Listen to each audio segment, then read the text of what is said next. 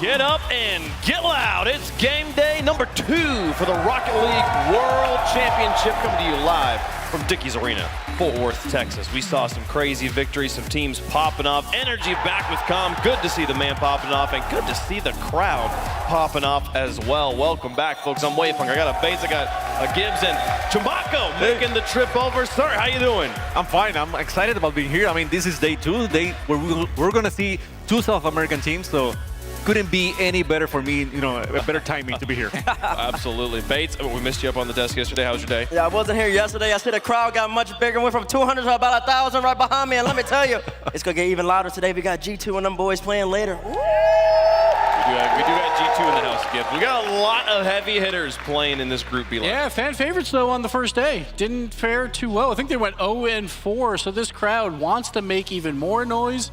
I think G2 will probably deliver versus Optic. I expect this crowd to go pretty nuts then. I'm excited to see it happen. Let's take a look at that bracket we ran yesterday. We got 2 different groups that are kind of running through a double elim format to get us to that single elim playoff bracket. Group A, as Gibbs said, all the favorites dropping to the lower. You can see SSG, Endpoint, Renegades, and NRG down there. Moist, Semper, BDS, and version 1 standing up strong, advancing in the uppers. And it's the value of the wild card. All these teams having a whole bunch of experience already, a whole bunch of games underneath their plate. Endpoint, NRG starting off with their first series in a month even.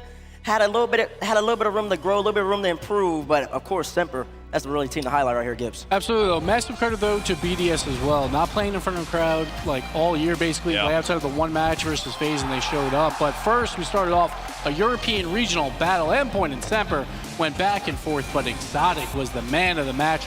3 overtime winners in a row to win games 1, 2, and 3, or 2, 3, and 4, I should say, for Semper. Exotic, his first world championship, he is delivering.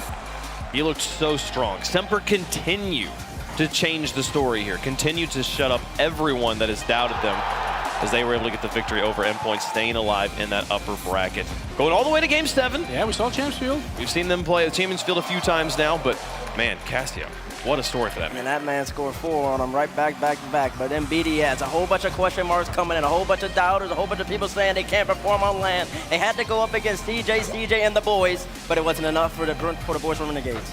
I mean, you can't doubt them. I mean, they still have guys in Monkey Moon over there. Everyone says, you know, he's the best in the world. Sometimes he shows up like the best in the world. And Renegades, they gave a good battle. I mean, they're still not done here. It's a double elimination, so they still have a chance. Absolutely huge, though, for BDS, because confidence-wise, we know when they lose a lot in a row. So getting this first win under their belt, like in front of the crowd, was huge for them. And I think they are still one of those top contenders to take this entire thing. When they lose more than the game, Bates. But they got the win here. Oh, man, and then NRG versus V1. It's that NRG magic. The whole desk for NRG, even though it made absolutely no sense. V1 has beat them every single time, but when you got Justin, my goodness, that was a beauty of a shot. I thought then and there NRG, they're about to have that steam train coming. But, of course, the Beast. The Beast is still awake. He's awake, very good, calm, coming in every single time. V1 with a clean sweep over NRG, but it didn't feel like that. NRG played pretty solid, but it wasn't enough. Very, very close, very low scoring across the board. Beast mode, a bunch of good goals. Torment, he's a defensive rock. The brick wall on defense. V1 only gave up, I think, 2 goals in that entire series, and then finally, we got the highlight match, and it delivered. Moist for Space Station, I think, were the 2 best teams on the day. Unfortunately for Space Station, because of that 3-2 wild card, they had to go up against Moist. The only reason I wanted this Space Station to be like that low on the rankings on the wildcard was to see this match at the beginning, because I knew they could deliver, and that was a beautiful spectacle from both teams. Well, I mean, the moment it got to match point here, though, for Moist, it felt inevitable, Gibbs. At this point, me and you were talking about it. We're like, they've won 3, they don't lose Game 7, so I don't know why we're still playing it. And Moist, they deliver again. Vatira, huge Game 6 there at the end, and Moist, they were the favorites coming in, but after that performance, I think they're even more of the favorites to win this entire thing. They are still on top there. We loved seeing them play. We'll get to see them play again a little bit later on, but not today. Today's all about Group B action. We'll cover that here in just a moment. But before we do, we got to talk a little bit about what happened there with NRG and version 1. There was so many people said that, oh, this is NRG. That was weird. There was just a fluke. Those situations that have been happening here, Bates. What's going on with the General? The General just needed to win a single game, and they had it in their hands. Johan, throw up the drawing board for me, please. Let's get her popping. Listen, you're going to see 3 themes here, y'all. You're going to see panic. You're going to see anxiousness. And then you're going to see a little bit of electricity. A little bit of electricity from that young man who's called a beast in and of himself. We're going to start off right here. V1. This is a Justin goal. 10 seconds left from NRG. There's one double commit already. Another double commit right here. And then they let Beast Mode shoot all the way from the corner into the goal. It was absolutely amazing by Beast Mode, but it should never happen. Should never happen. And I'll tell you why. Squishy and Garrett G right here. This is Rocket League 101. Squishy, don't double commit right there. Let the ball go down the field. Garrett's going to hit it this way. They're going to waste all the clock. 14 seconds left. But of course, it happens. Sometimes it happens. You got to regain from those. That's one double commit. We didn't need to see it right there. Then here comes number 2. Justin and Garrett. Not again. Folks at home. Folks at home, I'm busting back open to see. Let's go. Let's both. The field is wide open here. There's nobody here. I can draw for days. Look where everybody is. Look at my circle. Now all 6 players are right there. Just let the ball go, Garrett, please. Please, just let it go. But he didn't. And now they're stuck in a pickle. Stuck in a pickle right here. Justin has to panic. Squishy, you didn't see it on the bottom of your screen. He just picked up the 100 boost over there. He should, in theory, be coming back and covering the back post, the exact place where Beast Mode slide the ball. You'll see where Squishy ends up here. But right here, this is where everything goes in gifts. I want to ask you a question. What do you think should happen in this moment? Well, goal line defense should probably be a little bit better. Garrett G has to make a decision, and I'm just going to spoil it right now. He doesn't make a good decision. He does basically nothing. He does. On the He goal does line. absolutely basically nothing. That's the Garrito Burrito, as Damar would say. He did absolutely nothing. Garrett G, he's going to rotate in the net in a couple seconds. If he's going to rotate into the net chat, he needs to sit there and cover this angle right here, and also he can cover this if he's right there. But as you're going to see, he's going to rotate out to about here, and he's going to be absolutely useless. He can't do anything. Torment's going to fake it, get Justin go back wall, and Mariano, I'm so confused. That's a question mark right there. I don't know where Squishy went that whole entire play. It should never happen. It was a great shot by Beast Mode, but it was just NRG. They just wanted to win the game so much. It meant so much to them. They did that monkey off their back, kind of like BDS, and ultimately it didn't end up happening. Was that a fluke moment from NRG, or was that really indicative of the entire series? I mean, it was game 3. They're already down 2-0 at that point. They have to make a stop. They have to show energy, being clutch, being those world champions, and they don't deliver. And at that point, like, it's over. It's over. Well, for NRG, they'll have an opportunity to regain in that lower bracket. We won't see them again, though, till Friday, so they've got some time to recover, to think about it, and then to build up the energy. They're going to have the biggest army they've had in front of them in years, literal years at this point, with that 13,000 people it'll be in Dickey's Arena. Excited to get there. But before we do, let's talk about some of the highlights from yesterday. Now, that was a low light we just covered. Let's look at the top 3 plays from Group A action, starting off with BDS. Monkey Moon coming out, getting a little bit bumped, and he goes back on the wall, and just a nice little gentle tap back into the net. And once Monkey Moon scores this, you know he's ready to play at this point. He's considered one of the best in the world at times, but the last few lands haven't shown it, but right here, he delivered. That was a great play from Monkey Moon, too. The free jump, bumping Kami right there, and coming right back off the backboard. It's something he needed. He needed to get that monkey off the back. All BDS needed that right there. That was something that set them up. Man, but Exotic here. We've been watching this man get better and better as this event goes on. And that double touch, I mean, he does everything. He's ready to be clutch and get the wins whenever the team needs it. And that's why he brought them, I mean, at mid-season. So Exotic being amazing. That's game 3 overtime as well. Yeah. Exotic, 3 overtime winners in that series in a row. And he did it all by himself right here. Exotic. First world championship, man. What a way to do it, though. But best goal of the day in a losing effort. What is that? I'm a little angry. That's incredible. That's the first goal from that. And that's game 3. That's a 20 out of 20 out on the freestyle and shot. Justin's like, yeah, come on. We need to score, boys. So I'll put it in my backpack right here. You put that up in the freestyle competition, like, okay, we see you. This is the world championship of a 3v3, and you can't even blame Torment. You know, Torment's a brick wall, but he's not saving that. No, never. Nobody's saving that. He's looking at that going, okay, fair, Justin. That was a good shot. All right, cool. Let's keep it going. I mean, we're winning, so I don't really care. But my goodness, what a goal there from Justin. Well, again, get to see them again a little bit later on. But for now, let's talk about Group B action. We'll move into an entirely different set of 8 teams here, trying to whittle it down to 4. We got an inter-regional battle to start off the day there, or up at the top of the bracket there, G2 versus Optic. We got Falcons and Dignitas. I'm excited about that one. But Trabaco, the thing that is so special about this group is the fact that we got 2 South American teams still here alive and fighting for that title. Yeah, you gotta make it level. You know, you got 2 NAs, 2 EUs, and then 2 South Americans as well. That's how you do it here. So So, yeah, I'm so excited about it because a lot of people were not giving credit to the club, especially. I mean, we knew Furia was going to be here, for a long time. They've been playing excellent. But having the club here, people were saying, like, I mean, they're third state on South America, so they're going to lose very easily. They're not going to make it out of wildcards, but they're here now. What about Team Secret?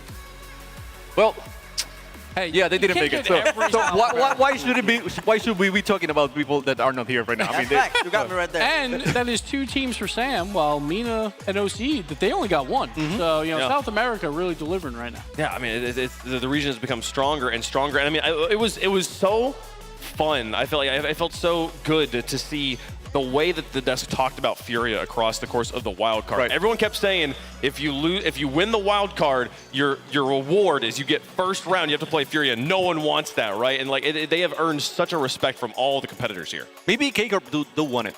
Maybe they do want It's it. the one team that won. Because they won against Furia the last 2 times. So maybe Carmine feels like that's the matchup that they really want. I don't know about that. I mean, I'm not saying they're right. I'm not saying that. But maybe they were crazy enough to want to play against Crazy Furia. enough. I mean, how do you think that how does Furia feel coming off of Gamers 8 and that the victory there, obviously not the same format being played here, but a win is a win. Like, that must have done a lot for their confidence. They have to feel really good. I mean, whatever you say, Bates, I know you're not a fan about the format and whatever, that's fine. But they had a few wins against top teams in the world. I mean, they won against Falcons in 3v3. So I mean, you gotta feel really, really good about it. I mean, they still want to test themselves against, Moise and all the other teams. This is not a guaranteed win for them, but, I think they're playing better. Their style is evolving. They're not the same as they were on winter and spring. So I feel like, they're taking the chances to improve. Yeah, like, it's not really about format in that. Like, it's more about pressure, where there's big money on the line, and Fury comes out and delivers. And that is huge. Going to a world championship, sure, now it's all 3v3, but now they know that when it comes down to it and they need a game win, that they can absolutely do it on the biggest of moments. So, Furia, a deadly team coming in. Absolutely. The club as well, another team that we didn't talk about as much here, but they're such a fierce team, and we'll get to talk about them a little bit later on, as they are our first match of the day. So let's take a look again at that Group B graphic here and talk about who we think is going to move forward. We did this yesterday. We got like half of them right or something. I think it was perfect. I'm pretty sure. Yeah. So we're going to go down the line. Everybody gets to make a prediction, and then we're going to grill you for whether we think about it. And I'm not giving you the South American matches here tonight. You got to give me G2 versus Optic. Who's taking that? I want to see G2 back. I want to see, like the G2 that played on winter. That's the G2 I want to see. Yeah, that feels like what it will be. Like, Optic is one of those teams that can beat teams below them. They were expected to be a 3-2 wildcard team, and they did exactly that. But going up against G2, I do question it a little bit, because G2, yes, they won winter major baits. We all know about that. Oh, God. But what happened in fall and spring? Yeah, what happened in fall and spring? No top 8 there. So we'll see what G2 shows up, but they are expected to win that match. I don't feel like I can disagree with it just because of how kind of topsy-turvy Optics felt during the wild card. But depending on how Optic play in that match, that might change the way I feel about them for the rest of the bracket. G2 Esports. That's just simple. That's G2 just that Esports, simple. yeah. No one disagreeing there. Gibbs, we got Furia versus K-Corp. I'm sorry, Chamaco. I'm sorry, but I got to go K-Corp right now. They were Yeah, hot in the wild you should be card. sorry. Yeah. They're one of the hottest teams coming into this event. They could win this entire world championship. K-Corp and Astral has been playing like one of the best players in the world yet again. I'm going K-Corp. Was there anyone else? This is a weird speculative question. Was there anyone else from the wild card that had they gotten Furia there in round 1, you would have picked them over Furia? A lot of teams, I think, because of, like, we're talking about wildcard teams with momentum coming in. Like, Furia, we know they're great, but it's their first match. I think it's very, very difficult here. I would have said V1, SSG, or K-Corp. That was the only 3 teams that could match Furia in the wild card. Man, this is some disrespect. I'm going to say that Furia starts a little bit slow sometimes. Yeah, that's okay. So yeah, going with Gibbs, I see why your twisted mind is thinking that way. I just want them to get free wins in the lower twisted bracket. mind. Right, that's all. That's all. I see. Optics a free win for Furia. Yeah, sure. We'll talk about that one here in a second. Here. FaZe Clan versus the Club Bates. Who you got? Man, do I even have to decide? You see Coach Diz on the stage. FaZe Clan all day, man. Come on now. Oh, I thought that would mean you would choose opposite. You're like, oh, roll this up there? No, never mind. I don't hate him that much. I don't hate him that much. Okay. FaZe FaZe fan, moving okay. forward there. Poor Chamaco, man. Oof. The Yeah, club. you got to pick this one. Congratulations. Falcons Dignitas. Have fun. That I'm not.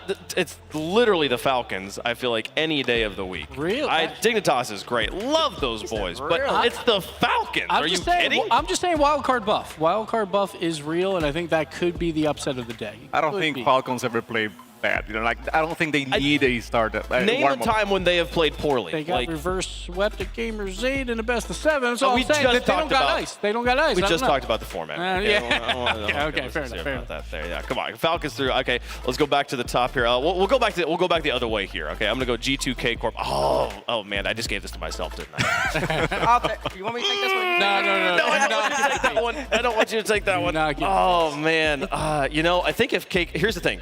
Given the bracket we have, if K Corp's good enough to beat Furia, I think they're good enough to beat G2 as well. I'm gonna put K Corp through. Wow. How do you feel about Bates that, Bates? Bates mauled. You said K Corp? K Yeah, Corp. K Corp. K Corp. If they're Interesting. beating Furia, they're beating G2. Wow. Furia can't even beat G2, so that makes no sense. Okay.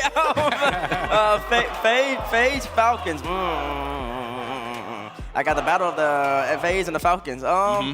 That's a tough one. This is press F to pay respects. Yeah, it is. I'm gonna go with go Falcons for now. Oh, okay. Falcons. Okay. I appreciate the honesty there. Falcons for now, yeah. And we'll take the freest of wins. Furia over Optic. I'll take that one for you. Furia will advance absolutely in that game. Okay. I think by this moment, the club will be a different team. I'm saying, I gotta say it. They have been evolving every single time. They have been playing better and better. So, and the thing is, no one really knows their style. So Dignitas will be like, okay, who are we playing? I mean, we don't know. Okay. They can will. see They it. don't know 'em. So you're putting the club through over Yeah, Dig? that's me. Okay. I want to. Okay, but I'll give you that one. But G2 the club. I'll go with G2. You go. Okay. That's fine. Okay. Against them. G2 Okay, do G2 survive makes in our bracket here. FaZe, Furia. I'm a Bates. big FaZe fan. You- I am. I you think fan? FaZe has a chance to go really far in this tournament. I am going FaZe now. He said, Wait, we'll talk about it later. We'll talk about it later, Michael. But I'm going FaZe for now. He said, There we go. Our 4 teams. Okay. We got. Looks like a G2, FaZe, Falcons. No and Furia. K-Corp. No- Furia. Yeah, no no South That's America you. making it out. That's on you. That was me twice. That was, I knocked out Furia both times. Is there in FaZe versus Furia? There's not a match that's happening yet, but if our amazing analytical brains predicted correctly, and that match does come down to there, what is the path for victory there? I mean, Furia has won the last few matches against FaZe. They beat So- him in Game 5 last time, so. Yeah. I mean, that's it. possible. Historically. Okay. Don't look at me like that. No, You know it's true. I see the knowledge. I can see the rationale. I can see that. Furia definitely. I feel like if FaZe and Furia go into a match, they're even. That's coin flip. That's an even. It's a coin flip. It depends on who's playing better on the day. Yeah versus FK and everybody else following in. So I mean, I can see that. Yeah, there's no bad looking teams here. No bad looking teams. No bad looking people. Look at the sign. Look at the people. We got so many wonderful people here. By the way, make sure you go in and get your merch, your RLCS merch. You get you can buy this in a booth right over there. If you're in the house, make sure you go get some, folks. It's wonderful stuff. Now, let's talk about the matches that are coming down the pipeline today. We've got some crazy ones. Take a look again the right at way. the schedule. Okay, we're going to end the day with Falcons Dignitas. We're going to hold off on that bananas match until the final match of the day. Karmine Corp Furia, you'll have to wait on that one a little bit as well. Optic versus G2, the inter-regional battle will be happening second, but we're going to start with the club taking on the clan here. FaZe Clan going up against the underdogs there from South America. I'm so excited for this one, Chamaco. Yeah, and you better be. I mean, we all should be. Because, again, I don't think there's anything the club has shown to us that they cannot hang with these teams right now. I think you might say, well, they didn't beat any team that is on the wildcard that is here now. But still, I think they have shown that they're very electric and exciting to watch. The club is a formidable opponent, but FaZe has always had a problem that they've had to deal with. One team that they have yet to really get past.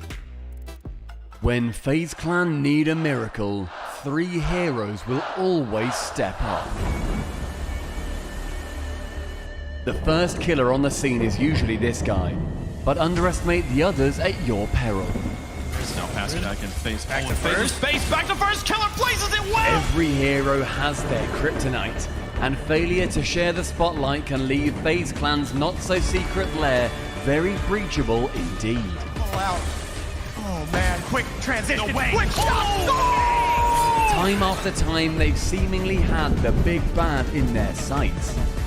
First killer gonna get the quick pass. It's typical. First killer slips across to the right and puts it in. But then succumbs to the Championship Sunday pressure. Now, they've had the time to train in the shadows and prepare for the moment the entirety of Worlds is on the line. To win it all, FaZe must overcome their fiercest enemy, them.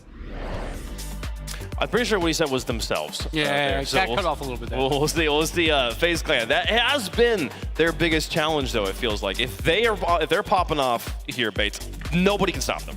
On paper, they're the best team in the world. And we're talking about mechanics, pure raw speed, and everything else like nobody else can imagine. When they picked up Typical going into the winter, everybody's like, it's wraps, it's done, FaZe are going to dominate, but it hasn't materialized just yet. They need to put it all together right here, right now, World Championship stage. Pure stats, you go FaZe Clan all day. #1 team in goal scoring in North America. The highest plus-minus, goals for versus goals against. What's FaZe Clan as well? Well, on the other side of things, a team trying to prove everyone wrong. It's the club. Sim, a gente está muito feliz de estarmos disputando contra os melhores times do mundo esse título. É muito gratificante porque isso prova aquilo que eu já acreditava, que meu time tinha sempre potencial para chegar longe. Hams now tasked with getting this game up and rolling for O1 Esports. Lost does take over as Lost got everyone beat. He wipes out another player!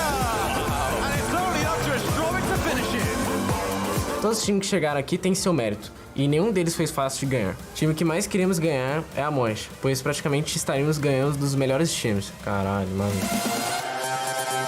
He is put into action here. That's clear up to Astrovic. Brings in Lost. Three-way passing play. Uses the speed. O sonho de todo player é ter um legado, e comigo não é diferente.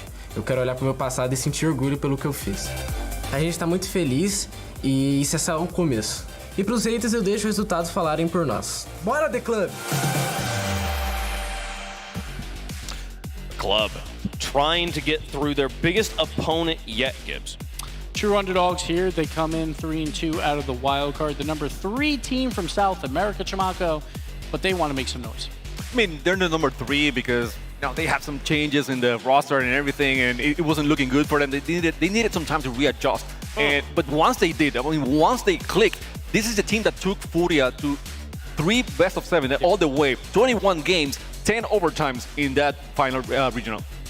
They give me RLCS vibes, and when you used to be on this team and you come along those type of lines, when they have the mechanics, they have the speed, they just need a little bit more experience. They're gaining that throughout this whole entire wild card and now in the main event. But the caveat to all that is that they haven't beat a single main event team in the wild card. They beat a whole bunch of teams that ain't here no more, but now they're going up against a Clan. They have not, but we talked about MVPs. The wild card Lost is on that list as well, probably top 5 for MVPs. He put on a phenomenal performance throughout all 5 series that they played. They do have, though, a experience advantage to some degree over FaZe here. They've been playing on this stage for 5 days.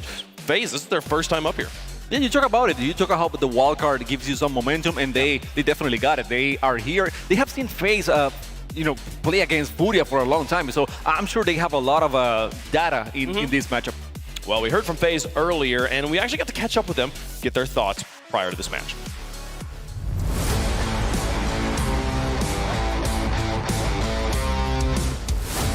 It feels really amazing to be here at the Worlds in Dallas. It's a dream come true for all of us, playing at the biggest Rocket League LAN ever, and we were hoping to bring it home. If not, then improving as a team, just getting better together, and staying confident is what we want. This tournament is important to us, so we can show to everyone that we are better than they think. We've had to fight pretty hard to get here, just going through the thick and thin together. Does power through, will stay on the play, gets the demo.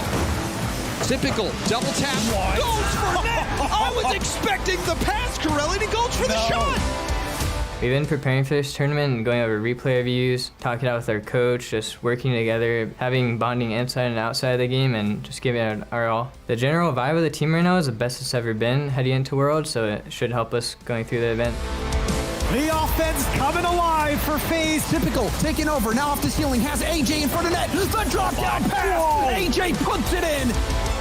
We are the best team because we are the most mechanical, the fastest, the smartest. I'd say to anyone that says we don't stand a chance to watch the tournament. All right, let's go Dallas, FaZe up.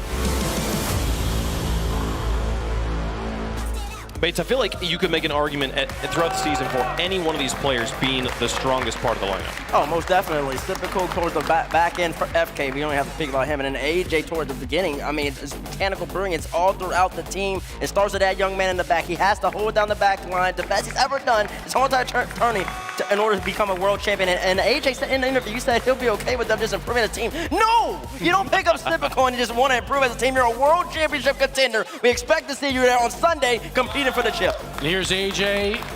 We'll talk about London a bit. He had some travel issues going into that, didn't perform at his best. So FaZe, they finished 9th there, but been here for a while, that they have been prepping. I think FaZe Clan is ready for this match, and we all know that the North American MVP was robbed. Oh God, here we go. Kill it right here. #1 in goals per game, #1 in assists per game, #1 in score, #1 in shots. There's no better player in all of North America. First killer should have been MVP. Gibbs, I hope he matches all these numbers on the stage because he's got a big man behind him. If we can get the camera on him. Where is he at? Where is he at? There he is! Coach D's on his first game, baby. Look at him. He ain't on the stage no more. He ain't with us. He's coaching the boys from FaZe. And they're absolutely looking good now with that young man behind him. A lot of pressure on FaZe, though. Last time he was a coach, he became a starter on that team. So watch out. You better perform here. Every time he's up here with us, he's got a smile. He's got like, you see that glint in his eye of him trying to find what you're saying and be like, nah, that ain't true. And like trying to find a way to razz it. He's all business right now. That man looks fierce. Didn't even smile at the camera. Nothing. He's ready. He's locked in. Well, you were talking about the stats that those teams were, that first killer was putting up. You can see how much he's buffed up his team stats. But as Bates just said, Gibbs, none of this matters. Yeah, all that matters is these 7 games. I don't know. Like Club, we talk about wildcard, #2 defense there, but the offensive performance was not great. The 12th best offense in all of the wildcard. They're going up against the #1 offensive NA, so that defense has to perform. They were counter-attacking. That's what they were doing. Yeah. And it didn't work. I mean, it did work against wildcard teams, but FaZe, I'm not sure if that's going to work. Well, one thing they were doing really well as well, they were making more demos, which is something we don't see that much in South America, and they were using that to open spaces. And we have seen that have worked in the past against FaZe when they're not expecting the demos from some South American teams, and then when it happens, it opens up some opportunities. Well, let's find out who's going to win, but before we do, let's take a guess at who's going to win. Make our picks. You guys make your picks at home in the Verizon fan vote. #club, #FaZe, and there's a few obvious predictions here. Club. We got a club there from Chamaco. No, come on, Chamaco. You already know I'm rolling with the FaZe Okay, plan, he's going FaZe. Like what?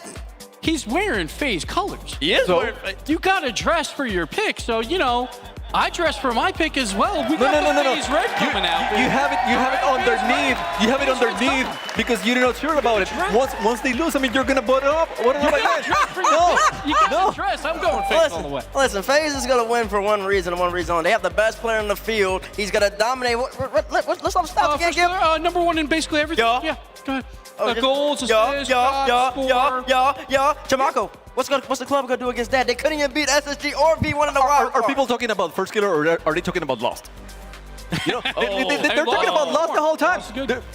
We get Lost very strong as well. Yeah.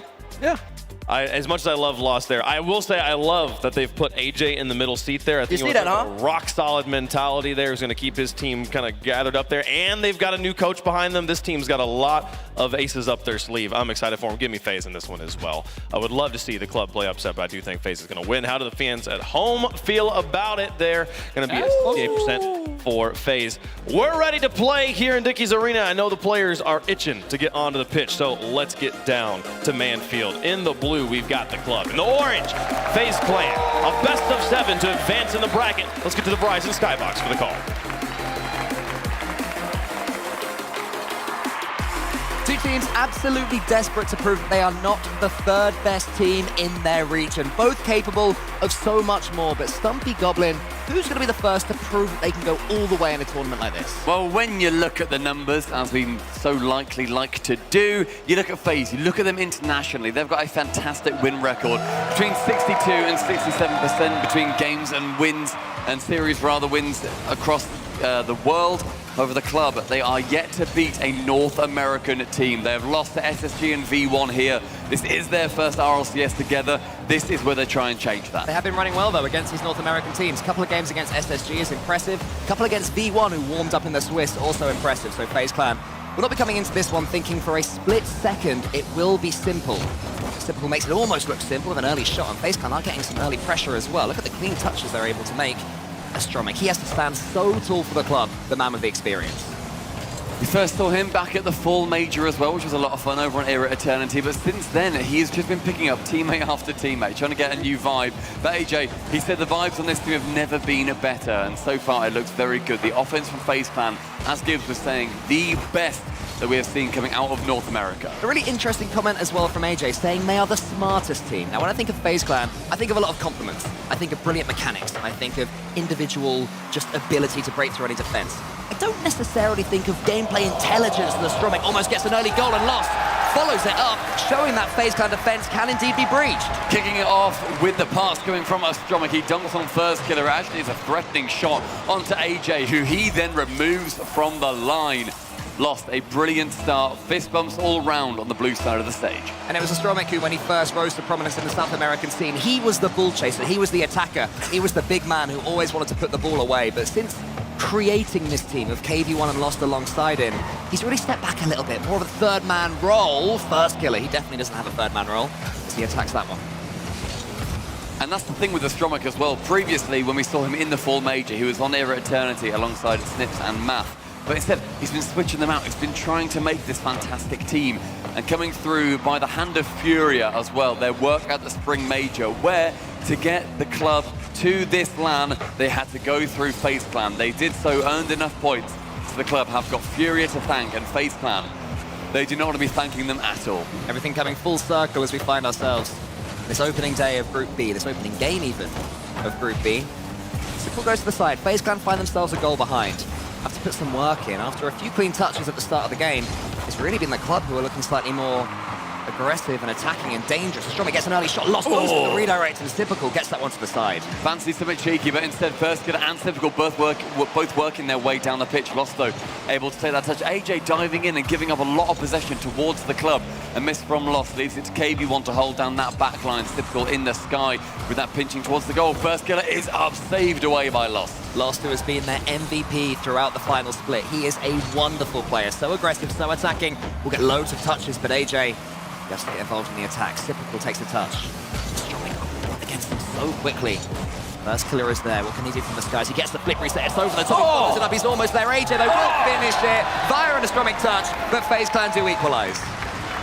First got a great shot onto that back ball with the flip reset. KV1 did not know what was coming, and Lost also had to avoid that ballistic missile coming his way. AJ, great positioning, and it was mentioned on the desk. He's now sitting in the middle. One interesting place to be putting him, but he is a rock. He is able to keep his brain incredibly stoic no matter what happens. Sure, he'll be disappointed or elated, but he will be keeping everybody on the exact same page. And that's before we even talk about Roldis standing right behind him. Their brand new coach, a good friend of ours. He is going to have to try and figure out what this team needs to break through into those grand finals. Yeah, and we're already seeing that there may be some tweaks required for FaZe Clan. They did get that equalizer, but it was from First Killer's mechanics. I think general play looked a little bit better, but now FaZe Clan are starting to ramp up the attack, growing into this one, their opening match of this World Championships, lest he forgets. Lost takes the touch. Down the corner he goes. First Killer's been beaten. Typical's touch is only into the center, but it's good for First Killer. KV1, though, look at the pace from him. He's a player that started a bit slowly at the start of this tournament, but he's improved so much. That one might be going straight in off the post, off the crossbar. Oh, my word. Finally away from Typical. FaZe get away with it, but now the there's Lost. It's saved again. FaZe having to do so much defense. The clutch defense at that as well. The double save coming in from AJ. Nearly actually sent it in on that first one, but it is all forgiven as we stay at 1-1 with 1 minute 10 left. An attack coming down though. Astromic and Lost trying to link up in the midfield. KV1 to take on the initiative, sending it back towards First Killer. Sent on its way onto the back board. Astromic again onto the right wall. Chance for First Killer to shoot, but Lost saving that one and continuing on the counter-attack. Astromic's going to come in. Lost is to his right, but will he try and pick him out? Suddenly there's less than a minute left. This First Killer is absolutely flown by, and we're in a position where a goal here would be absolutely massive for either team.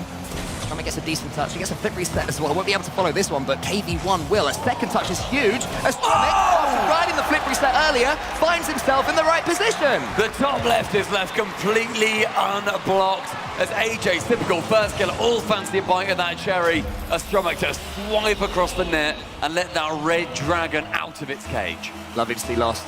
That double tap, absolutely huge there. It was KV1, Astromic now. It's decent kickoff for FaZe Clan though. First killer, he's got boost, he's got a double tap. He can't quite get that one on target. He can, but it's just over. Another shot follows up. Lost is there against AJ. Typical slows it down. I love that split second of composure. Great idea from Typical. He knew that the club had to dive at that ball. They've both gone as well. He just has to slow it there, let Lost of Astromic take gravity right to the ground, and then he can send it above the gap where they have opened it up. 26 seconds left. Game number 1, we've already seen it 2 goals apiece. The last kickoff was good for FaZe Clan, but that one has been lost by the club on purpose, and now here is Lost in the air with some boost, but he's met by first killer. Good following touch from KV1. It's blocked down. Strong would love to get a clean touch here. And now, how good is his dunk game? Quite there. AJ has a bit of control, but the club continue to attack so very quickly, not letting FaZe Clan have a split second on the ball. As Stromake goes with the shot, first killer will be able to get that one away. We're now at 0 seconds territory. Will it be overtime or last second dramatics? It will be overtime to open the day and open the series. FaZe and the club wanting to start this game off strong in the series. They need it to go their way because FaZe, they're wanting to prove that they are better than just that third, fourth spot, but Lost. My word, this entire competition, the wildcard experience this team has had, it's doing them absolute wonders. Chance again, AJ, the saviour of the series thus far. Oh, lovely pass though there towards Lost. Typical was aware.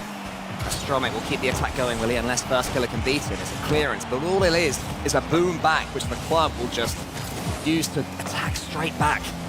He's Lost, touching to the center, good touch as well. They're going high, they're trying to use the most of FaZe Clan's boost reserves. Oh. They've left it all, now first killer can go forwards. Definitely the club with the boost advantage at the moment. AJ going high with that ball though, wanting to try and starve out that boost where he can. Potentially inadvisable, but Lost missing that ball, pinched onto the left-hand side. Lost can follow, but not before AJ fancies another touch on that ball, Astromic onto the ceiling. Self-pass potentially until it is shut down by Typical. Technically a save, a generous one, but still the defense staying strong. Lost though, an opportunity blocked again by FaZe. FaZe Clan playing this counter-attacking game right now, allowing the club to come deep into their territory. And the attacks that the Roldis and his team have been working on. Will it pay dividends? Had to work hard to even get it to overtime. Typical can win it, but Lost and Astromic. It was Lost that got the save. Astromic, does he have enough boost to clear this one away? He does. AJ had the scamper back. He just about did. The club coming forward again. I love that positioning from AJ. Going back into the own half, knowing that a long shot can come in. If that gets intercepted, that goal is coming. Brilliant block from him. AJ slows it down. Brilliant play from AJ. Had no boost there. Knew that he would just be challenged had he cleared the ball. And that would have allowed the club to come back. So just bought a few seconds for his team. Now they have the boost. Now they can use it. The redirect is from that place. Typical onto the back. He gets it. From it, the in-and-out save. Clears it again. The man with the experience showing up when he is needed. The in-and-out save is vital. Pinched long again. As Typical sitting back, goes to the self-pass with 100 boost. He can do a lot of damage here, but instead just passed it over to Astromic. 2 minutes in the overtime. A lot of mixed up pressure. Neither team really having a massive advantage, so far. Yeah, FaZe Clan are just starting to get a little bit more of the ball now, which will be worrying for the club. Can they make the most of it? First killer trying to do his best Justin impression from his first goal in the series yesterday.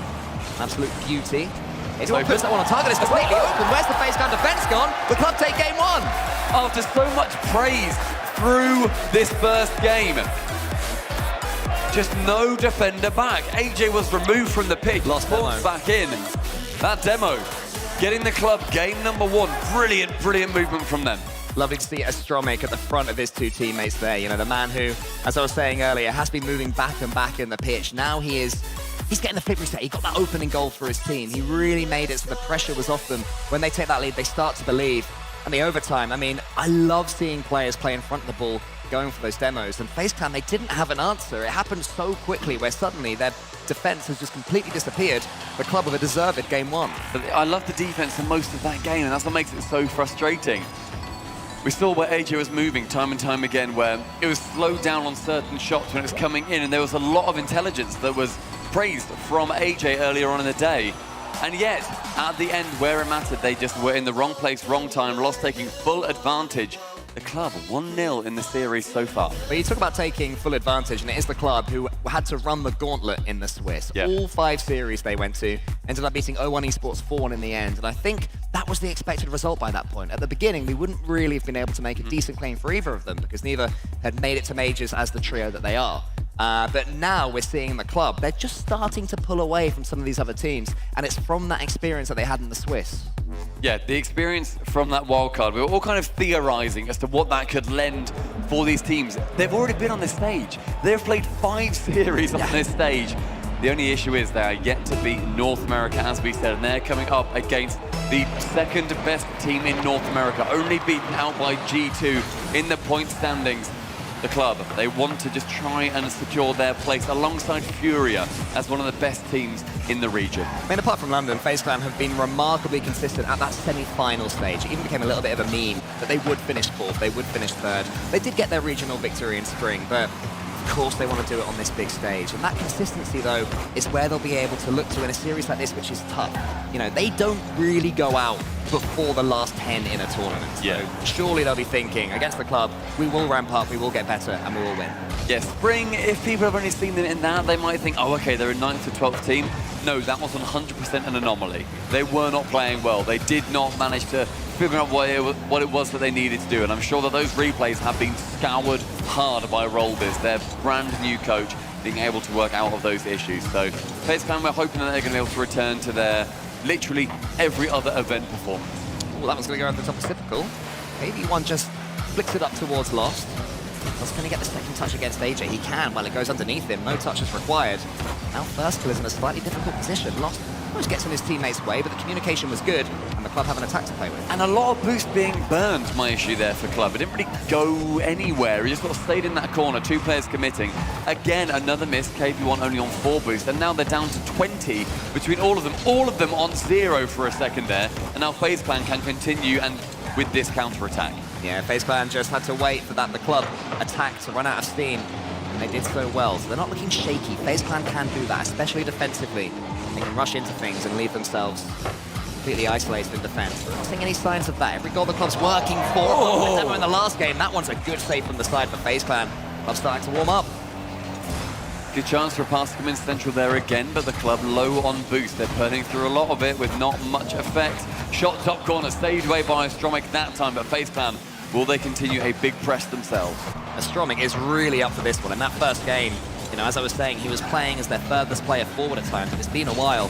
Here he's pre-jumping, really trying to put the pressure on FaZe Clan when they're attacking. Here he is again, every touch he's making is super clean. Look at the speed from Astromic, setting up KV1. Gonna get this flip reset over the top. He gets the second touch as well. Brilliance from the club, 2 of them involved. KV1, the killer! Receiving it in the midfield and onto that flip reset. He had near 0 boost, ends it with 0, but tipping it over the top and below the crossbar, that is just what KV1 does. Oh, that is a stunning, stunning goal. The fact that the pass came across, KV1 knew exactly what to do, but it comes from the spearhead of the attack in this series, at least in Astromic. Astromic's underneath this one, he's going to go for it. No, he rotates out, has no boost, and now FaZe Clan can come forward. Lost. He's going to get it past First Killer. He's barely been involved in this game, First Killer. He needs the ball. Astromic's getting over the top of AJ again. Typical was there. First Killer is always the man that I look to change what the fate of FaZe Clan is going to be, because I just don't really expect the others to have those issues. You know, I always kind of think that AJ and Typical are able to get a couple of those chances, but when First Killer plays selflessly, that is when FaZe Clan do their best work, where he passes, where he goes through bumps and demos, where he does not need to be the man at the front. That is where FaZe Clan thrive. Typical's going to get that one over the top. Get it into the corner and really put an attack on. First Killer there, he's following it up. No, it's an edgeable instead. Astromic, yet again. What a performance from him so far, from their leader. I mean, the defense from the club has been stunning throughout this entire competition. They are one of the statistical leaders in the defensive region. FaZe Clan, they are one of the leaders in the offensive region. This should have gone the way potentially of SSG Dignitas, where the offense beats the defense. However, seeing potentially, you know, it's a bit more the other way of the defense winning out. That ball going nice and low for Typical. Chances starting to apparate for FaZe. Yeah, they're appearing there. First Killer is really trying to drive the stake in, but still the club managed to escape. These air dribbles are their best way out of their own half right now. Astromic just waits, bides his time, actually allows First Killer in. Has to stand tall now for the challenge. 1 minute left. FaZe Clan Good really play. starting to turn the screw. One touch is all they need, and eventually they break through. Fantastic fake from Sip here. From AJ rather, leaves it for Typical, just bows away from that ball. Lets it fly past, and the FaZe Clan again with an equalizer towards the end of the game. They need to ramp it up earlier on if they want to stay consistent. Last time there was a late goal, FaZe Clan then scored from the resulting kickoff, and they've won this one again. Typical has boost. He's charging forward. The club have to stand up so tall. That challenge in the air is going to fall to Astromic, who clears it long. FaZe Clan yet to score first. The club taking that lead both times in the game. The shot again!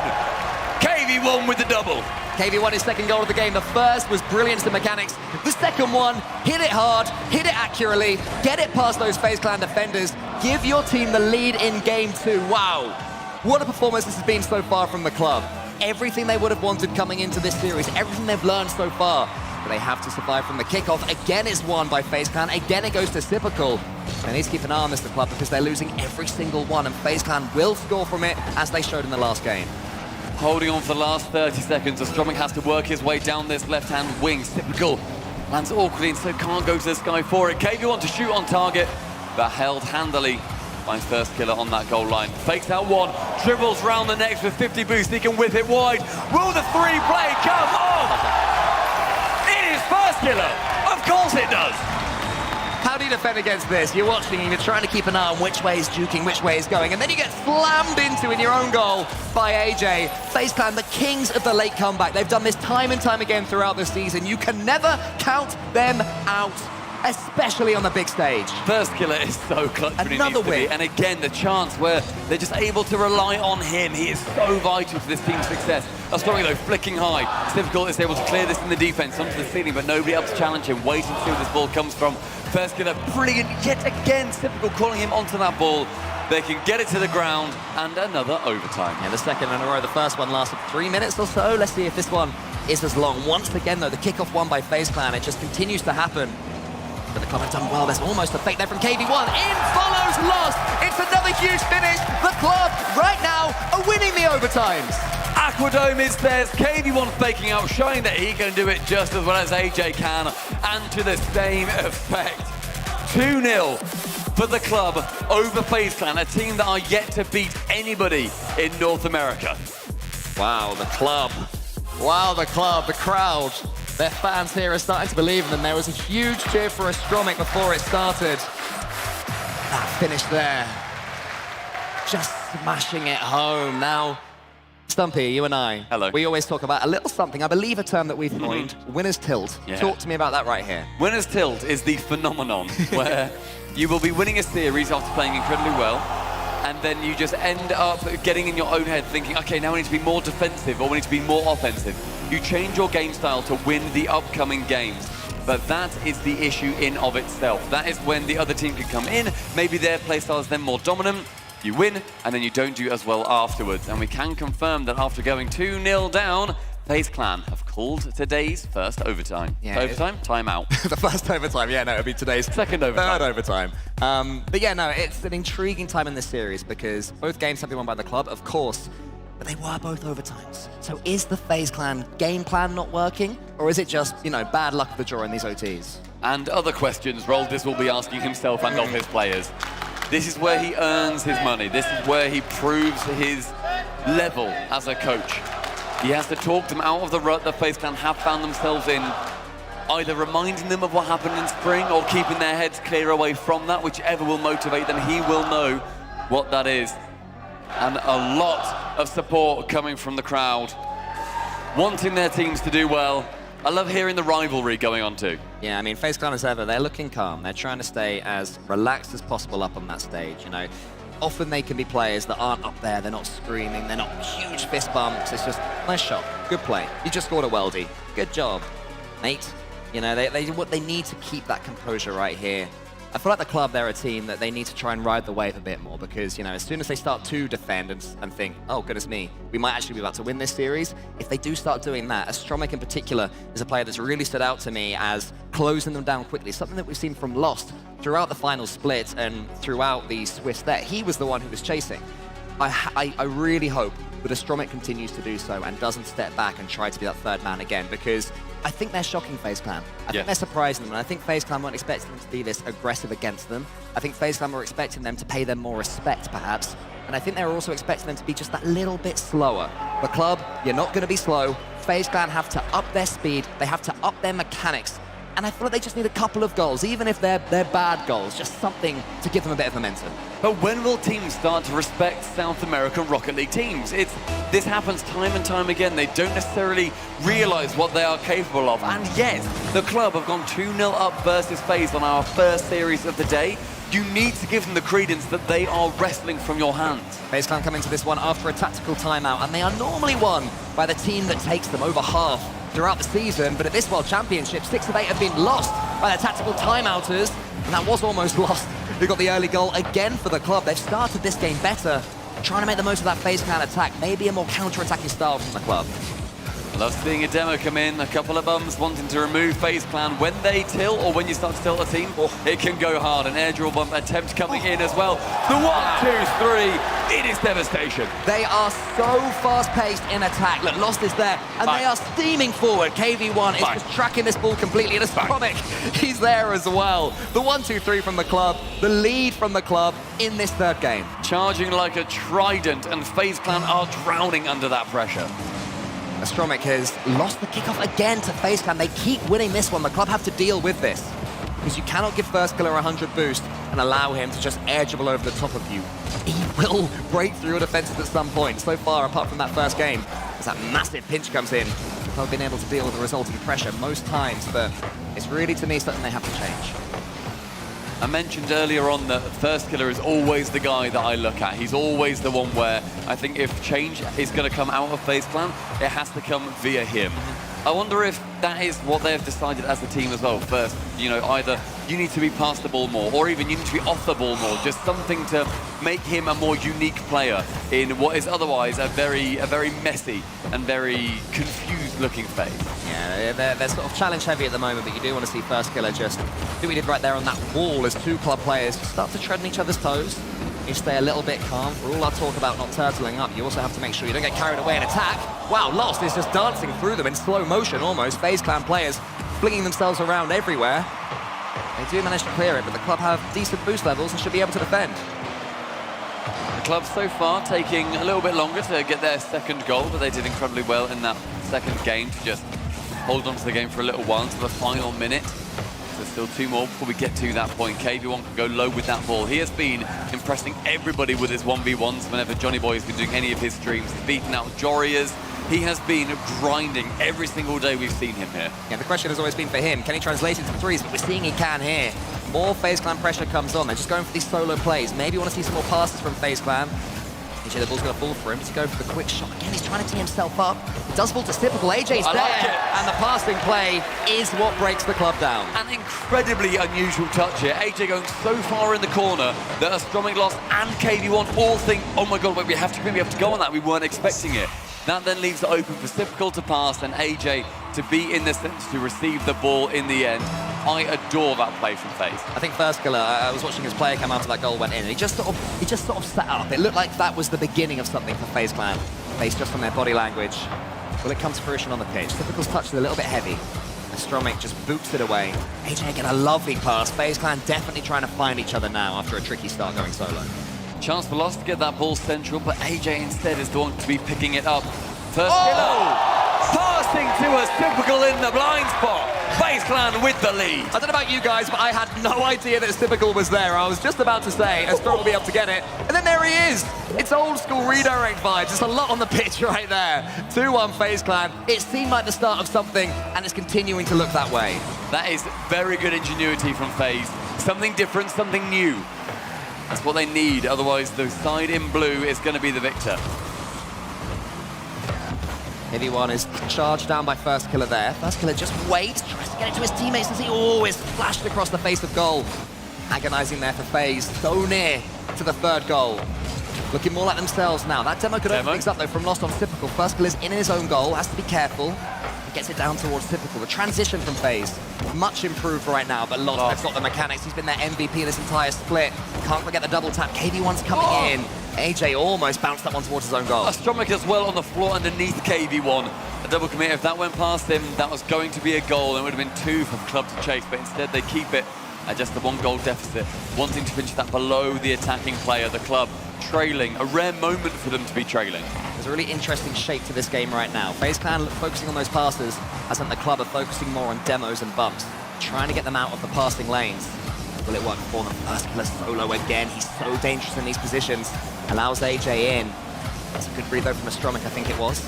And now Lost can take it forward. Has 2 FaZe Clan players, both retreating to goal in front of him. Wants to bump First killer out the air again. The club are really trying to spot those flies. Lost onto the ceiling, and again another touch. AJ is able to block it away, and Typical the one to pick it up. With 50 seconds, First killer booms it down the right-hand side of the pitch, and is then stomped on, is not able to go up for that aerial. Turns back around with Lost and KV1 hanging out together. Goes low, the bump from Astromic, the second touch.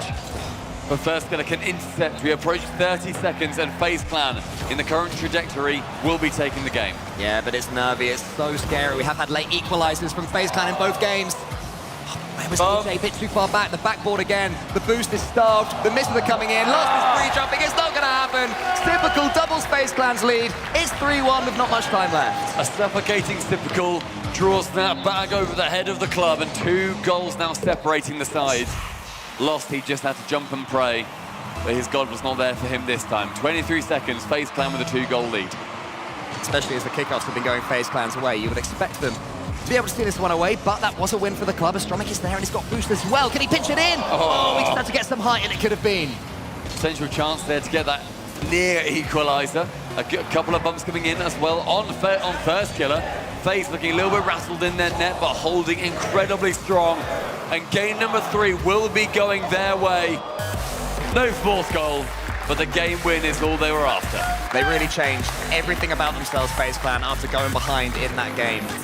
And it worked for them incredibly well. They looked more like the FaZe Clan we have come to expect. First killer was getting so many touches of the ball. You can see his multiple versions of his face there in the crowd. Love that. Those are some high quality printouts. We got FaZe Clan. Yep. And that was FaZe Clan. Nice. That's good there. Thanks, man. Yeah, FaZe Clan, the passing play is working for them. And First killer, he does seem to be waking up. Yeah, he does. And I can't keep harping on about him, but he is one of the greatest players North America has ever seen. There are some moments where you look and you think, there's more that you can be doing. And I think that that is something that maybe inspires him, where he thinks to himself, you know, I can either be that first guy. Look at the reaction from the crowd. Lots of shocked gasps. And I can tell you, my friends, my reaction was exactly the same. Hand to the mouth. Where does Typical come from? What was he doing there? And that's the FaZe Clan effect. You know, they do things that other teams wouldn't expect. They do things that other teams wouldn't even dream about. Most players would be rotating right back there, trying to keep the pressure on and getting boost. But FaZe are always searching desperately for that next goal. I love to see First killer without a goal as well. He has the assists, he has the saves, he has the shots. But no goal to me implies that he has taken the assistive role on his shoulders. And when he does that, FaZe Clan look terrifying. They win that game in our first non-overtime, and it's a huge statement for FaZe to come out after their timeout too. They come into Utopia with a lot of momentum behind them, and now suddenly it's all eyes on the club. Can you change that? Because lots of teams in North America as well, they struggle to deal with FaZe Clan when they do get that little bit of belief behind them. Typical's there closing it down, but a huge challenge from Lost will go just wide, and they make anything from this resultant attack. A lot of power on that shot coming from KV1. With AJ getting the save, the FaZe Clan counter-attack can continue, and Typical nearly for that triple, but instead it just pinches from the crossbar down on the ground and straight back out again.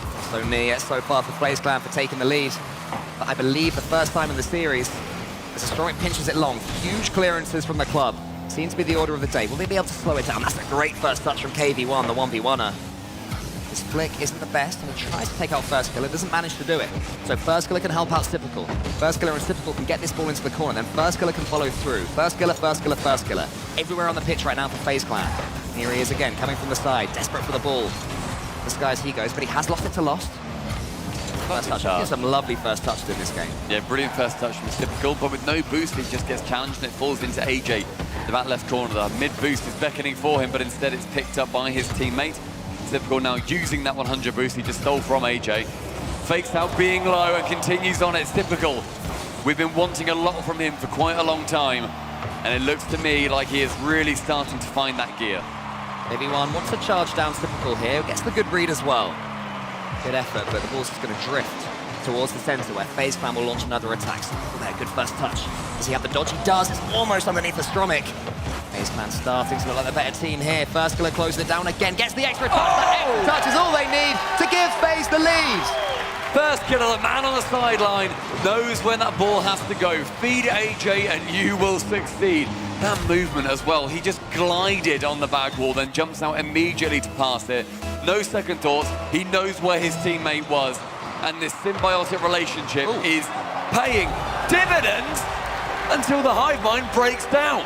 Let's just see what happened right here. Typical just missed dodges. Interesting, very interesting. There's looks around.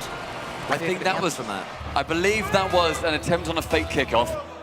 Yeah. Or there was an issue from Typical. He turns away. We're going to try and resolve this issue as soon as we can. Let's make sure that everyone is nice and happy, but I really tried to give them the benefit of the doubt there. Fake kickoff question mark? No. Sometimes just the tech issues do happen, so we're going to figure that one out. But I really like seeing this level of FaZe Clan right now where they have the passes, they have these attacks, they're trying to make something from every single position they find themselves in. And it all, as ever, on FaZe Clan, boils back down to FK. I mean, they said in the interview, AJ said in his pre-match interview, that they are feeling as happy as they've ever felt. Certainly coming into this with confidence, as you would expect from FaZe Clan, that's usual for them. But now in this series, they're starting to show how that confidence can actually change things after struggling at the beginning of the series. Yeah. You know, you lose 2 overtimes, it can be so tempting to lose your head.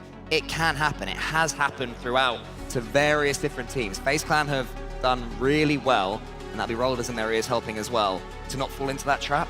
Now they have to finish the job. I mean, we're still not sure if that goal will count. If there's a tech error, maybe it will be removed, but that's up to our lovely admins to see.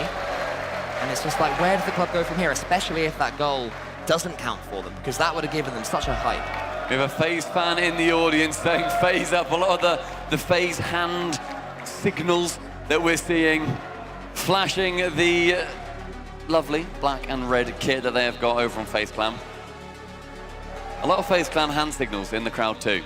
Yeah. Clearly the home favourite, but the club, I don't think they're going to be caring about that too much. They want to get, as I keep saying, their first North American dub. Just to keep everybody in the loop, the admins are currently reviewing the footage to see whether the goal should stand. So it's a tense time right now on the stage. And of course, this brings with it its own set of question marks, because these things happen. You know, this is esports. They are ultimately playing on computers. It's binary. You know, things are going to go slightly wrong, and you have to be able to deal with that one on a human level. Whether the goal is given, whether the goal isn't given, how do you then play for the next 3 minutes and 7 seconds of this match? It's a long time, even if you aren't going into it equal at 1-1. So the coaches become so very important. The players' natural composure and their dynamic, you know, who's leading the charge, who's stay calm, who's hyping people up. All of that now becomes a huge factor. You can also treat this as a bit of a free timeout. Yeah. You know, and the only issue is you don't know how long it's going to take. You don't know, okay, is this a 20-second fix? Is this a 2, 3, 4-minute fix? And those conversations have to be had where you keep yourselves warm. You are still ultimately in the game. You cannot free play from this point. You're in the game, you're waiting. There's no keeping warm that you can do, just trying to figure out what is going on in this game right now. But yeah, these conversations are something that, you know, I think we need to be considering when looking at these moments. The game's coming up today, bear in mind, this is not the only one. We are in Group B. We've got FaZe Clan versus the club right now. Coming up later, we have got Falcons versus Dignitas, G2 versus Optic, and to see some European representation, Furia versus Carmine Corp. I've seen a lot of fans from all of those teams all around the arena today. A lot of Carmine Corp fans especially, and a couple of Green Wall fans, which I've liked seeing, so a lot of fanatics coming through. Yeah, I mean, we also had a guy in the crowd who was having a whiff counter. Not sure how accurate that thing is. Does that count for us if we misspeak? Oh, goodness. I mean, there were quite a lot of tallies on there, it does so then, yeah. I think it may well do, which is worrying. We'll have a look at that later and see if it's actually being updated. Cross them out. I think you made a really good point about how the club in particular can treat this as a free timeout. It's an odd balance because they're the ones who want the break. FaZe Clan are the ones who will be happy that the goal might not be given. So the club can just use this time. Look, yeah, drink a smiling tea or coffee. English tea, maybe. Good cup of milky tea. I thought you said just a cup of milk. What an insane thing to drink during a competition. That would be odd. But yeah, look, they're clearly laughing. They're smiling. They're making sure that everyone is happy. They're keeping the vibes up because that is so important mentally. Roll Diz has 2 hands on those headphones. They do just stay on your head, mate. You don't need to hold them the entire time. You're fine. Don't worry. Hasn't quite learned that one yet. But yeah, I feel like AJ, it's nice to see him getting so involved in the scoring as well, because he is a player whose head can drop slightly, especially when he's surrounded by Typical and First Killer. Such brilliance on the pitch that he shares that when his mechanics like to go and his confidence starts to go, he can just slow down a little bit. So the more times you see goals next to him on the scoreboard, that tends to me to be when FaZe Clan are playing well. And I have loved, as you mentioned, Stumpy, seeing First Killer get so many assists. Brilliant. Because his mechanics are capable of breaking down defenses, but that's not always in the sense of scoring a goal. It can just be getting over the top of one more player. The assist that you got earlier on in this game was an absolute beaut, might I add. That just extra little touch, dodging into the ball faster than anybody from the club expected him to be able to do. And there was AJ. The comms are good for FaZe Clan, the vibes are good for FaZe Clan, but so too, the same for the club. When you were talking about FaZe Clan a second ago with Typical as well, we have seen a lot of moments from him where we question his ability and the level that he can really reach to meet First Killer and also AJ, where FaZe, they're meant to be the North American super team. These are the 3 theoretical best players in the region who are going to be able to out-mechanic any situation that they find themselves in. I don't believe we've really ever seen that, personally. I think that there's been moments that are close. I don't think we have ever seen FaZe Clan get to 100%. There's always been something holding them back, whether they're all trying to be the first man, which I always harp on them about, whether they just have a couple of off-mechanic days. I truly believe we have never seen them at their full potential, and that's why we've only seen them get to 3rd or 4th at their best. On average, their placement is 4th overall across the entire season so far. All regionals, including their spring major, big old meltdown that they fancied having, 4th. Yeah. This is a team better than 4th, and they know that very, very accurately. Yeah, I mean, it's sort of, you talk about how we've never seen the 100% FaZe Clan playing at the complete best of their ability, and this team dynamic may well be that. Having First Killer as the enabler just brings his teammates into it so much more. I'm not getting any sense right now that these players are all going to charge at the same ball. There was one what I thought was an overcommit in game number 1. I think it was in the overtime, and it turns out that Lost had been getting up a vacuum cleaner, sweeping them all up with some demos to make sure that they weren't able to defend. So I was actually a bit unfair on FaZe Clan at that point. They have shown real balance to their squad, especially when they're 2 games down, and that's when you start to want to charge at the ball, to take everything solo, to get yourself involved in the game as much as possible.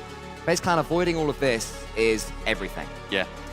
The club have had a lot more time to think in this series than I think they thought they would have done. They got a sudden goal off kickoff. They don't quite know what was happening. They're just being fed the information live, just as we are. It looks like we're going to be getting back into the game, hopefully relatively soon. They're just reviewing what should be happening with that goal. But otherwise, it is the club who have had a good bit of time to think, a while to ruminate on their thoughts. So we do have the decision. The goal will not stand. Typical's controller is adjudged to have been disconnected for that kickoff. It'll be 1-0 FaZe Clan with 3 minutes and 9 seconds left. I repeat, it'll be 1-0 FaZe Clan, 3:09 left on the board when we get back in. And I think that's completely fair. Clearly, the way Typical played that, something DC'd. We play on. We've just had that lovely First Killer touch. AJ prodded it home. It's 1-0 FaZe Clan. Woo! And now we can almost... Oh, that woo was so convincing. That was awesome. Are you convinced? I'm so hyped for this now. Nice. I've been hyped the entire time. 3 minutes 9, and it's, after the club having that amount of time where they can think, they can really figure out what it was they need to do, it really can go one of 2 ways on that. Either they've got in their own heads, they think, oh my gosh, we are 2-1 up against FaZe Clan, oh my gosh, maybe we can do this. Or they're thinking, oh yeah, no, that's fine. Like, we knew that we could get here, we knew that we can do that. We can now just refine how we did well in those first 2 games, because ultimately, they let one slip. They now need to charge down on this kickoff as confident as they were after those first 2. I think, yeah, as I was saying earlier, the fact that FaZe didn't want this timeout when they have been having so much momentum, and the club can use the timeout to sort of regain themselves, have it as a free timeout, as you say, but they've lost their goal. It's actually one of the more balanced admin pauses that we've had. Both teams will have reason to be frustrated and reason to be happy. We are so close to getting back into this one. We are currently watching the RLCS referee just create the lobby, so it shouldn't be too much longer now as we get back into it very, very soon. So FaZe that entire time would have been talking about the goal and trying to figure out what it was that they were going to be doing going forwards. My question is, obviously the club, they weren't doing that. They were only talking about their game, their series, how their game plan should be going forwards. With FaZe, I think that's actually that's a negative thing that has happened. Because now they have to go into this game having only spoken about a goal that now will not stand, whereas the club have had that timeout. It's competition, that happens, and FaZe Clan, they need to work around it as we restart game number 4 at 3 minutes 9. Was AJ using that beautiful Octane decal the whole time? I'll ask in a second once Typical gets his split reset, and it's just about saved by the club. I've got a feeling he's changed it to a flowery little number. Looks very beautiful there on the orange side. That's a good idea for them to just maybe get a couple of those little resets in. Treat it as a bit of a new game, but they do have this lead. We're already at half-time. This game gone quicker than ever. Typical punting that one mid, but KV1 just about avoiding the bump from Typical as well. Lost to send down the left wing. First killer manages to work around Lost on the pre-flip. Touched high from Astromic. And on this kickoff, on the restart, it has just been FaZe Clan pressure. Yeah, but now Astromic has the ball and he can charge down First Killer, who gets a perfect challenge. Not the second though, KV1 wins, but AJ follows him through, and now AJ has a chance to go solo himself. No, he doesn't, he passes instead to First Killer, who was there. Typical's arriving strongly in 2-0. But Astromic, where's he come from? Again with the in and out save. He's had a couple of clutch ones on that, but KV1 isn't able to form it into a counter. Lost going central with it, but not too much happening. First Killer wanting to redirect, but sees that Astromic is there. Touches it just past him, again in the club blind spot. KV1 up against Typical. Typical wants to get it underneath him, but KV1 won't allow that to happen. Then Lost almost beats AJ cleanly. AJ got half a touch, which meant the ball just ballooned towards First Killer, and that time AJ does win it cleanly. Good fake. Lovely fake there from KV1 to get to Lost. Yeah, I love that idea. Just going down with the ball, knowing that otherwise that was going into the ceiling. The FaZe Clan push could have continued, but instead KV1 taking the full control of the ball on the ground, a lot safer, and a lot of improv happening on that side. Lost trying to cause some havoc in FaZe Clan's corner. Gets the extra touch again from KV1. Just to get over the ball to put it down, not quite. But a good sign there for the club. Unbelievably, as you mentioned, Stumpy, this game going so quickly now. They are running out of time. This First Killer almost gets a second double tap. Astromic has slowed down a little bit. He is looking more like the traditional third man for the club. That means that we need to see more from Lost, the MVP. KV1 into the center. Lost is there, and he can get the ball. Just had enough boost, keeps 6 in the tank. Now KV1 working out of that back corner as well with First Killer on the left wing. Gets the flip reset, goes low versus Astromic. 40 seconds remaining. It really does just feel that there's a lot of pressure coming in from FaZe and not much on the side of the club. So Astromic takes it in his hands. One charge down the pitch, but as ever, he just falls back to First Killer. FaZe just have all the boost at the moment. The club can barely get hold of any. AJ to the ceiling, wants to go up against Lost. I mean, it's falling, but look how clean the win is there for Typical. Lost, a really important touch. Astromic, the ball just didn't quite fall for him, but the counter can begin anyway. Chance for Lost to go high on that, but First Killer to the backboard can get it long. 100 boost grab for Lost. Astromic taking one touch, sees KV1 central. KV1 does get a touch, punts it wide. AJ unable to get that one. Instead opens it for First Killer. Astromic sees KV1 on the right-hand side. A demo comes in. Typical, no longer present. Faking out. The idea was there, but the pace was not. FaZe Clan level up the series 2-2. Slight gamble at the end there. He thought the game would bounce, or the ball would bounce, and the game would continue in 0-second time. But unfortunately for the club, the time just ticked to 0 seconds just before that ball hit the floor, and FaZe Clan can breathe a massive sigh of relief. They thought they conceded an equalizer. It wasn't to be, and now they have equalized the series. They have the momentum, and they have overall the better mechanics as well. FaZe Clan surely at this point huge favorites in this series. Huge, I think, is big.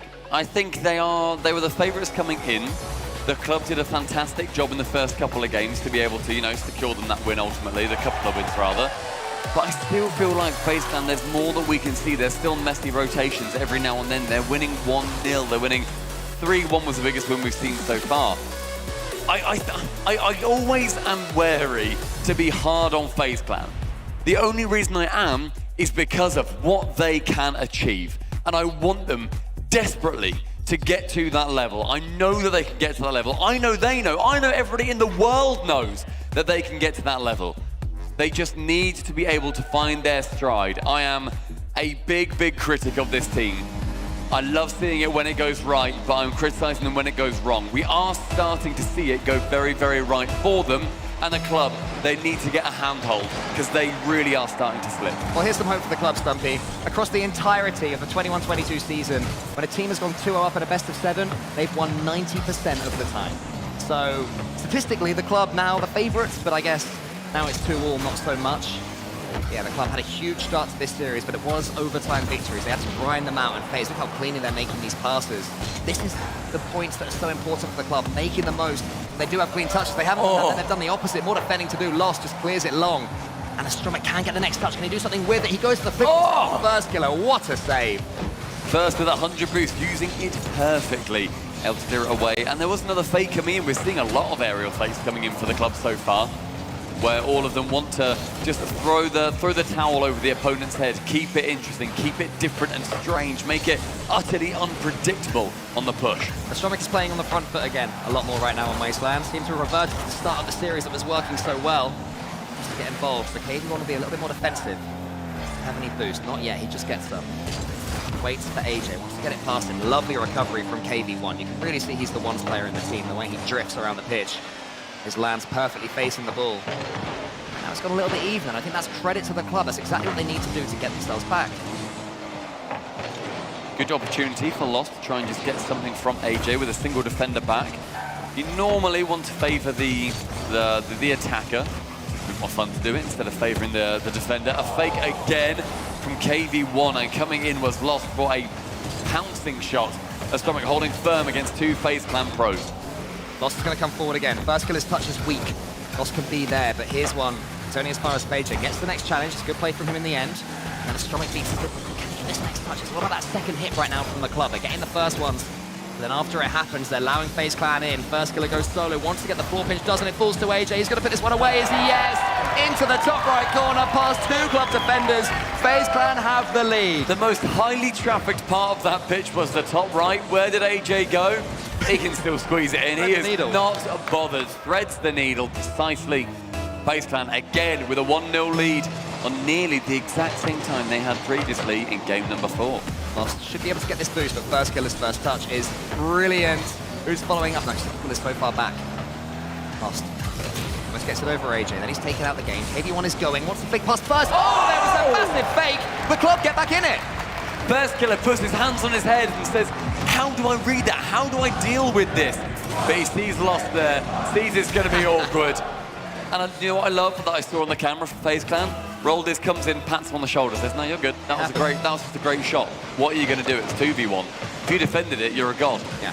Sometimes those gods do bleed, and FaZe Clan, they do concede a goal from the club, and those fakes are proving to be wonderful to watch.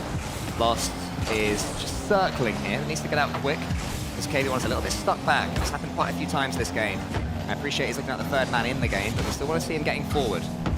They're lingering underneath. Typical charging it down. Typical has passes in the center, but Astromic nips in.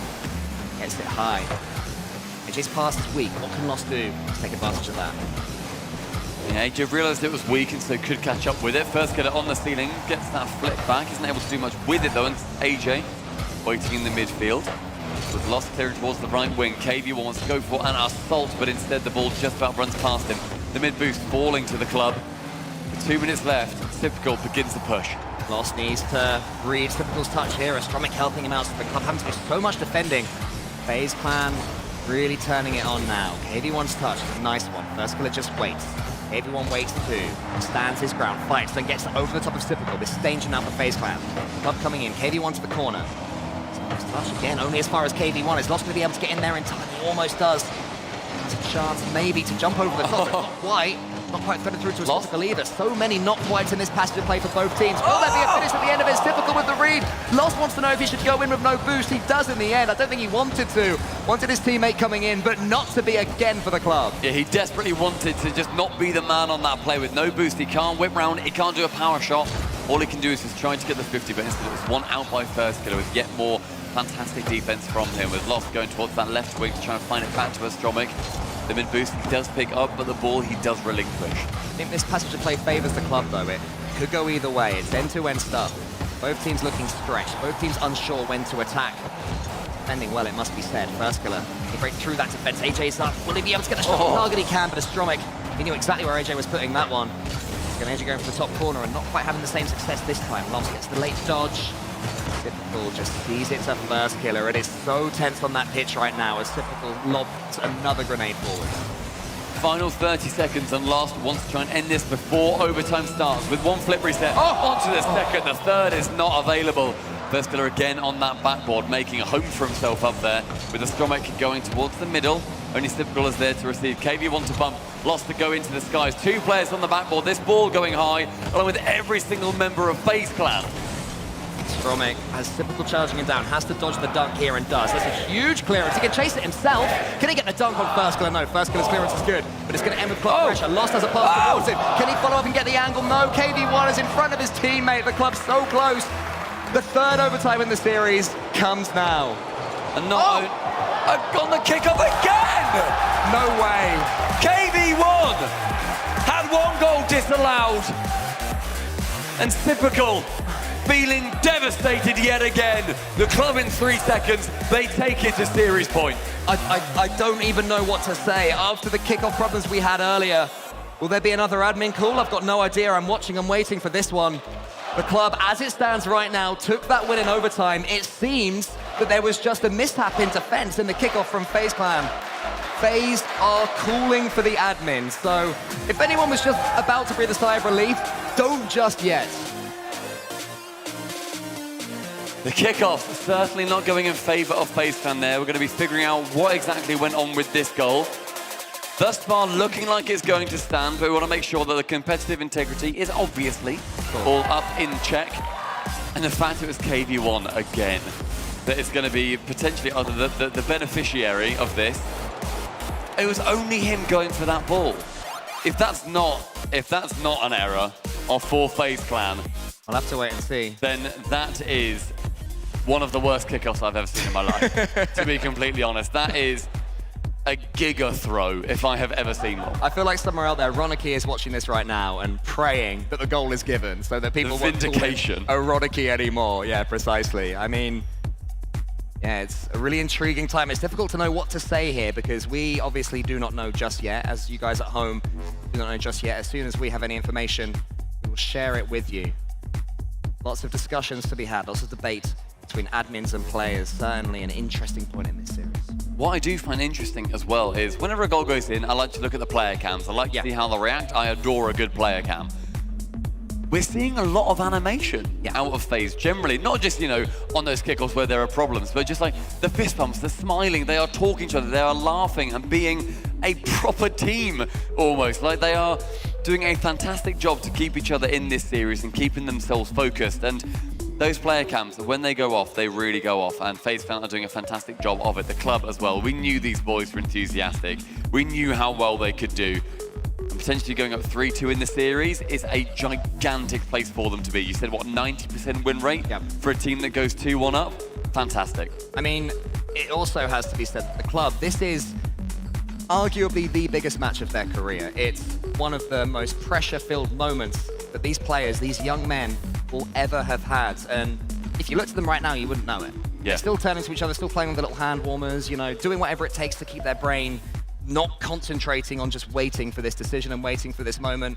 And I am remarkably impressed with them in that regard. And much, of course, has to be said to their coach as well, who's keeping them chill.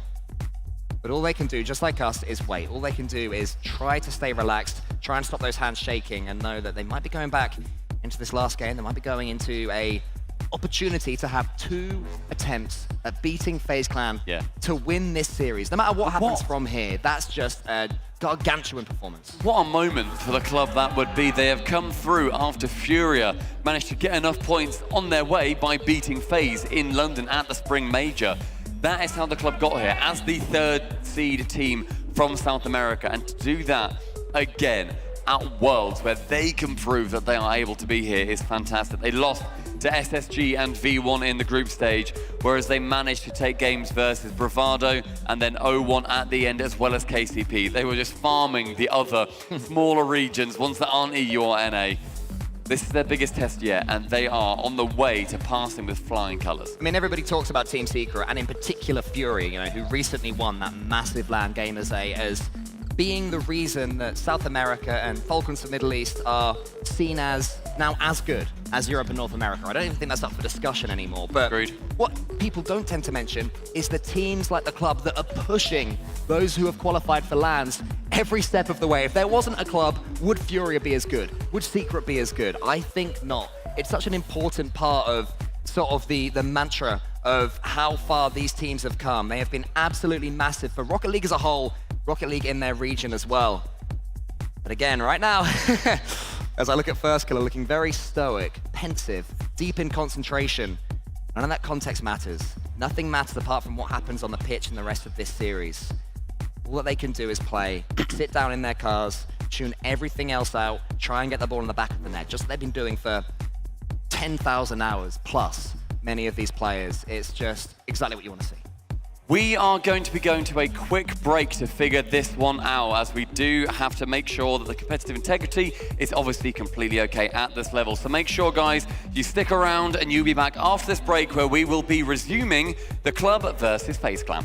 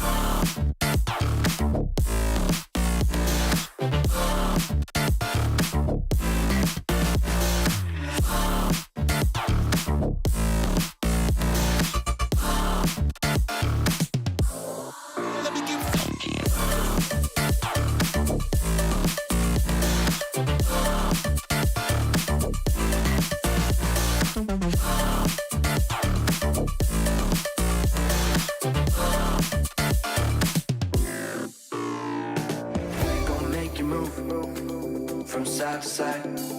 We gon' make you lose all inside your mind. Oh, we gon' get get you through this, just for one more high. So baby, let's orbit tonight.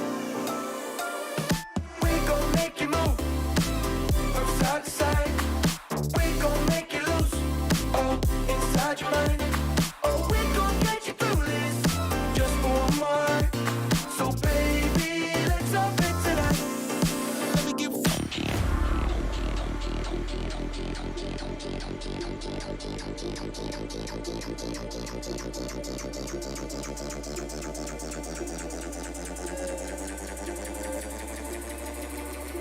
Let's lose our mind.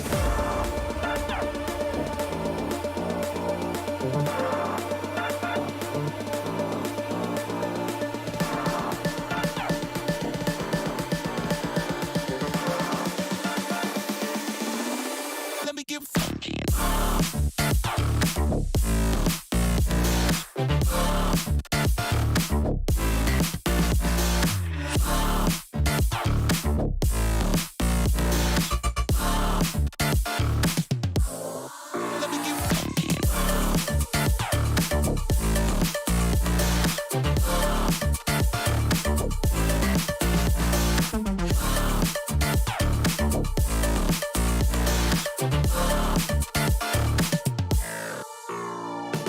We gon' make you move from side to side.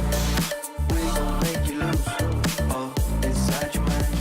Oh, we gon' get you through this, just for one more high. So baby, let's orbit tonight. We gon' make you move.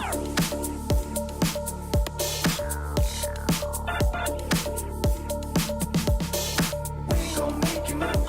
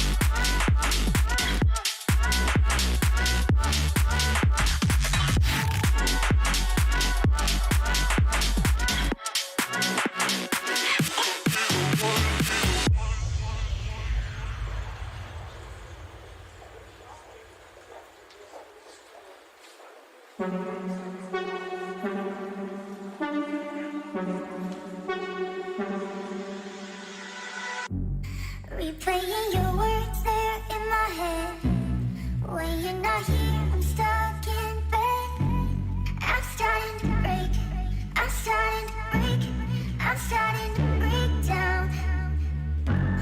Watch all of the bullets fall to the ground. You took a shot and I'm yours now. But I'm starting to break. I'm starting to break down, break down, break down, break down.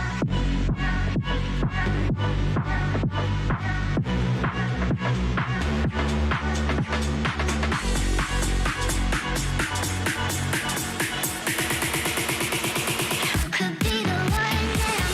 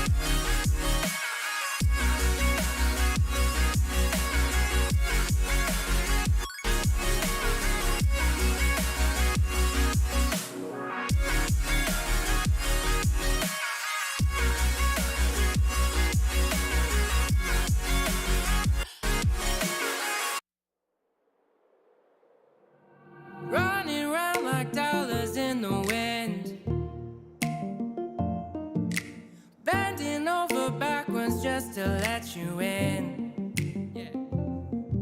I told you that one day ain't never enough. You tell me I hate you, I still call you up. If we don't got trust, we can never have love. I was putting in the hours I was. But you were calling me a liar, liar, liar, liar, liar. I've been putting in the hours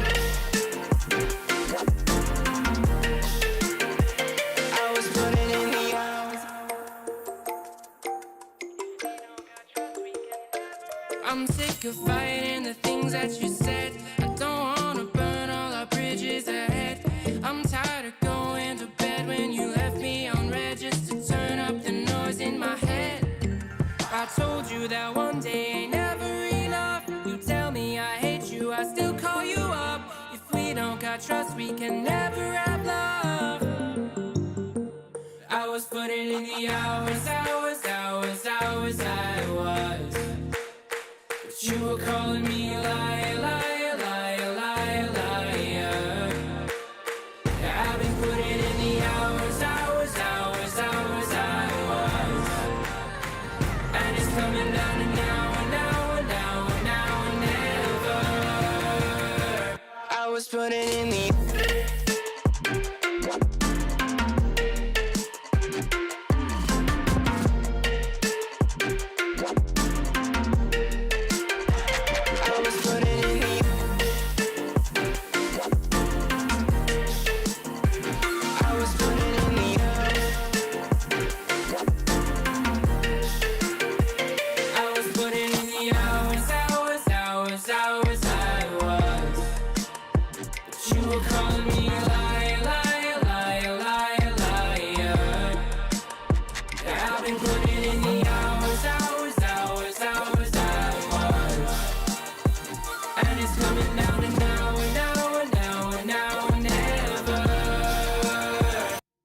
putting in the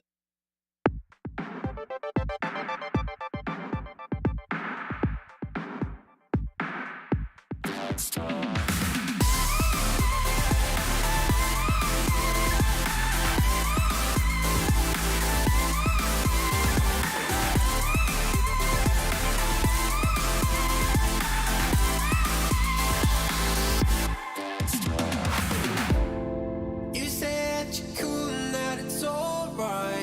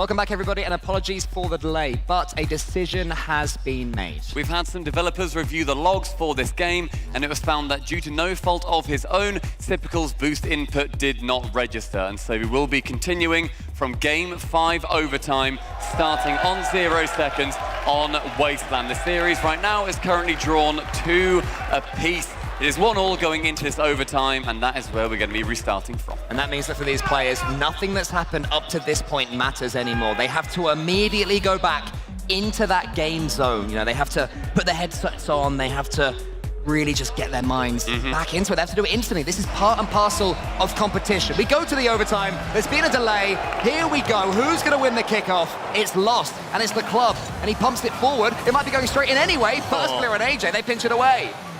A little bit of poetic justice. That one flies its way in after such a long break. But KV1, his chance to score is Typical, falling from that backboard. Now the 3-man push for FaZe Clan, an opportunity for them to be going back on that blue half. Chance lost, though, leaves that ball in favor of AJ taking control. KV1 to pick up, to dodge the demo, and then to be able to 50 it alongside First Kill. Lost, going for a long shot, but Typical, he is waiting back. That third-man positioning for FaZe has been extraordinary in this series so far. That's got a lovely couple of touches, but KV1 just got the read on it, and KV1 is a player that's been heating up, simmering as this series has gone on. Pace from Lost, all defending right now from FaZe Clan. AJ, though, first touch, he follows it up. He might be able to win it for FaZe Clan, but it's saved away. Astromic again, that goal line defense. He has been the savior of the club so far. An opportunity for him maybe to have his name up in lights with a goal. Lost goes nearly above AJ. Instead it falls to KV1. The right-hand corner is going to be battered with Typical taking it to the sky on that right-hand wing. Yet more chances, yet more opportunities. Astromic whipping on one. First Killer to go high. He has been huge this series so far, but waiting on the wall like a limpet was Lost. Huge clearances from the club, beating that ball away, hoping there will be a miss. And there wasn't from First Killer. That allows the club in. KV1's going to win this one. First Killer, oh my God, so close to a redirect from Lost. He was up for that one, but couldn't quite connect. We've seen those opportunities previously where Lost tries to swipe in to get a redirect. If he misses, they still get the goal. If he connects, there's still a very good chance they get the goal. The aerial fakes have been so big for the club so far through this series. Will they be continuing them even after that big pause? Got boost for Astromic. Lovely first touch as well. The second not too bad either. The dunk is there from AJ. Typical's on the backboard. First Killer is taking out Lost. Now Typical will have some space to play with due to that bump. So does go over the top. Loves the air juggles, does Typical. KV1 gets it past him though. It's becoming even. The club started the overtime better. I had a feeling that if this one wasn't one on kickoff, it would last for a while, and that's exactly what we're seeing. KV1 almost sees that ball go over his head. Yeah, good turnaround though from him. Is able to also pass it back to Lost, and so it doesn't even leave the half. Despite how threatening that ball started to look. Finally, it does. And Lost sends it straight back again into the orange side. First Killer wanting to get it towards Typical for that first shot, just wide of the goal this time. The club, this is now their area of pressure. They are carving an opportunity for a goal with the amount of pressure they're putting on the FaZe Clan goal. Huge respect to the club. They're looking anything but tilted right now. In fact, they're refreshed, ready to get us back to the way things were looking in those first couple of games. Lost up against AJ. Lost and AJ continue. Bit of a rule 2 right there, but Lost rightly breaks it. AJ booms it. First Killer is there. He has the double. First Killer, of course, will sink that all day long. FaZe Clan put themselves on match point. 3-2 in the series, and the man First Killer is the one to double it in. Nobody from the club is present to save it away. Typical holds up his new controller with a smile as well, so he's starting to have some fun up there on the stage. FaZe Clan, they do go 3-2 up. And of course, First Killer, he is going to sink that as soon as he has that much time on the ball. His first touch, always flawless. His second one, the exact one they need to break club hearts. And the club now, it's a really tough position for them. It's been such a tumultuous series for both of these sides where, we have had a couple of tech errors. This was the second one that we just saw. And the fact that now we're seeing the club having to work back from that and FaZe Clan to keep their composure through that as well. It's so evenly hard on both sides of these competitors. It happens. Disconnects go on, and yet First Killer, no matter what, he has got the ice when he needs it. And they're only one game away from winning their first series at these World Championships. It's understandable for a team like FaZe Clan starting a little bit slowly after not being part of that wildcard stage. Here they are now, and they have ramped it up. And lest we forget the first series of today. Been a big old day so far. It has. We're finishing up by about 4 p.m. local time roughly thus far, so maybe this one will just be sneaking a little bit past and we're going to have to delay our dinner plans. But FaZe Clan, they want to shut it out now. They don't want to be going to 7. What about you, mate? But I eat Rocket League for dinner. I don't need to eat food. This is what it's all about. You really should. Long days of Rocket League. Stromic thinks about closing that one down. We're here on Neo Tokyo, Stumpy. Can the club rally? They definitely have been so far. They started off incredibly strong in this series, going up 2-0 to begin with, if anybody missed the start of this series.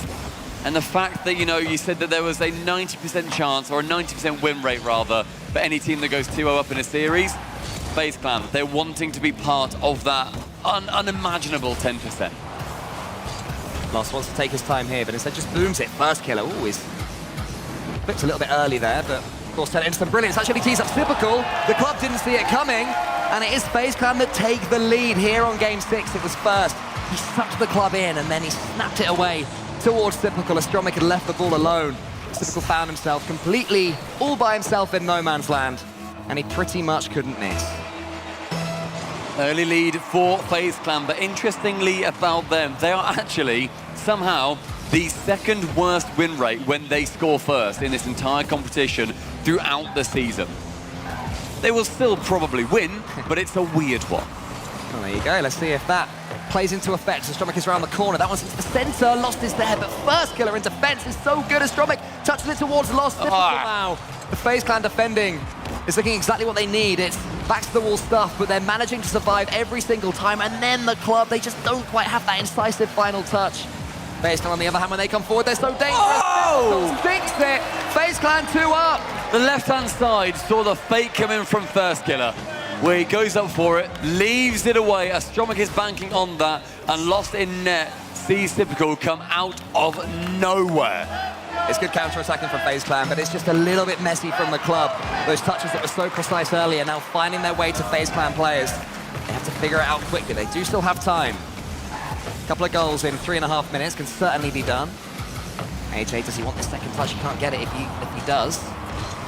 Falls to Typical. So many of these approaches from the club, they just don't have that third man coming in at the right time. And FaZe Clan are just swallowing up any attacks.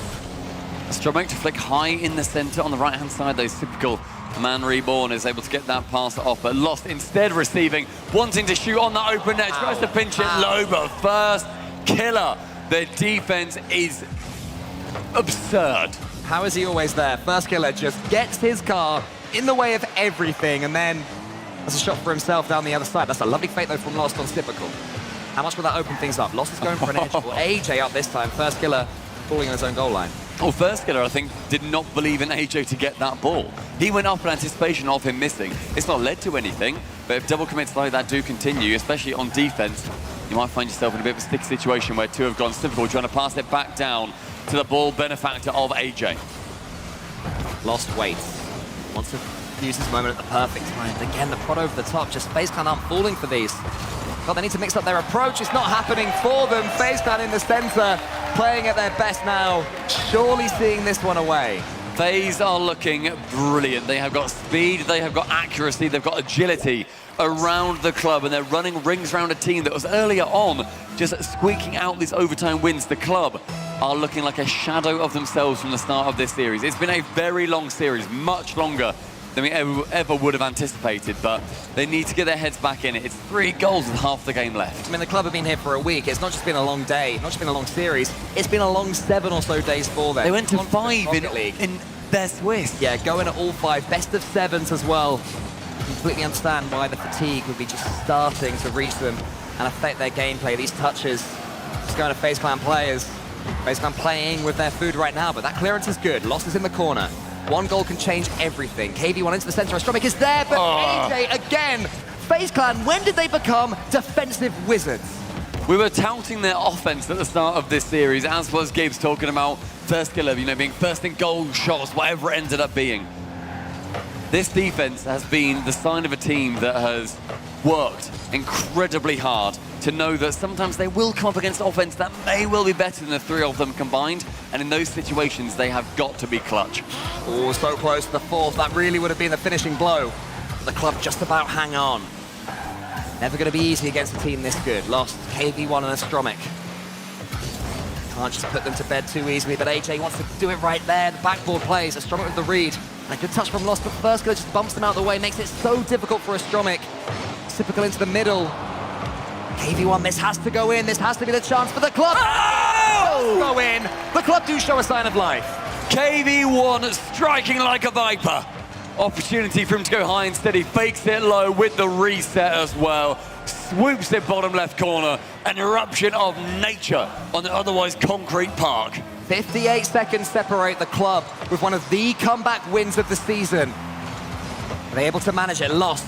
That was going high. Astromic not quite in the right place. So Typical gratefully and First Killer. The two of them go. First Killer somehow keeps his momentum. Stays behind that ball. FaZe Clan just needs to swallow up those seconds to see this one away. AJ with the flip reset. But Lost is going to take a touch. Chance for him to go solo on this ball versus Typical, but flicking early because he had no boost. Symptomatic of a team that is being boost staffed. Typical going high with it, does have one reset, wants to get it over the top, but Lost maybe didn't have that reset on it in the end. Final 25 seconds, FaZe Clan clear by 2. The club, they got 2 games versus SSG to start off their tournament. They got 2 games versus version 1 to force that Series 5, and it is looking like, up against FaZe Clan, they will be held to 2 games yet again as more saves come in. First Killer's behind the ball. FaZe Clan gonna be able to see this best of 7 away. It was not at all easy, but FaZe Clan, one of the North American favorites, they don't get that last goal. It doesn't matter at all. They take this series and breathe a huge sigh of relief. The club fought incredibly hard, but they will be going into the lower bracket. A big, big statement by FaZe there to come back mentally to be able to work through into our upper semi-finals in Group B. They are going to be playing a little bit later on in the week. They're playing tomorrow, in fact, and they'll be playing against the winner of Falcons versus Dignitas, our 3rd game of the day. It never gets easier, does it, when you're at this stage of the World Championship? Each match, each subsequent series is somehow more tricky than the previous one, but FaZe Clan would have learned a lot about themselves, about their team, and about this stage from that matchup right there. If you can win in this kind of situation, then you have got a very, very long career ahead of you, where it's so incredibly hard to be able to just figure out where you want to be going with your teammates, how you want to approach the series, and what it is exactly that you need to break down in those moments, whilst also this role is his job to then try and figure out how you talk to your teammates, how you also coordinate with the admins, how you then figure out everything that goes on. It is impossibly hard. You're juggling a million plates and teenager on all of them, and you don't know where this is going to be going in the end. A lot of happiness from the crowd so far. A lot happening. You were headbanging yesterday. Where's the headbanging gone? This guy's got a new thing every single day. There we go. That's what we want. Careful, don't headbutt that guy behind you. Yeah, please don't. Yeah, that's weird. But FaZe Clan, it was so difficult for them, but that is the sign of a champion. Winning in series like that, when everything seems to be going against you, somehow finding the way to get those 4 games. But also the club. Yeah. They have done so well. They got through 4-2. Oh, sorry, rather, they lost 4-2 in the end, but they got through that Swiss stage. They've still got a journey ahead of them. We are in double elimination groups. This World Championships is the best of every format we have done. We've had Swiss, we're in double elim now. We'll be moving on to single elim when we get to our gigantic arena. This is just the start. Let's all remember that. This is only 1,000 people. There are still 13,000 yet to come. But the club have got so much to be proud of. They are representing South America. They have worked their way up here. But the winners are who Orb is with. He is hanging around on the stage with First Killer. Thank you so much, guys. I'm standing here with First Killer. Mixed bag in this crowd right here. But you guys are victorious. Walk us through this series, everything that you're feeling here. I honestly feel amazing. The series was a bit rough because we were having some technical issues, and we lost our first 2 games, but we just talked it out and just reset the mental and knew we can beat them if we played our game because they're a really good team. So we just needed to play our game and we just beat them. So when you have tech issues when we have to take a break, there's many, many minutes that pass. How do you guys stay locked in? Do you take this time to talk over, obviously fixing the tech issue, making sure that that is okay, but is there something that's being said, being done, just to stay in the game? Well, the first thing we just say is that we just got this and just calm down and just chill. But mainly we just make jokes and just talk it out and have fun. That's it. It's important to have fun. It really is. Winning is pretty fun. What made you guys win here today? What made you guys better than your opponents?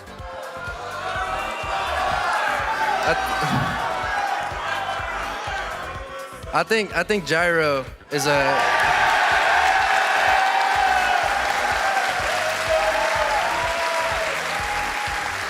I think Gyro's a huge factor in the win. Like, he gave the controller to Sip. He's a clutch factor.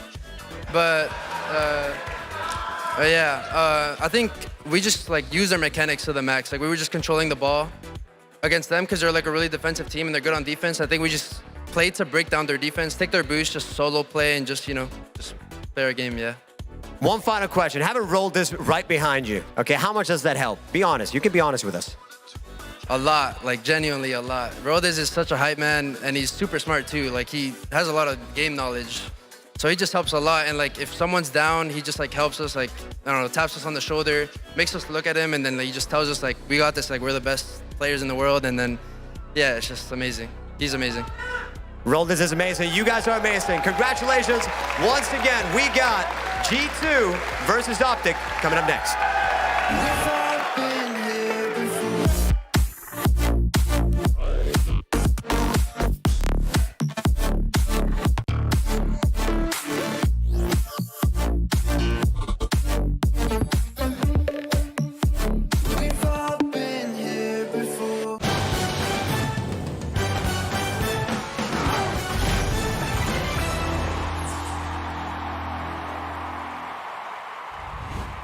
We have to tell everyone that we just switched to Verizon's new Welcome Unlimited plan for just $30.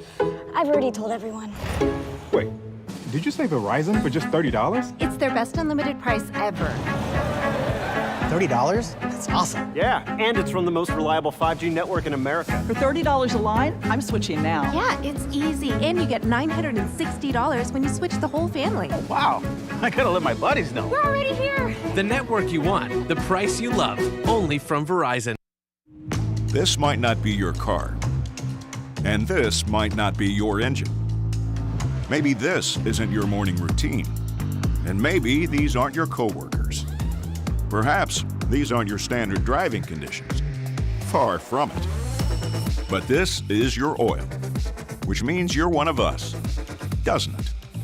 For serious engines, on and off the track, upgrade to Mobil 1. The Bronco Raptor was built to climb pretty much anything. Dunes, rocks, even ranks. The Bronco Raptor, Rocket League Edition.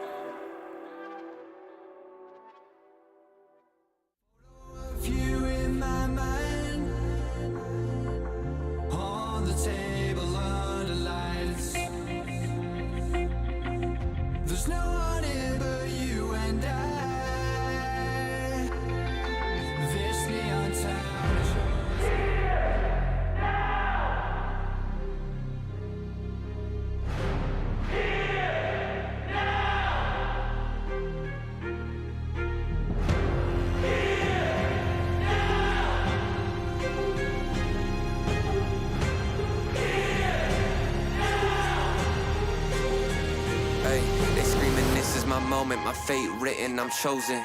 Other spirits fall, but mine has ceased to be broken. You stripping down my pride, but I'm my only opponent. And lately I abide, but limitless I've awoken. So let me show you that everything I sacrificed mattered.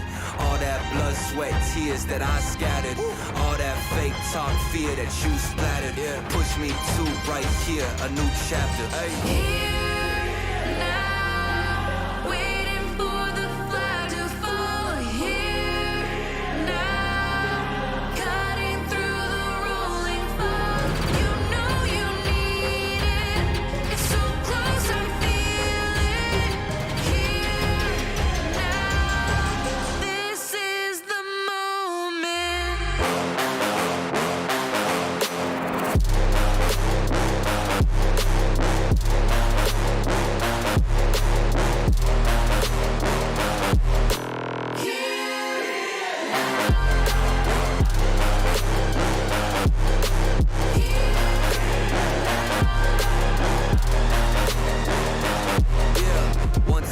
Times, the shots that y'all are taking. One too many times that I've been stuck patient on my downfall. Antidote seeking while I was vacant, but the crown falls simply to those who try to take it. One shot to get two paid, and my three wet like lemonade. 4 times and I step back just to reload and I let it spray. This is everything that I need, everything that I wanted, everything that I bleed. This is victory and I got it, cause I'm here now, waiting for the flag to fall. Waiting.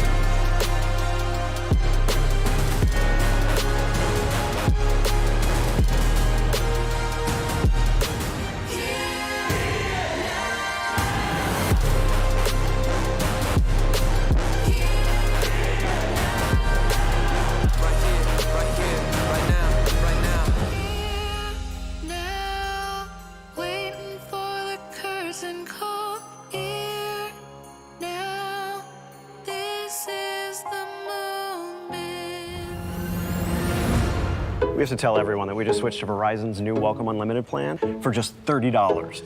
I've already told everyone.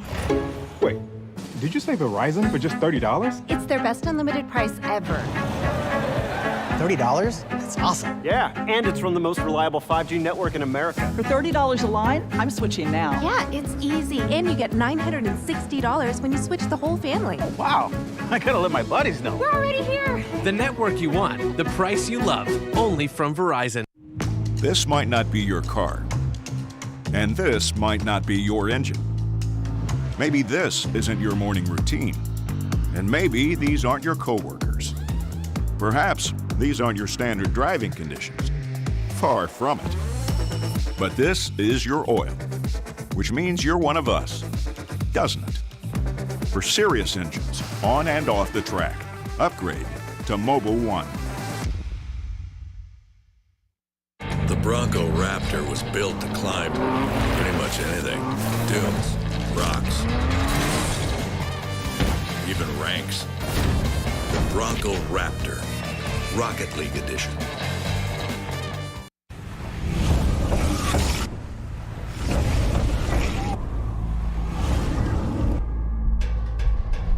Can you hear it? The roller coaster rising. From their lowest ebb in full, barely registering a victory, G2 changed. G2 have got absolutely no idea how to take It's winter now. Their season-shaping roster switch has settled, more than settled, excelled. The weather's colder, but all that's icy is the blood in new G2's veins. The world was theirs, but wait.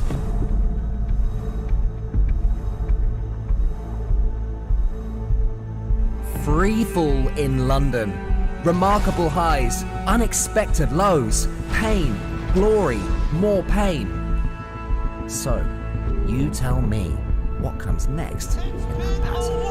Journey for G2, but the time is now.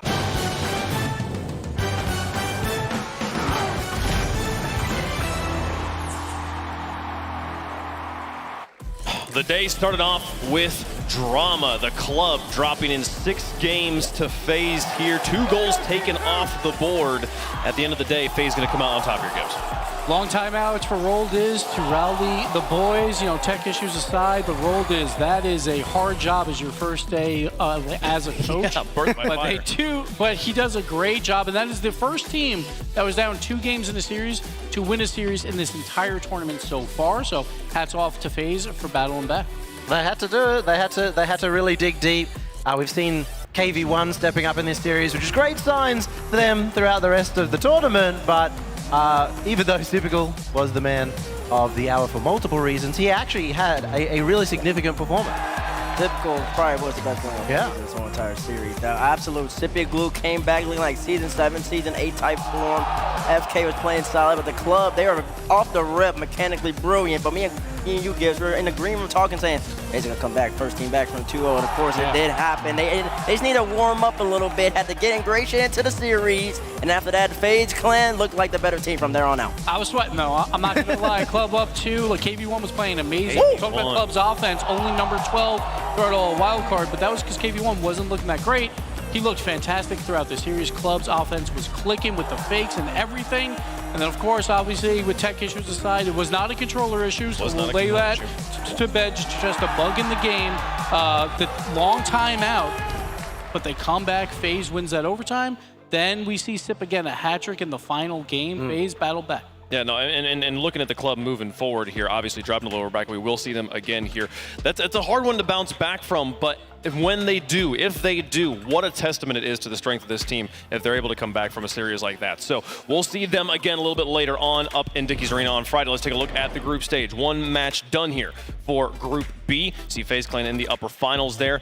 3 more matches to go here before we are done with the day. And we're going to jump up to the top there. We saw a little foreshadowing before we came back from break. G2 Esports taking on Optic Gaming.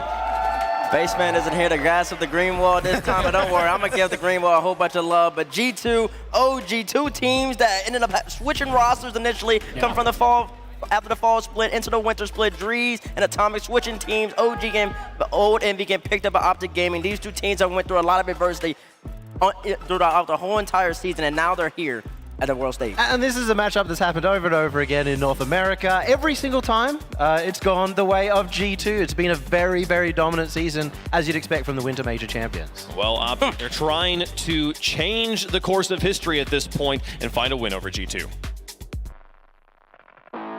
It's not too much of a shocking result for us. We kind of expected it, but looking forward to the rest of the tournament. It's going to be tough playing against the main stage teams, but we're ready for it. Drees to shoot, but Master fake him out. Good demo, missed, removes back. Alu does the 1 against 7. We have vendettas against any team who's knocked us out in the past, so Furia and version 1 mainly. It would feel best to win against Moist since they're the strongest team here. Every series is super important, so we're gonna have to perform at our best. As we progress through this way. It's a 1-2 from the cross in front of the net, back out to a rotation, and Drees capitalizes downfield. Optic have the first lead. I do think we have an advantage over teams who haven't played in the wild card, since we're used to the computers and the LAN setup and playing on stream. I think it'll help us in the early stages. Nothing to say, then we'll let our gameplay do the talking. They feel confident here, but this is going to be the biggest battle that Drees has had against his former team. Yeah, but Optic Gaming, who finished better at London? Bates? I believe that was Optic. They finished top 8, played in front of the crowd. G2 did not, so maybe 1-1 on this roster trade so far. Yeah, but that was the Mickey run, Gibbs. That was the Mickey. It was team secret. It was at point. You can't do that to them. Listen, I don't want to hear anything about Mickey run from OG Gaming. You saw Young Miss right there. Tell me a team in the scene that has gone through this much turmoil, this much adversity throughout the whole entire year. Atomic left them, picked up Drees. Turbo posted 4 times on the bench. Land lose in now. They've gone through all this and yet they're still here on the world stage competing against one of the best in the game. And it starts with that young man right there leading the team. That's like we always do with Optic Gaming, is we underestimate Lan Lucian and how much of an impact he's going to do. We forget about it, then he comes back and he does well in the wild card. But there's no bigger win for Drees than beating the team he got kicked off of with G2. Drees wants this probably more than anyone on the field right now. And getting it in the group stages, getting it in like league play online is one thing. It would feel good, but all of those losses they suffered online not going to matter if he gets the win here. So they played 3 times after the trade, and so far 0-3 for Dries, but none of that matters. It's World Championship time. Well, and then you heard Lucian talking about it, like coming from the wild card. They've played on this stage before. We've seen the wild card teams start strong here. If they can start early, they might be able to put G2 in a rough spot. G2, though, on the other side, looking to get back in form. It feels great to be here in Dallas. If we didn't make it to this Worlds, we would have been super disappointed as a team, and just making the Worlds in general was a big goal for us this season, and I think we accomplished it being the first seed in North America. G2, one game away from winning the major for themselves and for North America.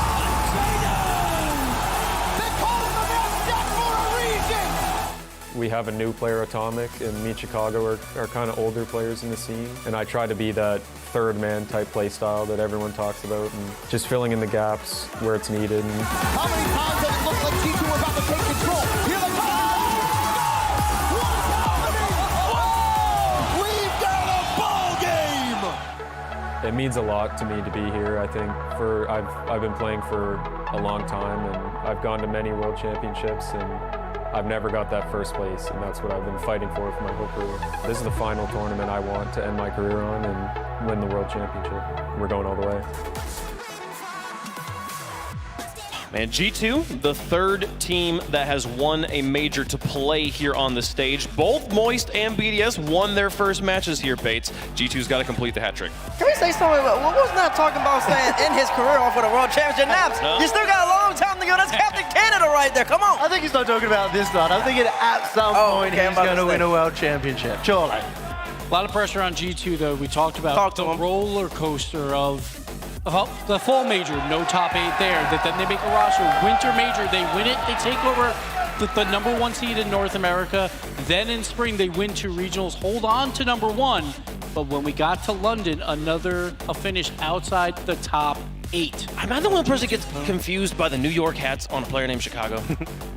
Who's from Los Angeles. He's not like a Cubs hat or something. He's a big fan. Well, he's not from Chicago. He's from Los Angeles, but he does stay in New York, I think, now. This is where G2 facility is. But Atomic, the young man right there, has risen up the ranks. The MVP, the true MVP, Gibbs. Thank you very much. You got to be able to win a major to win MVP. At the moment he joined G2, they have ascended. I understand in London, they had a couple bumps in a row, but it happens to all the great teams. You got to learn from that. It's better that happened then than happened now. Hey, it's great. It's best of 7s here, so much harder to get reverse swept out of this tournament. That is true. It's a lot easier to get reverse swept when they're best of 5s, 2 best of 5s in London. But hey, G2, they know what they need to do. Out of all these teams, number 1 in North America for a reason. They had a huge point lead over FaZe. G2, it's going to be roller coaster though. I'm not sure. Turbo's not here. We've got manager Ian behind them. Famous Ian, of course. He's going to be coaching them today. Happy birthday though to Turbo Pulsa. Happy birthday! Yes. Belated happy birthday to Turbo Pulsa. I was upset last night when I found out we sang Rise's dad happy birthday, which fair enough, it was his birthday, but we didn't sing Turbo Pulsa happy birthday here. Happy birthday, Turbo. And I will say that you got Coach Safety Popovich, as I like to call him. He's been orchestrating this team. I put him in that same cachet, Coach Chrome on SSG, bringing in the game plans, and he has great players that take those in and implement them onto the field. Most teams and rosters cannot do that. Yeah, this first year is going to be super important for G2, mentality-wise, after how tough London was, how they would have felt mentally after that. This is their regain, hopefully, unless Mr. steps up again. It's so difficult to tell what they're going to show on stage, right? Like Optic, I think you know exactly what they're going to bring. A lot of defense, not a ton of offense, a lot of counterattacks. Optic is very consistent, but they're consistent as like a number 5 in NA. G2, their peak, obviously, number 1 in North America, maybe the best in the world, like winter major, but then they finished outside top 8 in 2 of those majors as well. So you just don't know what they're going to bring. And is there a common thread between the two bottom 8 finishes, between not making it to the finals for G2 that we're got to keep our eye on here for match number 1? I think it's going to come down to their offense. They have a high-powered offense, but when they shoot and they shoot poorly, I think that is when they get in trouble because they like to send all three upfield. And Optic would love for G2 to do that and then shoot and miss, and then we get a counterattack goal. So I think Optic, they're going to play their defensive game, and they're going to hope that the shots are just a little bit off on G2. Yeah, I mean, we saw Chicago, I feel like, have a little bit of a rough time in London. All the way back in the fall major, Chicago and JNAPS are two experienced players. I think they put a lot of pressure on their shoulders, considering how close they've been in the past to World Championship wins, to how much it means to them. I'm glad that they got that major win, but now we go up a step. I mean, I feel like there's a lot of X factors you could point at here, Bates, but for me, I'm still just looking at the same lineup I was looking at earlier, Drees versus Atomic. The roster change finally coming to like this pinnacle here as these players swap and who's going to come out on top. And that's why, as you bring it up, that's such an important point to make. A lot of people, when Drees ended up joining old MV, now Optic Gaming, a lot of people didn't expect Optic Gaming to be here at this time because they thought Drees, a significant downgrade, Atomic too great, this team won't be here. So that really shows how good Drees is, and how good this OG roster is. I'm so proud of them to be in here. It's going to be an exciting match. You've got to prove them right here. Let's see how you feel at home in the Verizon fan vote. Hashtag OG, hashtag G2. Depending on the side you're following here, we'll just go down the line. You know, cheese man, G2 or Optic? Well, I'm going to play with history. With these two rosters, with Atomic switched over, G2 have won every single time, and I'm going to back it again. It's going to be an easy one for G2. I have a long history with G2 predictions not going well sometimes, but I'm sorry, G2 fans. I'm going to have to pick G2 here. They have always beaten Optic. Might be a curse, but I'm going G2. JNF's Atomic Chicago. You already know I'm rolling with G2, baby. You already knew that, man. I got Atomic versus Mist. Two of my favorite players on the game, two of the best players in the game in my estimation. I think that G2, the offensive prowess, we saw NRG yesterday really putting on the pressure against V1, but they couldn't capitalize. G2 doesn't have that problem anymore. They're too calculated, too efficient. OG, your back's against the wall. Here's the thing. G2 has always beaten Optic, but every one of those is online. Not on this stage that Optic's been playing on for 5 days. And the only times I've doubted the green wall, they've proven me wrong. I'm sticking with the green wall on this one. I saw one green wall sign out there. Give them to me, folks. I believe in them. We can make it happen. Bigger mountains have been moved in Rocket League. How's the chat feeling at home in the Verizon fan vote here? Okay, you know what? I'm going to say the green wall's been showing up more and more as this event's been going on. It was like 10% the first half. 21's better, I guess. Yeah, I think they were even favorites in the last time we saw them on the stage. So good to see the players here. I mean, I'm looking at Atomic. I'm looking at Drees. Can Drees pull all up to this pressure though? This is going to be a lot. It's really going to be like Optic. I feel like game one is a must-win for Optic. You can't let G2 begin rolling. That's facts. So you need at least the first two games, very similar to FaZe and Club. Like Club got the first two games, made it a series, but FaZe found their form. Same thing's going to happen here with G2. All right, well, let's get on to the stage for an inter-regional match, G2 versus Optic. Optic has lost every time. Can they change the story here? G2, they've got the fans in the house and in chat. Let's get into game one. Let's head down to the Verizon Skybox.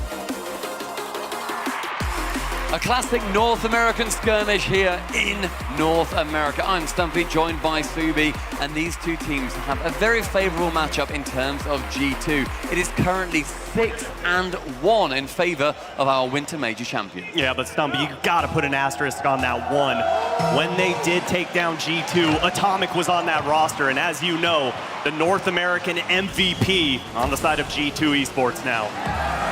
And interestingly, they didn't even win that match. It was the set, it was the one back in fall, it was the 3 best-of-7s, 21 games, just the one series win in the middle for Envy at the time, now Optic. So yet to actually beat G2 in to progress through a bracket or to take a title. Well, and I really feel like that's gonna be the game plan for Optic. They've gotta play the marathon here.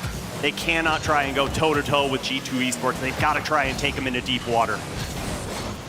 Good opportunities at the right-hand wing as Drees is going to push it around the side. Chicago and JNAPS both waiting on that back wall. Chance though, blocks out on the left yet again. JNAPS being incredibly aggressive. That's what we saw from him at the Winter Major. And I think we're going to be talking about the Winter Major when we say G2 are good, and we're going to be talking about the Spring Major when we say that G2 are not so good. Yeah, not the best performance from them, especially coming out as major champions and not even making it to the crowd days. Mist gets that one right around Atomic, barreling down the field. And nice poke there from Chicago, getting that away from Mist. And I'm going to have all eyes on Drees here.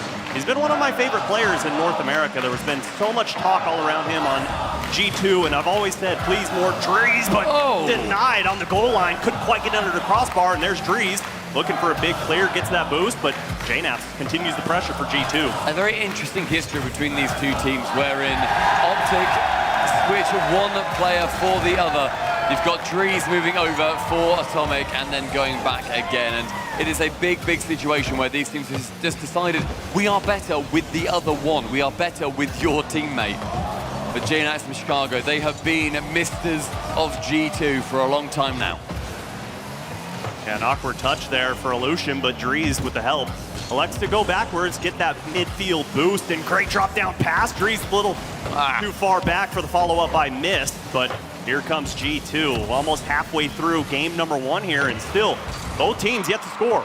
Mist was extremely low on boost on that shot as well. I felt he could have got round it, but then looking at the boost counter, he ended on 0. But that call, if it came in, maybe he could have passed it instead it just ended up being a bit of a nothing shot. Halfway through the game, chances are rising. Atomic shooting against Drees. Each other's replacements, so absolutely no bad blood there whatsoever. Yeah, and big demo there in the defensive half from Mist to slow down that pressure coming out from G2 as Atomic bombs that one forward, just out of the reach of Chicago. But Chicago gonna go for that big boost deal, looking for bump, can't quite find anyone, and here comes Drees, gets the challenge, ball towards midfield, but no one there in the box to clean things up. Opportunity though for Drees to go for a shot down, instead Mist, but has to return. JNaps, right-hand wing, chances, but no booster. He will have to retreat, tries to go for a bump on the way. Those aggressive plays doing so well for teams across the board. Go for a pass, go for a bump, help your teammates out in whichever way they are able to do so. Drees, chance to pass center, but Atomic. Yeah. What a clear into the opposite corner. Sets up Chicago for 1. Alu continuing on that push down. Yeah, much needed touch as well on that double commit. Very fortuitous bounce in his favor as Atomic, little help from his teammate to get this ball, and Chicago cuts rotations. Might have disrupted Atomic just enough, and it does. Turnover for G2, but they do keep it in the zone, and here comes Drees. Goes around 1, but that ball just away from him. Chicago to Atomic, Atomic towards net, just a little too high off the crossbar. Just a smidge too much beans on that bad boy. Chicago in the midfield, catches it high, chance to go to JNaps. Again, opportunities for passes, but with Atomic missing, Chicago has to fill in that gap. Passes central, Atomic from nowhere actually gets that touch off the back from JNaps. Drees going for a wonder goal, isn't able to get it on that chance. Final minute, rapidly approaching, still 0-0 in this group. And Optic Gaming realized how important it is to hold back G2. So dangerous if they get game number 1. You give them game 1, Stumpy, they're 90% likely to win that series. So Optic Gaming holding on for dear life. Double demo coming out as Atomic gets that ball away, and 40 seconds remain here. Game number 1, G2 pushing forward. And Alu rocking the Merc as well, which is a very interesting card choice. I always love seeing a little bit of deviation from the norm. I'm sure that he wants to make this goal anything but normal. Chance for it to go high, but instead cleared away yet again by JNaps. Very loose touch from Drees that falls back to Mist, have to clear it away. A couple of errors from both teams coming out, but nothing devastating just yet. Mist, though, left again with an opportunity to shoot with nobody in the way. Yeah, a little bit of hesitation there from Chicago, and it might have been the fact that he had 50 boost in the tank. Drees puts that one to his back corner, but no one home there. This is going to be dangerous. G2 has a chance. But a big swing and miss on the goal line as this ball going to get cleared downfield. You can hear everyone counting down with us. The ball floating at the top of the box and turned away by Atomic, but the ball still alive, and overtime we go here in game number 1. I saw Alu's name up in lights there at 0 seconds, but he just did not have the ability to put that one away. An immediate push coming in from G2 with a misplay from Optic. The green wall thus far holding strong against the mighty Samurai of G2. Big demo there at midfield, going to clear things up for Mist, but those first touches for Optic Gaming been getting away from them. The ball control not quite there. Let's see if Mist can get that towards central, and no, Drees going to elect to go in. Illusion forced to go back, but that ball almost gets over his head, and these teams have just been going back and forth, Stumpy. It's almost like there's no midfield in play. They're just so comfortable playing in each other's halves. Yeah, the midfield being completely forsook in this game thus far. Chance though to shoot on target. Alu clearing it away, but Atomic starting to look dangerous. Cleared into the corner by Chicago. Opportunities arising with JNaps passing to Atomic onto the backboard, the double tap. Nearly a chance for Alu clearing it away again. JNaps removes Mist from the conversation. Just spawning on the right side there to cover up the goal line is that ball hanging top of the box. This is going to be dangerous. JNAF can't quite reach it, coming off the back wall, and Grease, no boost, didn't realize it. The ball, just off of the post. JNAF can't clean it up, and the green wall living up to their name, but finally they fall. G2 Esports takes game number 1. The wall beginning to crumble as G2 take a sledgehammer to every individual brick. Mortar goes flying as Chicago finds the top left. G2, first game going their way, and Subi, please remind me of that stat for G2 winning game 1. 90% series win rate if they take game number 1. You want to talk about momentum? Well, it is all on the side of G2 Esports right now as they take a big sigh of relief after getting a dub there in game 1. And the fans all around the world have got to feel good about that one, especially coming in as heavy favorites against Optic. There's chances for retribution and to show that each of these teams is able to perform when it matters. G2, we said the Winter Major was the best we have literally ever seen them play. They became champions of the world in that moment. And yet then spring was not their time. They ended up bowing out right at the end of that, right at the start rather, of that competition. And Optic had a couple of shock wins, but they still want to prove to everybody they are here to hang with the big dogs, because that roster has gone through a billion permutations, it feels like, over the spring split. Yeah, and I really feel like adding Illusion has done so much for this team, so much comfort on that side. But you talk about roster changes and bringing Atomic over to G2. When we saw them play in the Winter Major, I mean, it's just finally he lived up to all those expectations. And then I feel like they just got a little too comfortable in spring. A couple reverse sweeps, got too comfortable there. But here, realizing most important stage, World Championships, so much on the line. Game 2, Aquadome, here we come. Aquadome is such a pretty map. You rarely get to see it from that angle. I love the observing that we've seen so far. It's been wonderful. G2, they're going to be looking out for a win themselves. Another one, they go for 2, then 3, then 4. They want to be shutting down this series quicker than the club phase ended up going. It's been a long day so far, and it's literally 1 p.m. Well, you know, you're probably on a different time zone or something. I'm not sure, but either way, here comes Optic, denying the first shot from G2 Esports. Solution just floating, didn't have boost, but JNAP didn't know it, puts it down on his goal line, and thankfully no punishment coming from Optic. Chance for Drees, though, to score on that chance, but Drees now being bumped away from that ball. Very good recovery from him to slide into the boost and continue down the pitch, facing off versus his old captain in JNAP, Atomic to the sky. Opportunity again to go underneath this ball, falling to G2 over and over again. And great cover there as that ball just finds its way back post and in. Great chip shot here from JNAP. That is just something a little bit naughty, but Chicago laying it off to him in a lot of space. Alu's momentum carried him away from that shot. Has to stop, put the brakes on, tries the half flip, isn't able to get there, and G2 with an early lead in game number 2. And so, oh no, bad kickoff here for G2. Illusion can't get it around Atomic as Drees tries to keep things alive. This one pushed forward. JNAP's up early and gets the touch on that one. So dangerous and so creative as an awkward bounce comes out of the corner. Gonna be favor here for Optic Gaming. Big bump, but JNAP's just barrels his way through. Oh my goodness, what a pass downfield and what a redirect from Illusion to tie this game up. In the midfield, you just see that touch going slightly too wide. Drees able to shoot it towards the net, but Alu on the way out, he whips back in. Is able to get it in that bottom corner. Ball respawning, we find ourselves level between Optic and G2. And so far, all of the offense that's been present for G2 has been running through Chicago and JNAP. Still waiting to see the reigning North American MVP get involved.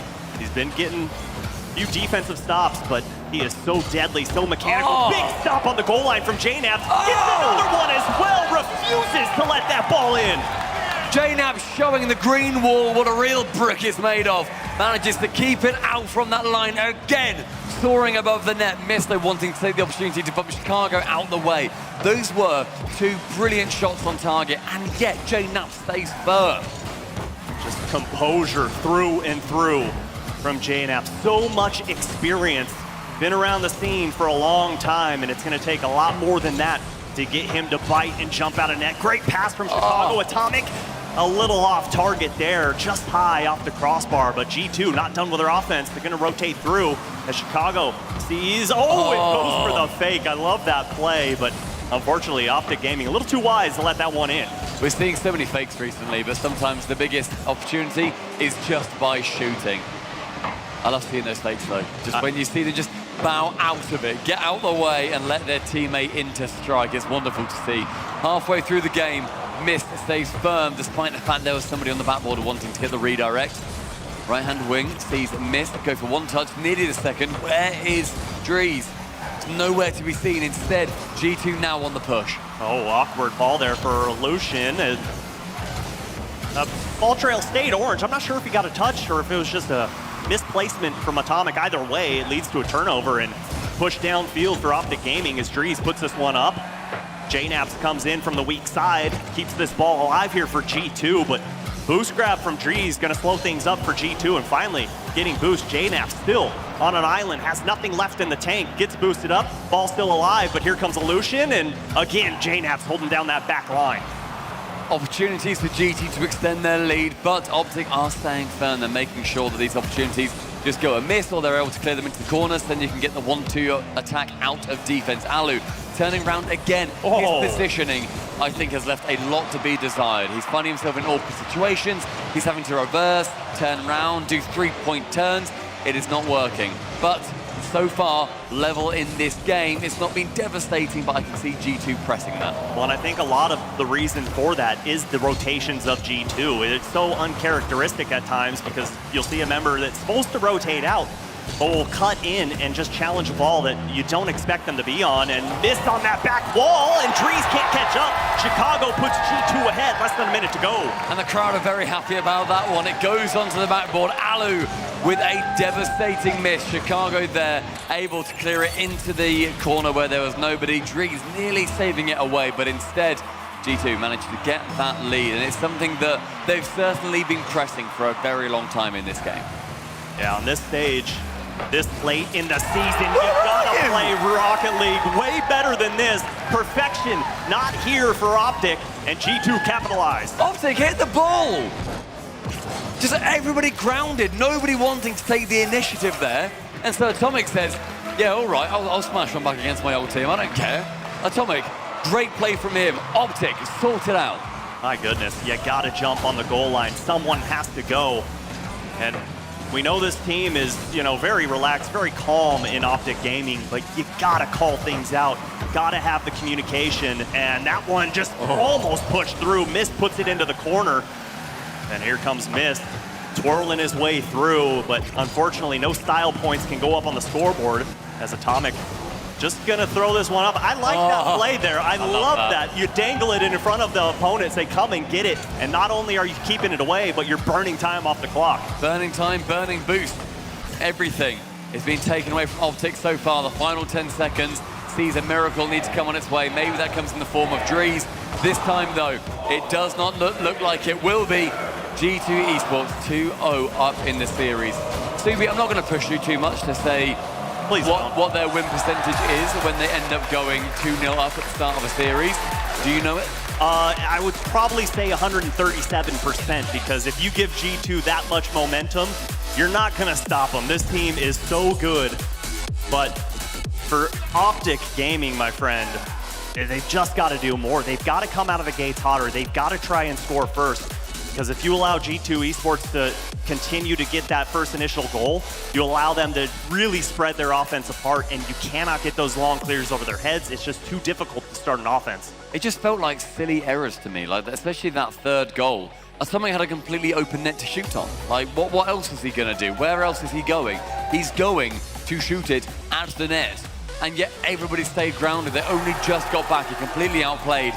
The crowd, big fans of seeing G2 go ahead, however, so at least somebody is happy in this conversation. That goal from Alu is excellent, but still, I need to keep harping on about his positioning. It's just annoying me. It's annoying me seeing him just go into iffy positions where you just think, mate, why are you turning around? Why are you not half flipping there? Why are you being there too quickly, because sometimes it's a symptom of that. It's a symptom of getting somewhere too quickly, and then you need to slow down, only to speed back up again. Exactly. If you get there in moderate time, usually it's a lot better. Yeah, I agree. It kills all your momentum once you have to hit that break and then try and speed right back up. And it really just throws timing off, and you can see him.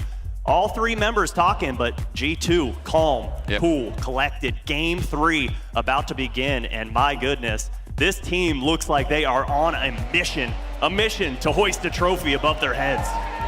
They've done it before. This is the first step for them, the first showing of G2 on our stage. Whereas Optic, they went through 5 series to get here. They went to the Death versus Secret, knocked them out. They'll be taking their place. And they want to make sure that everybody knows, that they believe, that they can see with their own 2 eyes that Optic deserve to be here. That's wide open, nobody home, but Illusion able to catch up. Soft touch from Atomic all the way downfield, but I love that. Just a little honesty check, making sure that Optic Gaming is rotating back in time. Infield pass, but Atomic way too high on that one, and Atomic not going to be able to catch up, but here comes JNaps off the side wall. That one's off the crossbar. Illusion able to get there. Great 50-50 midair, but Atomic's moved out by Mist, and I love that pre-jump. Mist defense, we've seen it throughout the spring split. We saw it throughout any other competition he's been in, London as well. He was phenomenal defensively. He was one of the most exciting players to see just where he was going to come from. But even with a Mist on your side, JNaps will find that gap. I love this pass as well. The ball's on the right side, going all the way towards midfield, and then left post and in. JNaps saw Drees coming off that side wall. Knew no way he was going to get backdoor.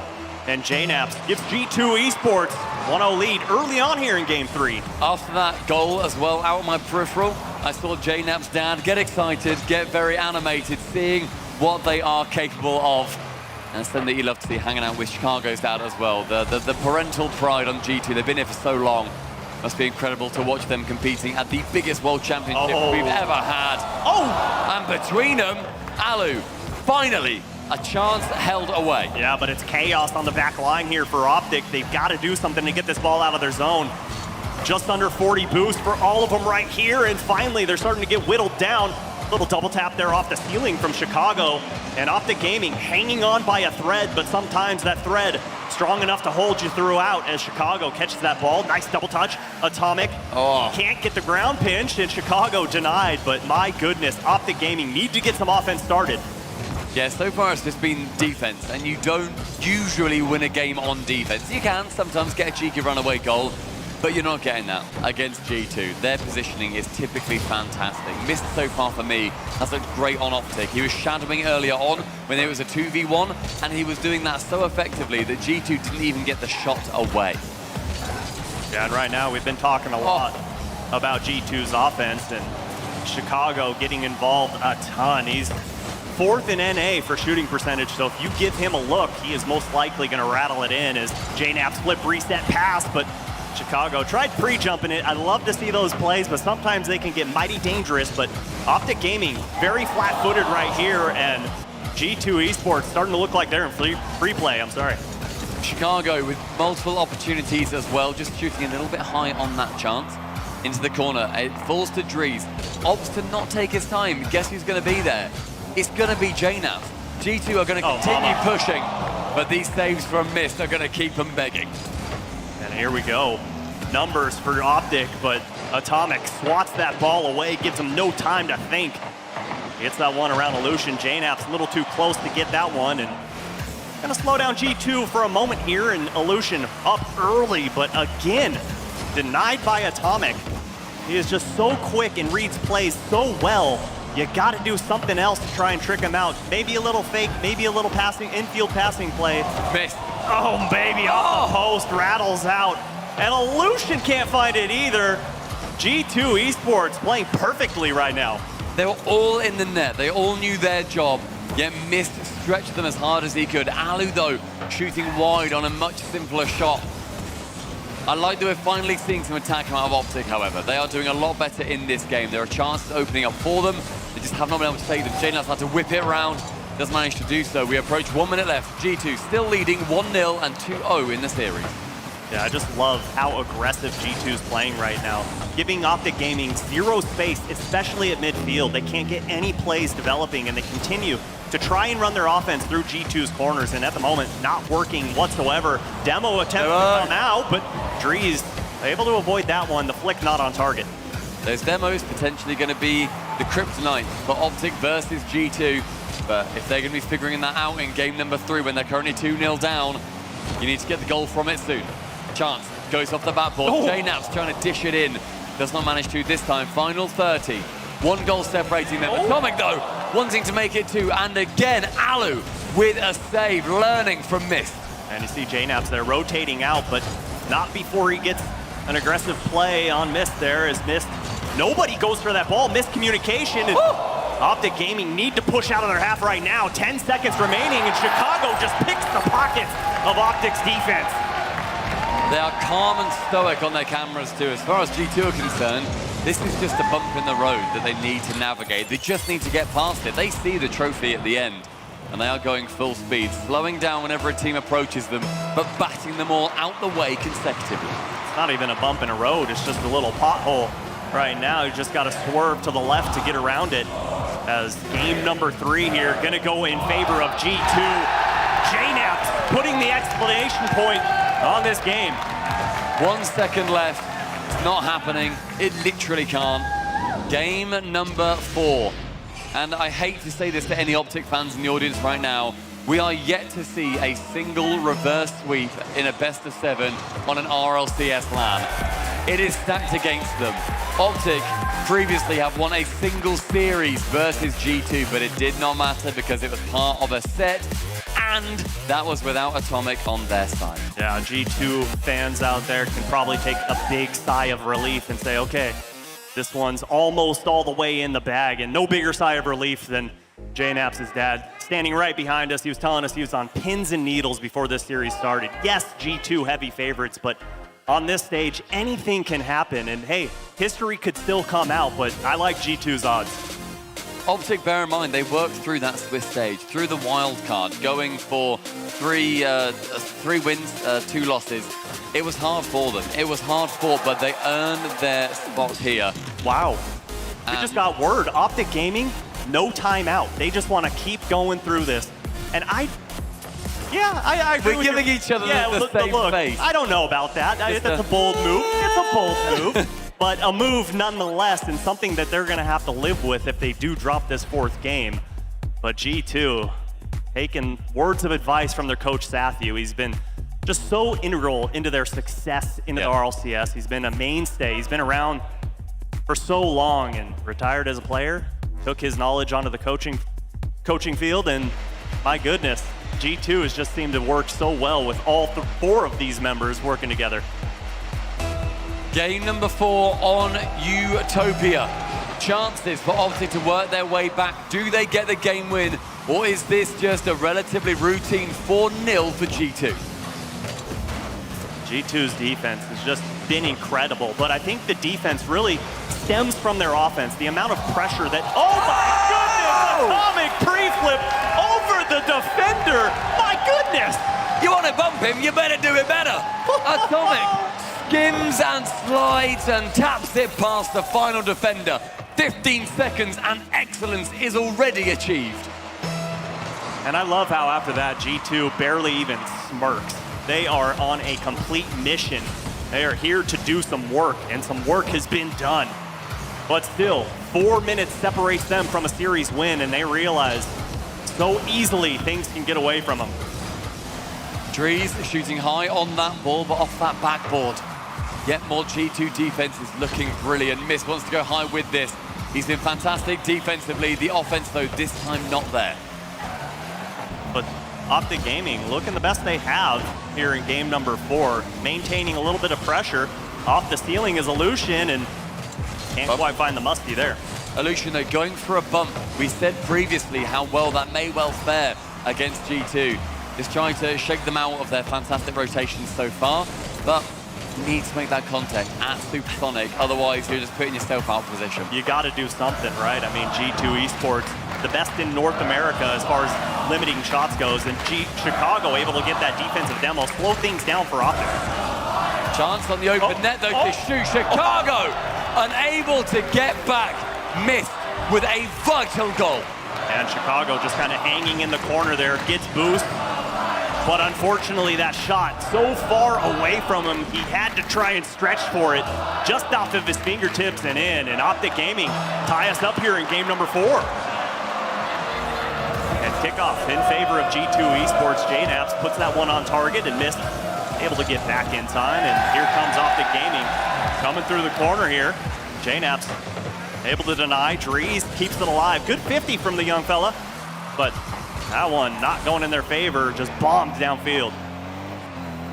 Missed wanting to be the catalyst. And Alu wanting to be the man that is firing on all cylinders as Drees comes in, changing gears on Utopia. Chance for Alu to get one shot off Chicago. Shoots wide of the net, just realizing that if he shoots it dead, there's not enough. But missing. And Atomic on the opener. Missing as well. Oh my goodness, a rare mistake from G2 Esports. You gotta have those open nets, especially on those ones where Optic Gaming is just begging you to score. As this ball floating in G2's half, Illusion pushes it over to Drees. Drees around 1, but Chicago there playing close post, and Atomic booms it downfield, turned away by Illusion into the corner. Alu as this support character is something that I'm liking a lot more. He's facilitating the others. He's putting himself in positions where he can be passed to. He can pass it back to the others as well. He's not being the final man in any given situation. Oh my! But you talk about final men in any situation, and you've got to look to JNaps. Well, and this is the reason Atomic's the NA MVP. Flip reset into a pass, unselfish play. It's what makes G2 Esports so special as twos rain across the scoreboard. Not much time left for Optic Gaming. This kickoff pivotal yet again. Every moment the seconds tick down. Otherwise Optic go 0-4 versus one of the world's best. Certainly the best in North America. Drees leaves that ball to miss. I like that a lot. That ball just pumped far too far for Alu. Goes to touch behind him. A little bit of consistency, not quite achieved. But JNaps, he is a human plateau. He is consistent all the way through. Him and Atomic, man, they are just mind melding right now. And I don't think that shot could have been more central in the net. Picture perfect accuracy from JNaps. And once again, another great pass from Atomic. The crowd starting to get even more elated as it really feels like G2 have grabbed this game by the horns. Oh, mama! And Chicago, talking of grabbing by the horns, that man is a Chicago Bull. Oh, baby, you love to see that double tap. So close to the post, and he's able to find the angle. G2 Esports feeling good, and it's almost time for a victory lap. You love to see those mechanics coming out from the boys as well. When they feel it, they make magic, and montages rain. But Alu, he wants a montage of his own. Makes it awkward for the defenders here. This ball, about an 89.5-degree angle. It's on target, and Chicago forced to just react. And unfortunately goes off of his hood and in. And G2 Esports still up by 2, but plenty of time for Optic Gaming to claw their way back. 1 minute 40, opportunities are rising for Optic. But G2, they want to shut them down as early as they can because you do not want your down and out opposition, your wounded animal, to become confident. Drees, left-hand wall, may well start everything for him. Onto the backboard, isn't able to get the double, instead Atomic is waiting. And JNaps, that demo on Alu, shutting down the attack in its entirety. And I'd really like to see Optic Gaming get a goal here in the next 30 seconds. So they've got at least 45 to work with to try and tie us up. But first, it's going to take them getting out of their own half, which is no easy feat, especially when demos are coming out. And Illusion turns that one away. No boost left in the tank. No boost left for anyone on Optic. They need to boost up, need to get resources back. As Drees elects to drop that one down to miss. Oh! And miss, can't quite find the angle. A little too close. I love that idea from Drees. I had no idea that was coming. I thought he was about to take the shot, as did JNaps. JNaps starts to move towards the goal, and yet he unselfishly passes it back. 35 seconds, 2 goals needed for Optic to draw it up. Oh, big demo on the back half. Missed. Can't get it over Chicago. And Illusion denied by Chicago. Drees trying to tie it up. And the defense just too good from G2.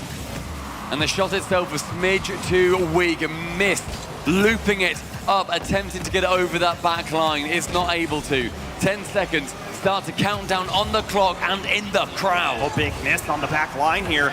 8 seconds remaining. They need this one to go in, and it does. Miss gives Optic Gaming a chance. Swiping in front of that ball, delivering it middle of the net. No chance for Chicago to read that well as it curves away from him. 6 seconds. We've seen a couple of dodgy kickoffs so far today. Will we get the same from G2? Hold your breath if you're a G2 Esports fan. The ball goes the right side of the field. Optic Gaming gonna have to march the full length and keep it up. Not gonna happen. G2, full sweep of Optic Gaming. A decisive win in the North American Derby. Now going 7-1 in series against each other. G2 across the season, Braziling another North American squad. And Atomic having another wonderful series, gets himself a playmaker there in game 4. And fist bumps all around between the teams. So much mutual respect, even given the rivalry.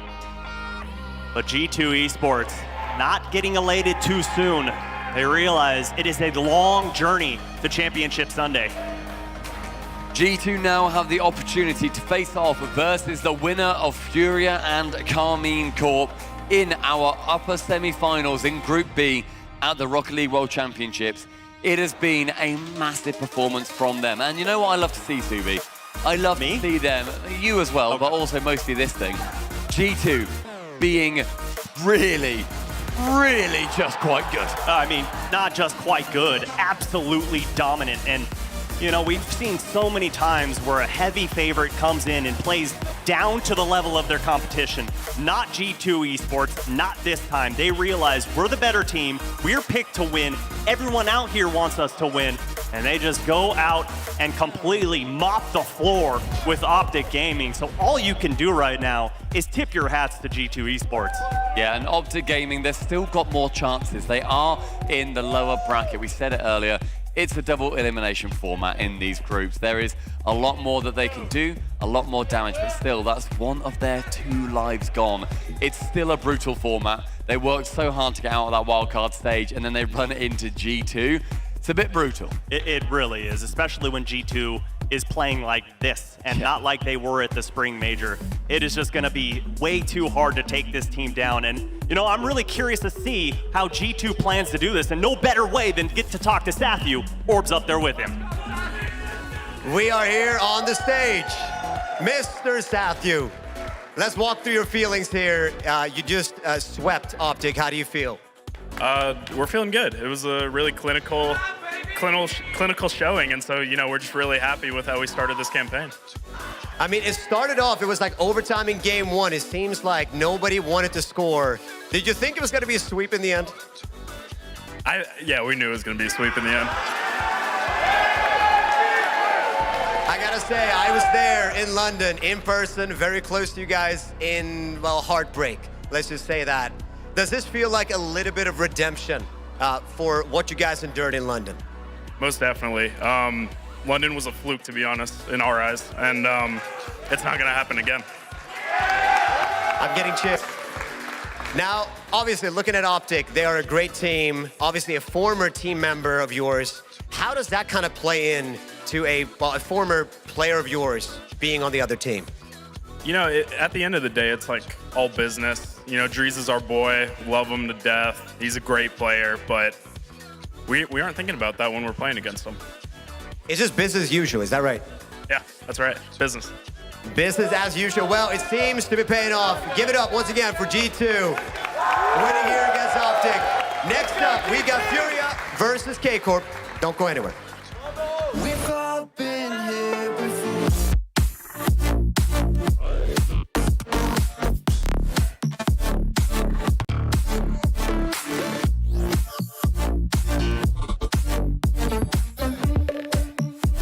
We've all been here before.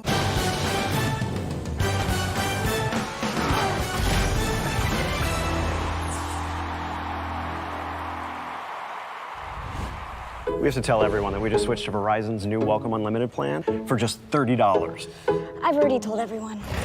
Wait, did you say Verizon for just $30? It's their best unlimited price ever. $30? That's awesome. Yeah, and it's from the most reliable 5G network in America. For $30 a line, I'm switching now. Yeah, it's easy. And you get $960 when you switch the whole family. Wow, I gotta let my buddies know. We're already here. The network you want, the price you love, only from Verizon.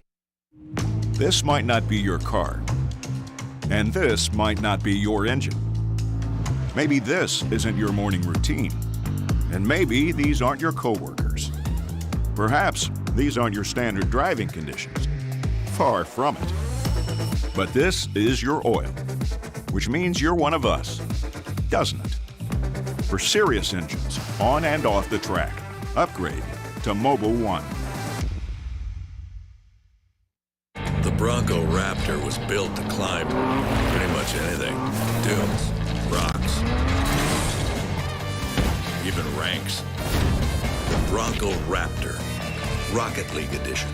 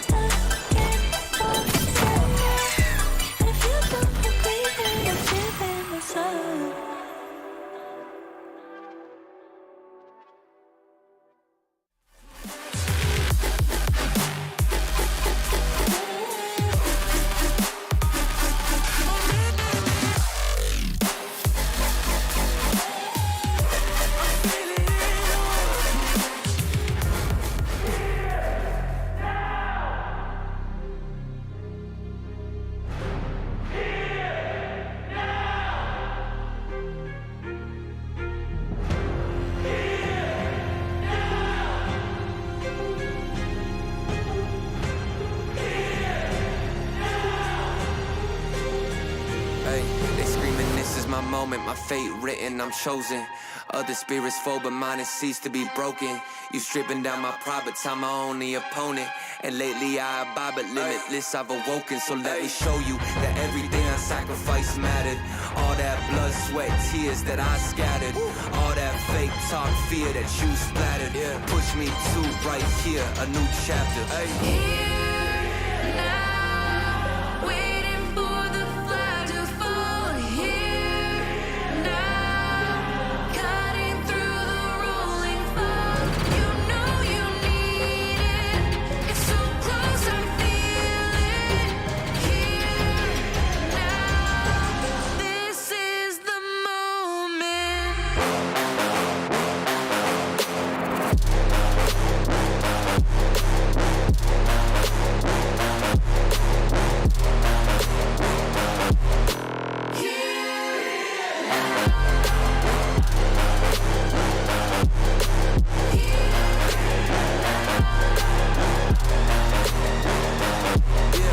One too many times, the shots that y'all are taking.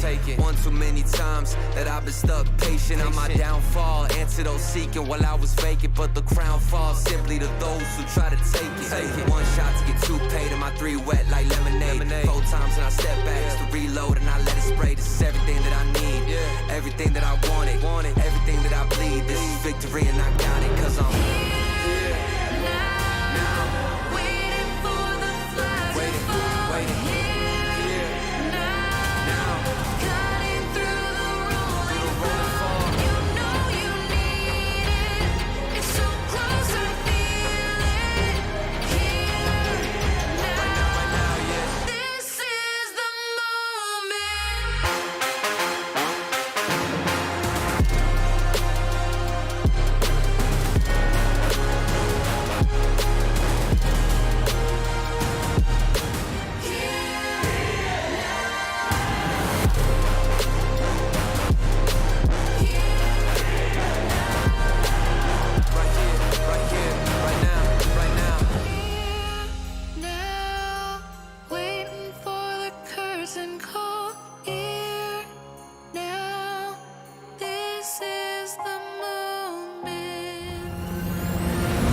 We have to tell everyone that we just switched to Verizon's new Welcome Unlimited plan for just $30. I've already told everyone. Wait, did you say Verizon for just $30? It's their best unlimited price ever. $30? That's awesome. Yeah, and it's from the most reliable 5G network in America. For $30 a line, I'm switching now. Yeah, it's easy. And you get $960 when you switch the whole family. Wow, I gotta let my buddies know. We're already here. The network you want, the price you love, only from Verizon. This might not be your car. And this might not be your engine.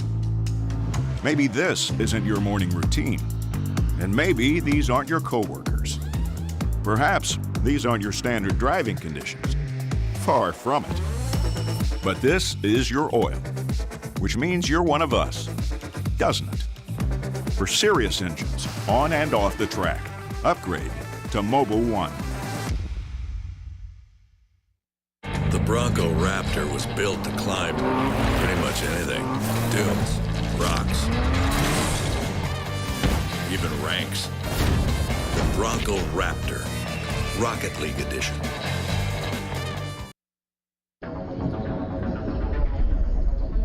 It's one of the great injustices in Rocket League history.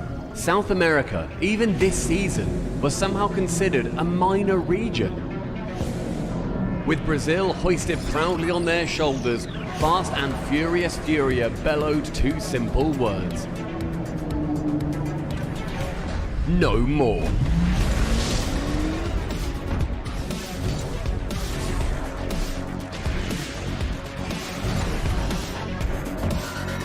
Caio and Card are ever present, but Talisman Yan is something else entirely.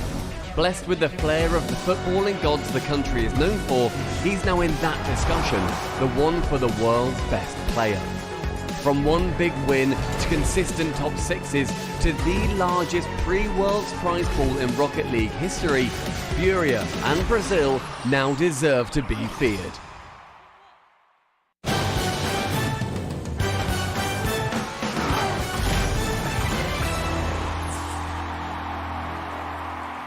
Another match concluded, another top 8 team making quick work of a wild card contender. G2 4-0 sweeping Optic, and I would love to say that it was close. Game 1 gave us a nice overtime, but it kind of felt like it was over after that. A lot of questions around G2 to see how this roller coaster of a season would start here at the World Championship.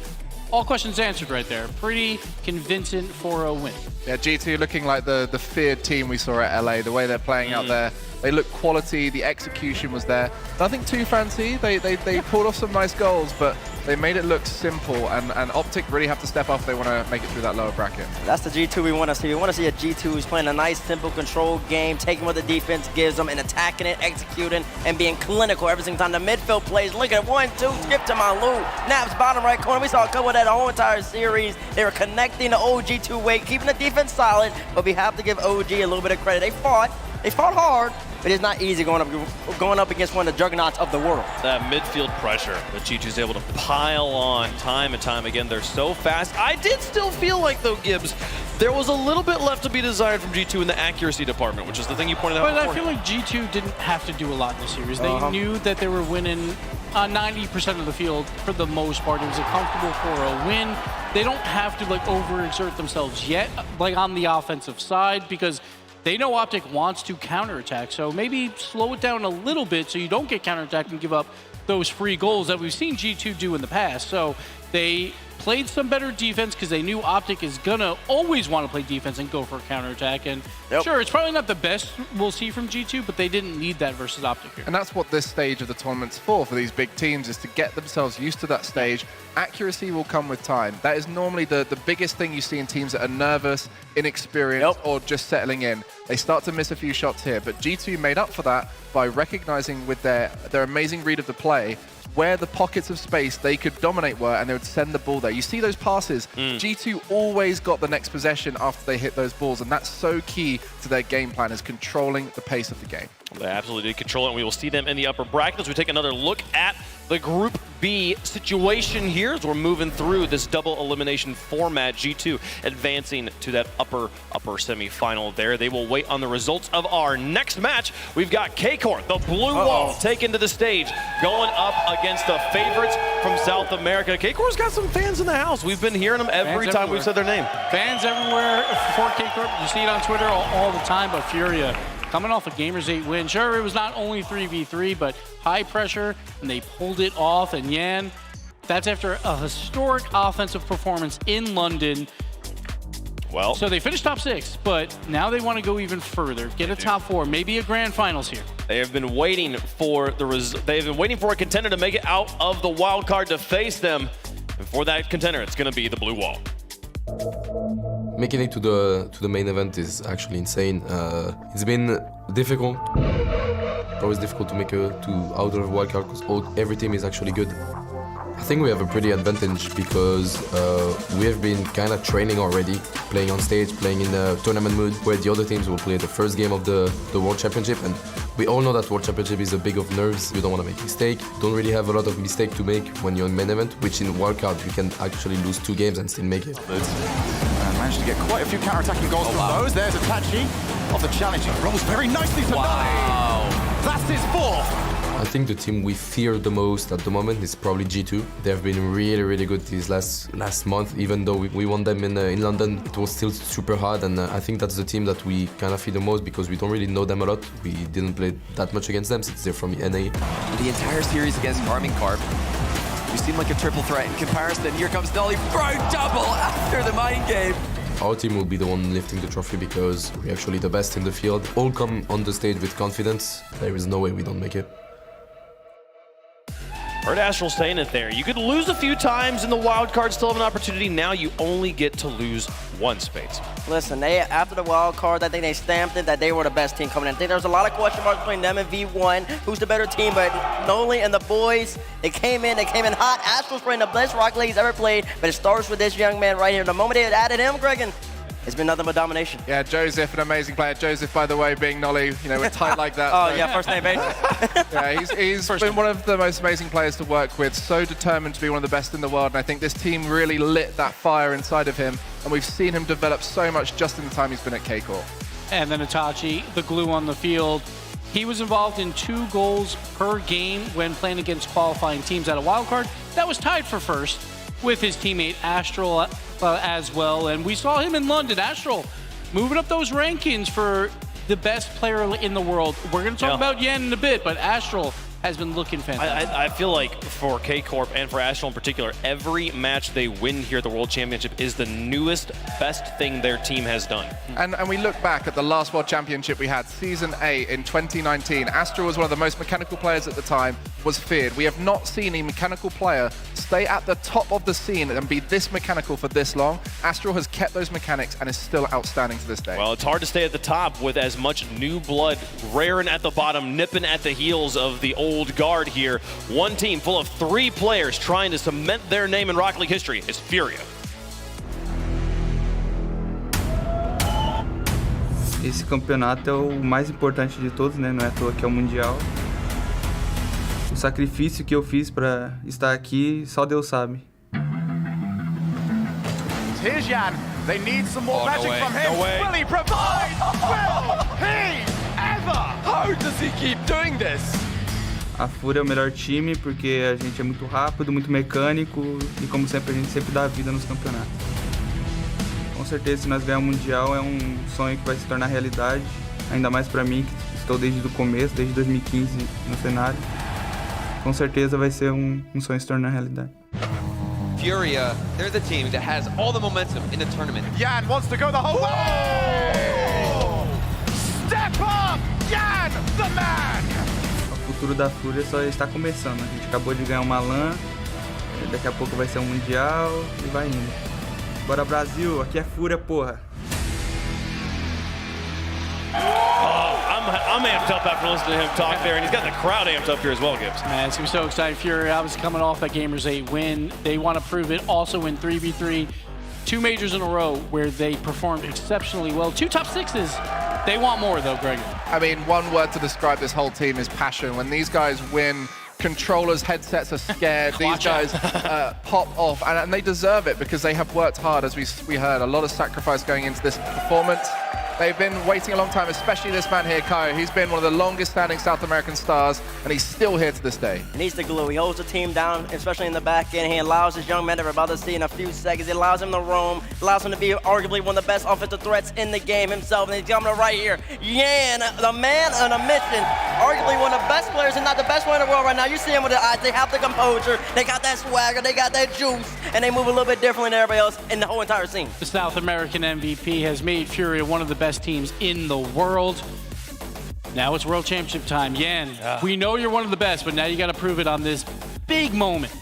It's Carmine Corp versus Furia, but it feels like in my mind, Greg, and this is Astral versus Yan. I mean, we look back to when they two played at London. You know, it was the first series went very much in favor of Carmine Corp, but then when they faced each other off in that lower bracket, it was 4-3. So a close matchup between these two teams, but in their region, of course, Furia so dominant in South America, at times falling off and then getting relit into that top team that they are. And it seems to be when they come to this international stage that we see the full potential, especially of Yan.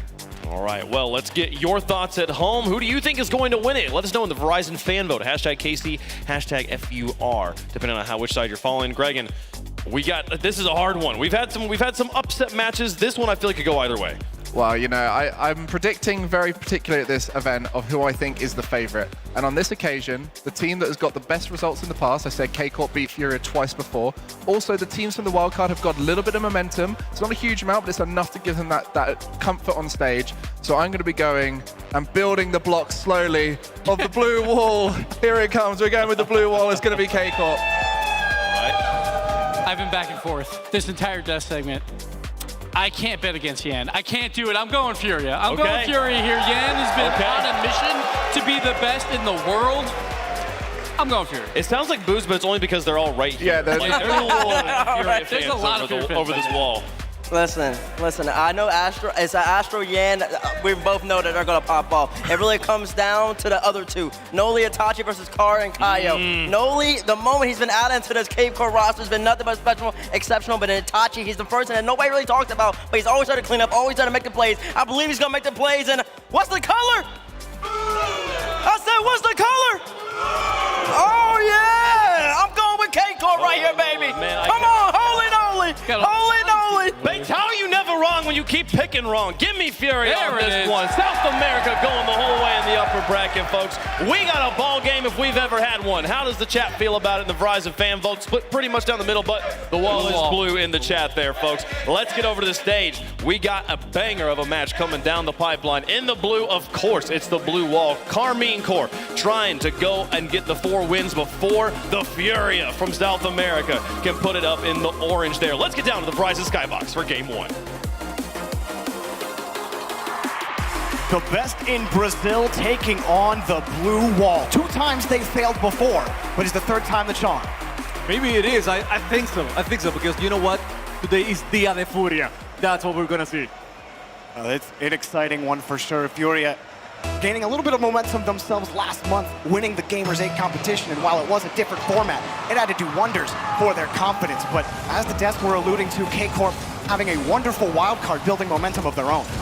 Yeah, both teams have a lot of momentum, so let's see what happens. I mean, I don't think that Furia has been standing doing nothing like K-Corp implied. So, I mean, momentum is something in the mind that you keep in the mind, and now Furia, I think it's better than ever. I think Kaio has been doing his homework, and Yanks, I mean, we know what this guy can do. Absolutely. On the other side, while a lot of talk is about Astral, you heard T-Bates hyping up Nolly, and you can understand why. K-Corp, they add Nolly to the roster, and all of a sudden, they're one of the best teams in the world. An insane team so far, but feeling a little bit of pressure, a little close to the side, still off the backboard, free for Astral to clear away. That was a good play from Furia. They were trying to put the ball on net. Obviously, it went a little bit high, but they're getting there little by little. I mean, this is only the first minute, and they had that chance. K-Corp is trying to find a way to get the ball out of the blue zone, but it's getting tough right now. And Nolly able to win the next 50. Furia handling K-Corp for now. They're looking for a hard clear downfield. Kaio trying to connect with Yan, and he does. Yan actually bullying Nolly out of the way. Card forced out of the play. Furia back on defense. You got the Card trying to be that third man right now. I don't like that too much. I want Card to be up front. That's a nasty play. Oh my God, they didn't. I thought they had a chance. It was an open net, and I thought they were going to score on that one. I watched it with the reason. Oh my God, Card! There you have the kid. Not trying. I mean, I told you, I don't want him as a third man. I want him pushing forward and then opening shots for himself or for Yanks, and that's exactly what he did. It does feel like the last few tournaments, Card has been taking that step forward again, where before it was all about Card. He got the nomenclature King Card for a reason, and seeing him step up, get the first goal for Furia, gotta do wonders. Kaio pushing forward for him. Kaio's story really as good as anybody's in Rocket League. And what a pass off the bar. Furia hitting the bar a lot, having a lot of pressure. Here comes Yan off the back, got the reset, but Nolly takes it away. Kaio is still that center man, that man that's going to be in the midfield, waiting for the ball, and he's been very patient. Look how he's giving time to his teammates to go for boost, to recover, to just make the offense work. And now, I mean, he didn't make the clear, but it was thanks to him that they got such a good clear on that instance. Quick pass out from K-Corp. They haven't really had a lot of time on offense. To commit Astral backing him up, and you see Nolly trying to harass the back line as well. So K-Corp, even though they're not hanging on to the ball for a long time on the orange half, they're still taking those risks, still getting those bumps in front, have the rebound, but then taken away. Nice jump in front by Card.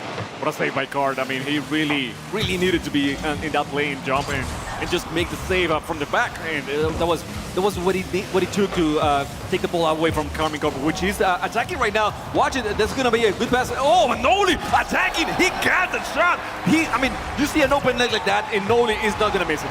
And a nice read from Astral. Caught that bounce right before it happened. Nolly picking up the demo as well. Card jumps up, has to try to guess where exactly Nolly's going to shoot that, try to cover as well as he could, but a good play from Astral and Nolly. And I am the biggest cheerleader for Furia, right? But I still, had to take my hat off from that play. Astral was amazing. He was on point. The demo before the shot from Nolly was great, and then Nolly just putting the ball on the net, making it look easy.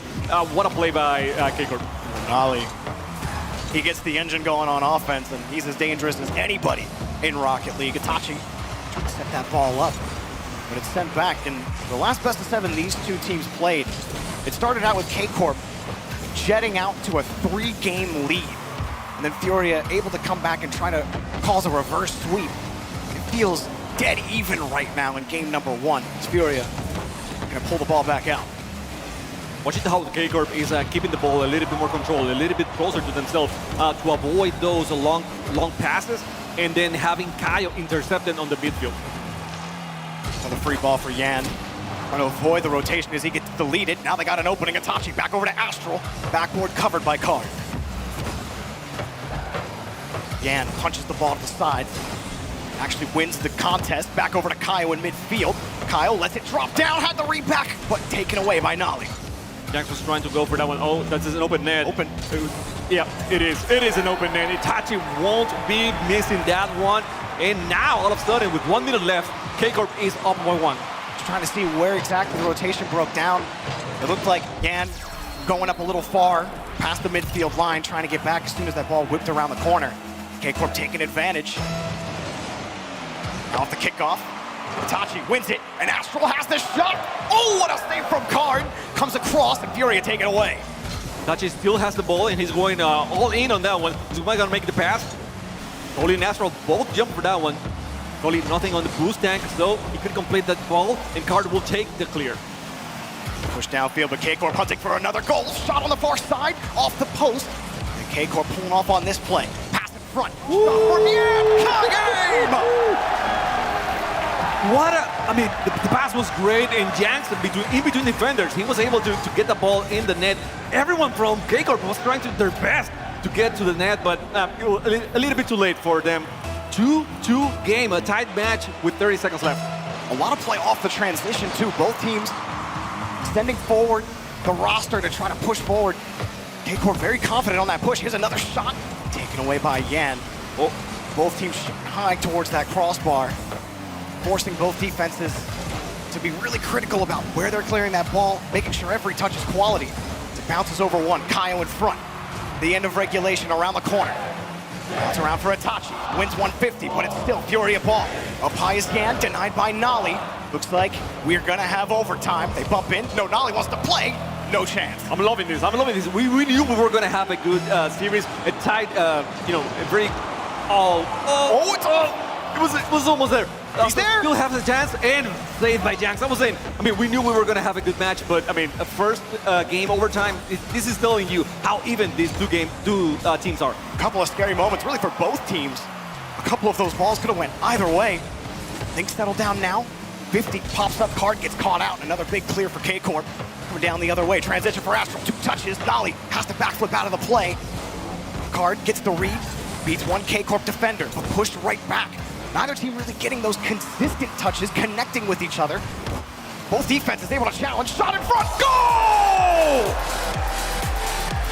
The pass, the goal. I mean, that has been the way that they are scoring on this match. They are passing midfield, infield passes, and putting a lot of power behind those shots. That's the only way they have been able to score. Great pass from K-Corp. Hanging on as Furia tried to come back. And Itachi picking up the MVP honors. But felt like Nolly was really the biggest force on offense for them. Even doing a lot of the work off ball that you don't see. Sometimes it's not even on camera where he's swinging around, he's stealing boost, taking away options, forcing Furia to respect his presence on the line. And that kind of physicality, or at least the fear of the physicality from Nolly, keeps Furia honest in how they try to clear it out. K-Corp took their chances, they had the options, and they got them beat. And it's a little bit scary when you're saying, well, Itachi is the MVP and Nolly was the backup man. And Astral, not so much. I mean, yes, he was playing good, but we haven't seen the best of Astral yet. So whenever that happens, if that happens, then it could be, I mean, even worse for Furia. Furia definitely looking pretty good so far, but K-Corp looking even better. You're, Gregan, talking about, you know, wildcard teams in general, having that momentum that's benefited them so far in the group stage. Astral, you were talking a little bit before that. Astral and Kaio, they look very similar. They look like they're brothers. They got a look going on, you know, the glasses, the beard. I don't know, yeah. All Astral needs is the sleeve tattoo. And then, you know, I would be convinced that they were twins. They call him in South America the EU Kaio. I don't know. Maybe he wants Kaio to be called the Sam Astral. I don't know about that. Maybe he just wants to be called Kaio. Yes. Ooh, touch up. That's going to be a Furia goal. Kaio getting credit for this one. Yan on the pass. Talking about the great one here, Yanks got the pass, and Yanks was one of the players that he was a little bit quiet on that first matchup. I noticed that he wasn't playing with a lot of boost in that last minute. So that's a great idea. If K-Corp can limit the boost from Yanks, you know Yanks is deadliest when he's on the air. So if they can keep it away from the boost, that's great. And what is going on? Ricardo got the scooper out on this play. Winning on the kickoff. K-Corp caught out. Astral tried to get back, and that little delay freezes Astral for a second and allows Card to really pick his spot, get the power on the shot. That was excellently done by Card. Yeah, I think Astral was waiting for Card to cross the shot, and then Card, you know, as you said, he just stopped the ball a little bit and then decided to go to the other side. Very smart from Card, and that 2-0 lead, I mean, we have seen Furia had the lead before in previous games, you know, previous tournaments, and they somehow sometimes lose it. So I hope this doesn't go to their head, you know, like they keep playing aggressive without limiting their defense. That seemed to be the one thing that really burned Furia also was their slow start, where I don't think they looked as good in game one to get in the London major, excuse me, as they did in the last game, keeping it close with K-Corp the whole way. But K-Corp, a threat every step. You gotta watch out for that transition. Card underneath, he's looked solid so far. Yan keeping the play going in midfield. Underneath on the reset, Card playing it close, but Astral there on the defense. Kaio's keeping that one close, still on the blue zone. Tachi will get the clear, and Card will respond with that one. Tachi again on the ball, and he has the opportunity to get the pass to Astral, but great save. The ball is still not off, and now Furia was able to get the clear. That was a scary situation for Furia. Yeah, Nolly didn't really have a lot to go, excuse me. He didn't have but where to go on that ball, but punching it against the back wall, Furia back over to the corner. A catch out, pops it around one defender. Nolly there. Both teams fighting for possession. Card underneath. Didn't have enough boost to go. Kaio and Card low on boost, but still with the pressure with Yan. off the back wall, looking for a bump. He screens Astral off the play, off the bar, and it catches right on Nolly's bumper. Ah, man, that crossbar has been there. Oh, what a pass, what a shot by Itachi. And I'm telling you, these guys, K-Corp, with those passes, they have been relentless so far in these first 2 matches. I mean, 72 miles per hour, and that, you know, how good is that pass? How accurate it is. And on the transition again, Furia can't respond. The pass, like you said, on the money, and the shot just as good. Astral, get the ball back out over to Itachi. Furia trying to add back to the lead. Card off the ceiling, got another touch off the board. Shot coming, no, gonna play defense. Or K-Corp playing good defense and a pop in midfield. Slow down for Yan, he's been shut down every time he's gotten behind the ball. He hasn't really had a lot of space to work with. Kaio pushes it across, but again, backboard defense solid enough here from K-Corp. So fun how different are the styles of these 2 teams. Like Furia today decided, okay, we're not gonna limit a card by any means. Oh, talking about Card, how we're not gonna limit him at all.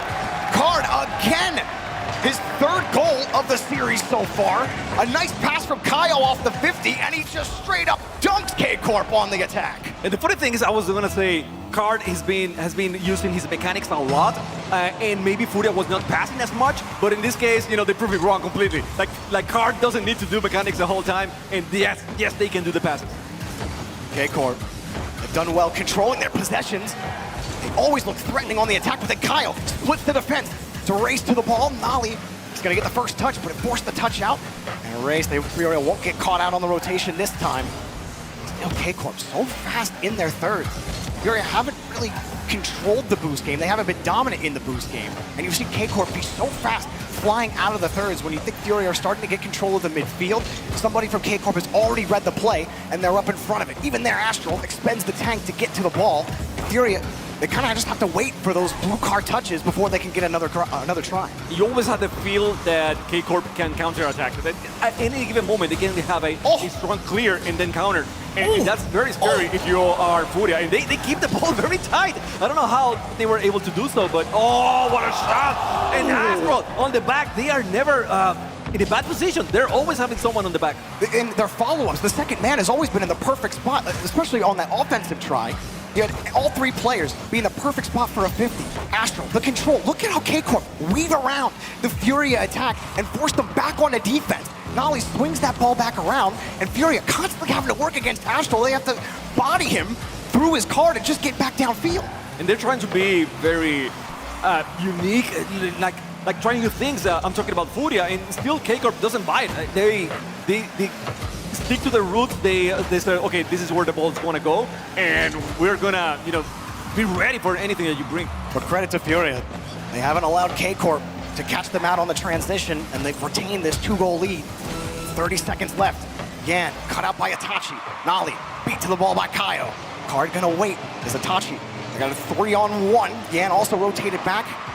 Furia back to full strength on defense. Itachi hoping for a pass, but you see K-Corp already on the retreat. Astral tried to read the touch. I think Furia have done enough to waste time on the clock, but K-Corp get one more. Touch off the backboard, covered by Yan. And that's gonna do it for game number 2. Furia even the score in game 2. We got a tie series. We got a tie series, and I'm gonna say this. I'm so proud of Furia in this match because we were talking a lot about how good Noli was in defensive transition, but if you look back at the old Furia, you know, maybe a year and a half ago or something like that, yeah, they would have gotten scored a lot of times with those transitions from K-Corp, and they always had someone in the back. I think Yanks, for some reason, was that guy this time. I mean, we also always have Kaio on the midfield, but Yanks was way in the back and Card maybe playing a little bit more forward, and it worked. I mean, you see the numbers, you're not impressed by what Yanks was doing, but at the same time, he was not allowing K-Corp to attack. It does come down to the compliments. Everyone's talking about Yan versus Astral, but then you think about Itachi and Nolly, Kaio and Card backing it up, and it really does come down to those compliments and how you synergize as a team. And like you were saying, the Furia of old, over-aggressive, maybe not paying so much attention to the rotation, thinking, we're just gonna get the challenge, next challenge, but now much more patient. And it's not just about being patient, but it's about choosing when to be aggressive, when to take the challenge, and finding that brain power to get by K-Corp. This time in game 2, Furia were a little better, but man, K-Corp looks so scary as a roster. The way they're passing the ball and carrying it right now, Furia can't let up. It is scary, and that's the thing. We were talking about matchups, we were talking about Astral and Yanks, but at the end of the day, it's 3v3. It's not 1v1. So you got 2 other guys per team that are doing an excellent job, and they're so good at keeping the pressure. I mean, even when they're down on the match, it feels like K-Corp can bring it back anytime. So, we were both like. That would have been a nasty angle. Astral, look at Nolly, he's already flying through the air. Maybe a bit of a gaff there from K-Corp. Now Yan trying to take advantage over Itachi. Astral misses the ball, and it's a goal for Kaio! Look at that.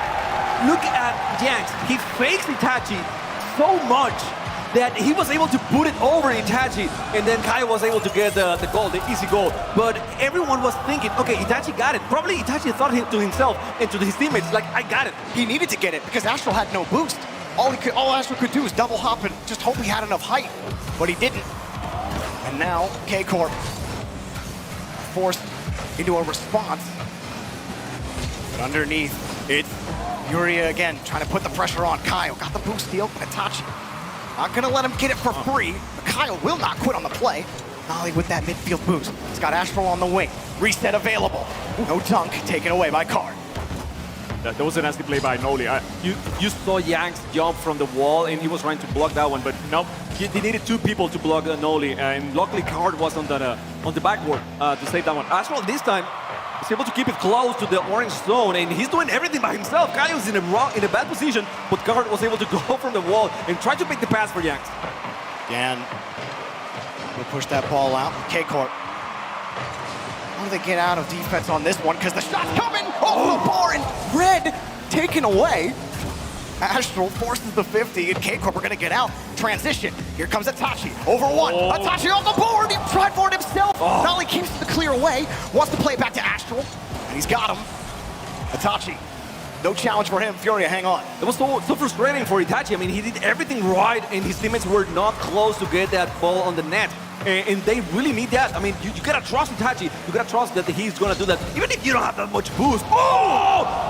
That was a nasty demo on the air. I thought they were gonna have the second touch. Yan tried to turn into a fighter jet. Astral, precarious position. His Card tries to bump him off the play. And Furia, a team historically that has struggled in the physical game, have really evolved their play to be not overly physical, but they've definitely incorporated it a lot more. That was something that they used to get beat on so easily as they dive in front for another stop. I don't know how they stopped that one. Astral was in the perfect position to score that ball, and the passes continue from K-Corp. Furia really needs to get the pass, and now they try to get the clear, but for how long? Because right now it seems like K-Corp is the one dominating the pacing of the game. The last 2 goals of the series belong to Furia, but K-Corp even the score. Itachi taking the pass in. Furia had the right idea on this one. They were trying to get to the ball before it hit Itachi. You know, like Yanks was trying to get there. He missed it by a little bit, and it was enough then for Itachi to get the goal. 1-1, 2:22 to play. The transition continues to be successful for K-Corp. If they can keep finding those 2-on-1 situations, that seems to be the best bet for them. Kaio is underneath. Astral diving in front. Like I just stopped the Furia rotation and they get a free shot. Kaio there again. The Furia not first to the ball. Astral avoids 1. Having to avoid an orange car. Caught underneath. Here comes Card. No dunk. Nolly takes it away. It's the old Card coming on, and I don't know if I'm all for it or not. I'm confused right now because he's going for resets and resets and resets every single time. And yes, it does open up some plays every now and then, but when he misses those touch, when he loses control of the ball, he's without boost. He doesn't have anything on the tank, and it takes him a lot of time to regroup in defense. K-Corp, a little bit more pressure. Nolly has to respect Kaio on the play. Nice catch from Astral. Furia trying to push forward again. Kaio gets bumped out of the way. Itachi reads that nicely from Yan. But Card behind the ball with space above the ceiling, taken away by Astral, who's been so good at reading Furia's pushes. He's gotten to a lot of those balls on the defense. A few times they have gotten by Astral. It's because he's been starved on the boost. He's left with nothing. So K-Corp, as long as they can find a way to at least even that boost battle up, and they don't get stuck on defense, they keep the game tied, maybe even add, but Card, another catch. K-Corp surviving. Shot in front, taken away. Astral, I mean, we have to say he's been amazing on the defense. I don't know if he's getting enough credit, enough points in this match for every single time that he's taking the ball away and making it clear. Oh my God, that was a nasty shot. And again, Astral was in the back trying to defend, and this time there is no Astral on the net. He wasn't there to defend, and Team Card gets the second goal for Furia. If you can't beat him to lead him, Yan throwing him into the scrap heap, opening the doorway for Furia. 30 seconds left. K-Corp, you want a little bit of pressure. Can they force this into at least an overtime? Astral on the catch, underneath. Kyle not letting them happen. And Yan and Card gonna link up back the other way. Card off the ceiling, doesn't get the touch. And 3 commit from K-Corp. They are a little panicky there on the defense, but they get the clear. Well, they know they don't have that much time, so they do have to go very fast for those clears. And there's a second dodge for Kyle. It was close, but not good enough. Card keeps the ball on the blue zone. Astral misses that one. Another shot on net at this one. Card is gonna get it in. And I mean, Card is back. I mean, he is an offensive player right now for Furia. Who's Yan? This is Card's kingdom. Hang on a second, Furia. Taking game 3 and taking the lead in the series. It has been, let's see, 1, 2, 3 plus 7, that's 10. It's been like 12 games since Furia has led in a series against K-Corp. In fact, they've never led in a series against K-Corp in the last 3 matches that they've played. This time, it's a little different. And while Yan has certainly taken a back seat, he's been bottom of the scoreboard the last 2 games, he doesn't have to be the guy that's scoring. In fact, it's probably better that way that Yan isn't scoring. It was 1.44 goals a game in their last series against Furia. But Card taking the front seat. Kyle also looking excellent. In Yanks, he's not scoring, but he has 1 assist. He had a demo, and then Card was able to jump in. So he is an offensive player. I mean, he's attacking. He's helping his teammates to attack. He's not just shooting that much, or maybe getting the goals, because he actually has 4 shots on net right now. But I think this is very, very good, very useful, because people are waiting for Yanks to show up and do their thing. And we know he can. He's just deciding not to, because, I mean, maybe they want to bother K-Corp a little bit like that. It's a different game. It's maybe a mental game right now. So maybe anytime we can use Yanks, you just don't know when. No timeout from Carmine Corp. It did take game 1, and typically when we see the 2-1 scoreline, you don't see the timeout come out unless you go down 3-1. So we'll see what happens here if K-Corp can even it up. They've looked really solid for the most part. It's been that really relentless physical pressure from Furia in that last game that really did them in. But we've talked about their transition. We talked about K-Corp's ability to control the ball, really from all 3 players. Now you gotta withstand quick pressure. The demo! Goal! Card again! I'm telling you, maybe all Yanks would have decided, I'm going for the shot. I'm taking the shot, because he could have gone for that one. Instead, he went for the demo, and Card was there. They are so in sync right now. They know, okay, yeah, like, it was a call. Yanks says, I'm going for the demo, and Card says, okay, I'm going for the shot. I mean, that good was that play. Furia, all bouncing on the same wavelength, and a free shot for Kyle, 2-0 Furia! Don't give them free shots. You can't do that to Furia. You cannot do it. Noli was trying to get there, maybe a backflip or something like a misclick, but still, you gotta be more aware of that situation. We were talking about how good Astral was on the back before in the previous matches. They need to go back to that if they want to defend those shots. When you did have Astral and Itachi kind of get tied up on the ramp, on the sidewall, and not only really expecting somebody on K-Corp, you think if 2 are committed on that ball, from his perspective, probably looked like they were going to at least get a touch on it, and instead it's a free pass to Kaio. So not working out for K-Corp on that play. This is where you gotta settle the nerves a little bit. The offense has gotten out of control on Furia, and that's where you need that calming presence, be able to be like, it's only 2. We've come back from 2-0 down from the same exact team before. We can do it again. There's plenty of time. They got 4 minutes to play, so yes, there's plenty of time. so far. So, and I know K-Corp knows that. I mean, they are very cool-headed guys. I think in the past, I have seen that they were very emotional, but I think lately, they have been able to control that emotions and play very well regardless of the situation. So, you know, I wouldn't count them out just because Furia has those 2 very early goals. Bounce down, Kyle. Been the rock for Furia in this game, and the ball doesn't matter! Ian covers it cleanly. Astral got another catch underneath. No shot taken away. How do you feel about that? I mean, you did everything perfectly. You got the bump, you got the shot, and then out of sudden, Yanks, and again, Yanks. I mean, we were talking, he's not attacking, he's not making the goal, he's making the save. There it is! Caio with the awesome save again. Another shot, and Yanks again from the backboard. He's not letting anything in. There were 3 different mix-ups there. Itachi went for the aerial fake to let Astral take the shot, but it didn't matter, it was still closed off. No touch there, taken away. Furia hanging on defense. As Itachi just trying to stint the attack. Here comes Caio. Shot underneath, blocked. I'm telling you, if you are a fan of old Furia, you have to be so proud right now. You have to feel so good about these guys because not only they can score, but they can also defend at the same time. And I mean, the game should be tied right now. I'm telling you, the game should be 2-2 right now.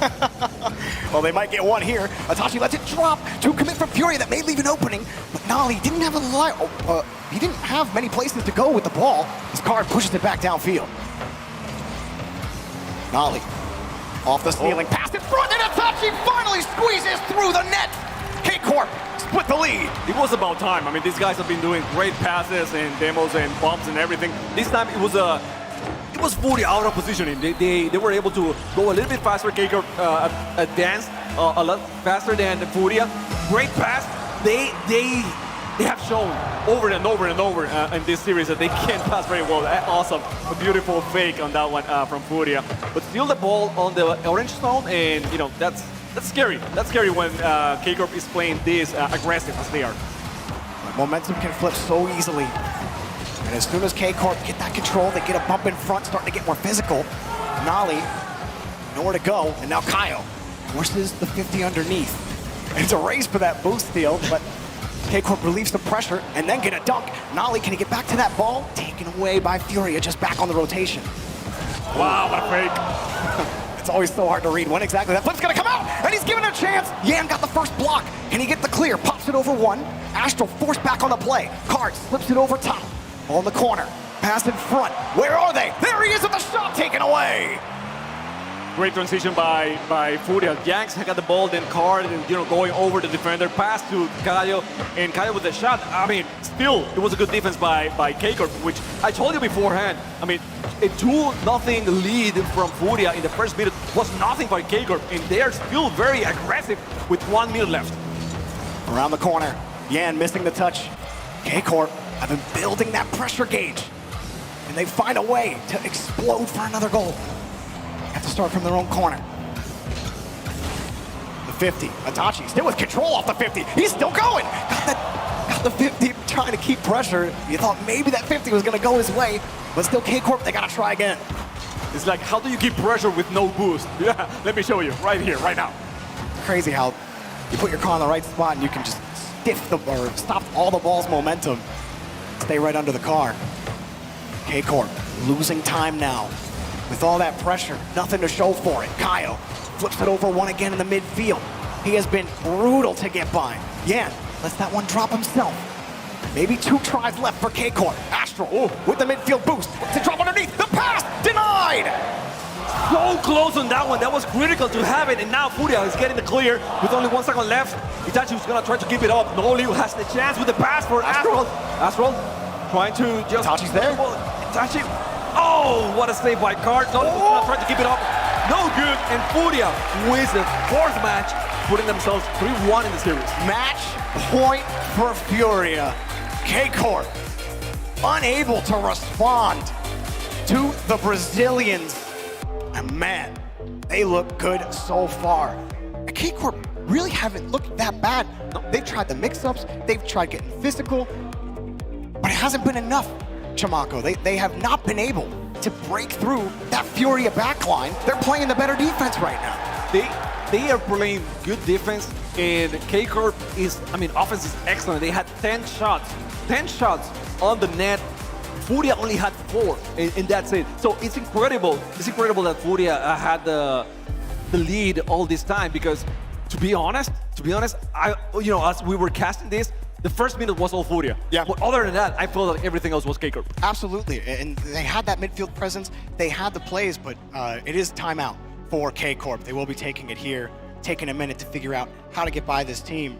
For your mark, what does it have to be for K-Corp to get by Furia? If they, because we talk about having the midfield presence, having the pressure, but they're missing those shots, especially in the last minute. The shots started to wane off. Furia played the ball to the corners excellently. Kyle has been impossible to get by in the third and the midfield. So how do you deal with this?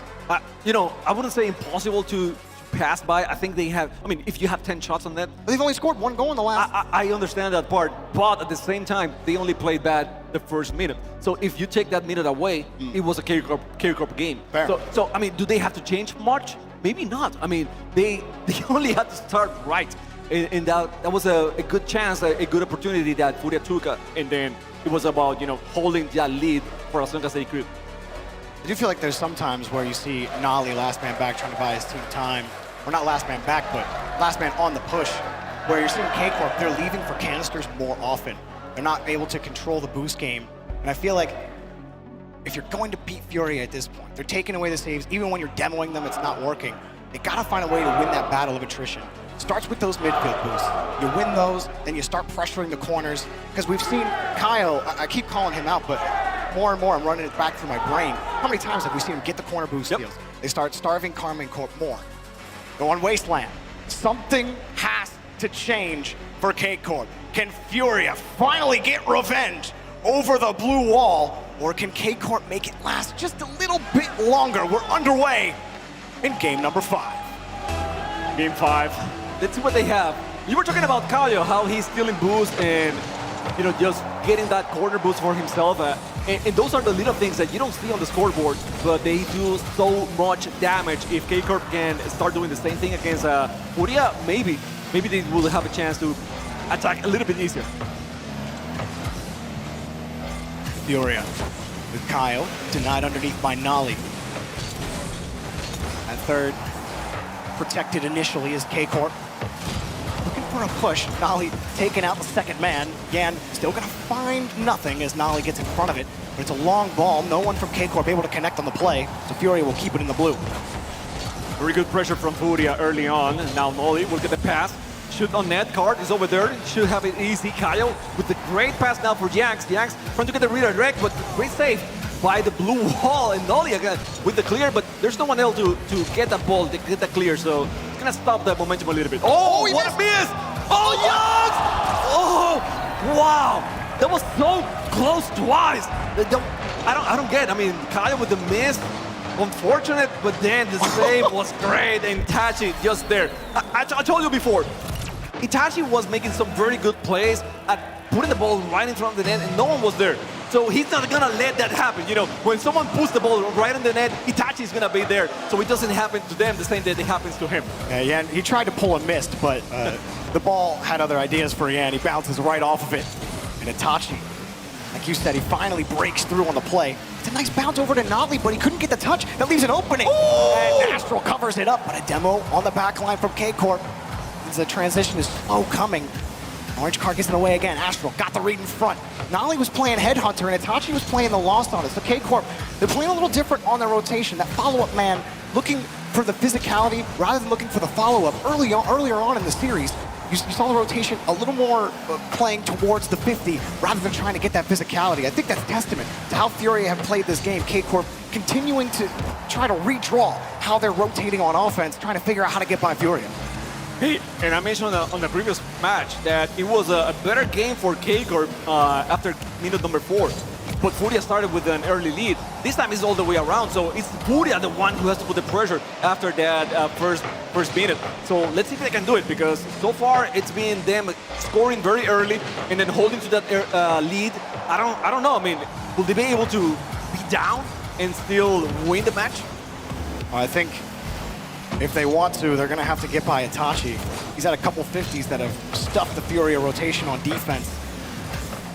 Astral, he's been behind the ball, and his 50s haven't been as successful. He did get the first one there, but couldn't get it away from Card.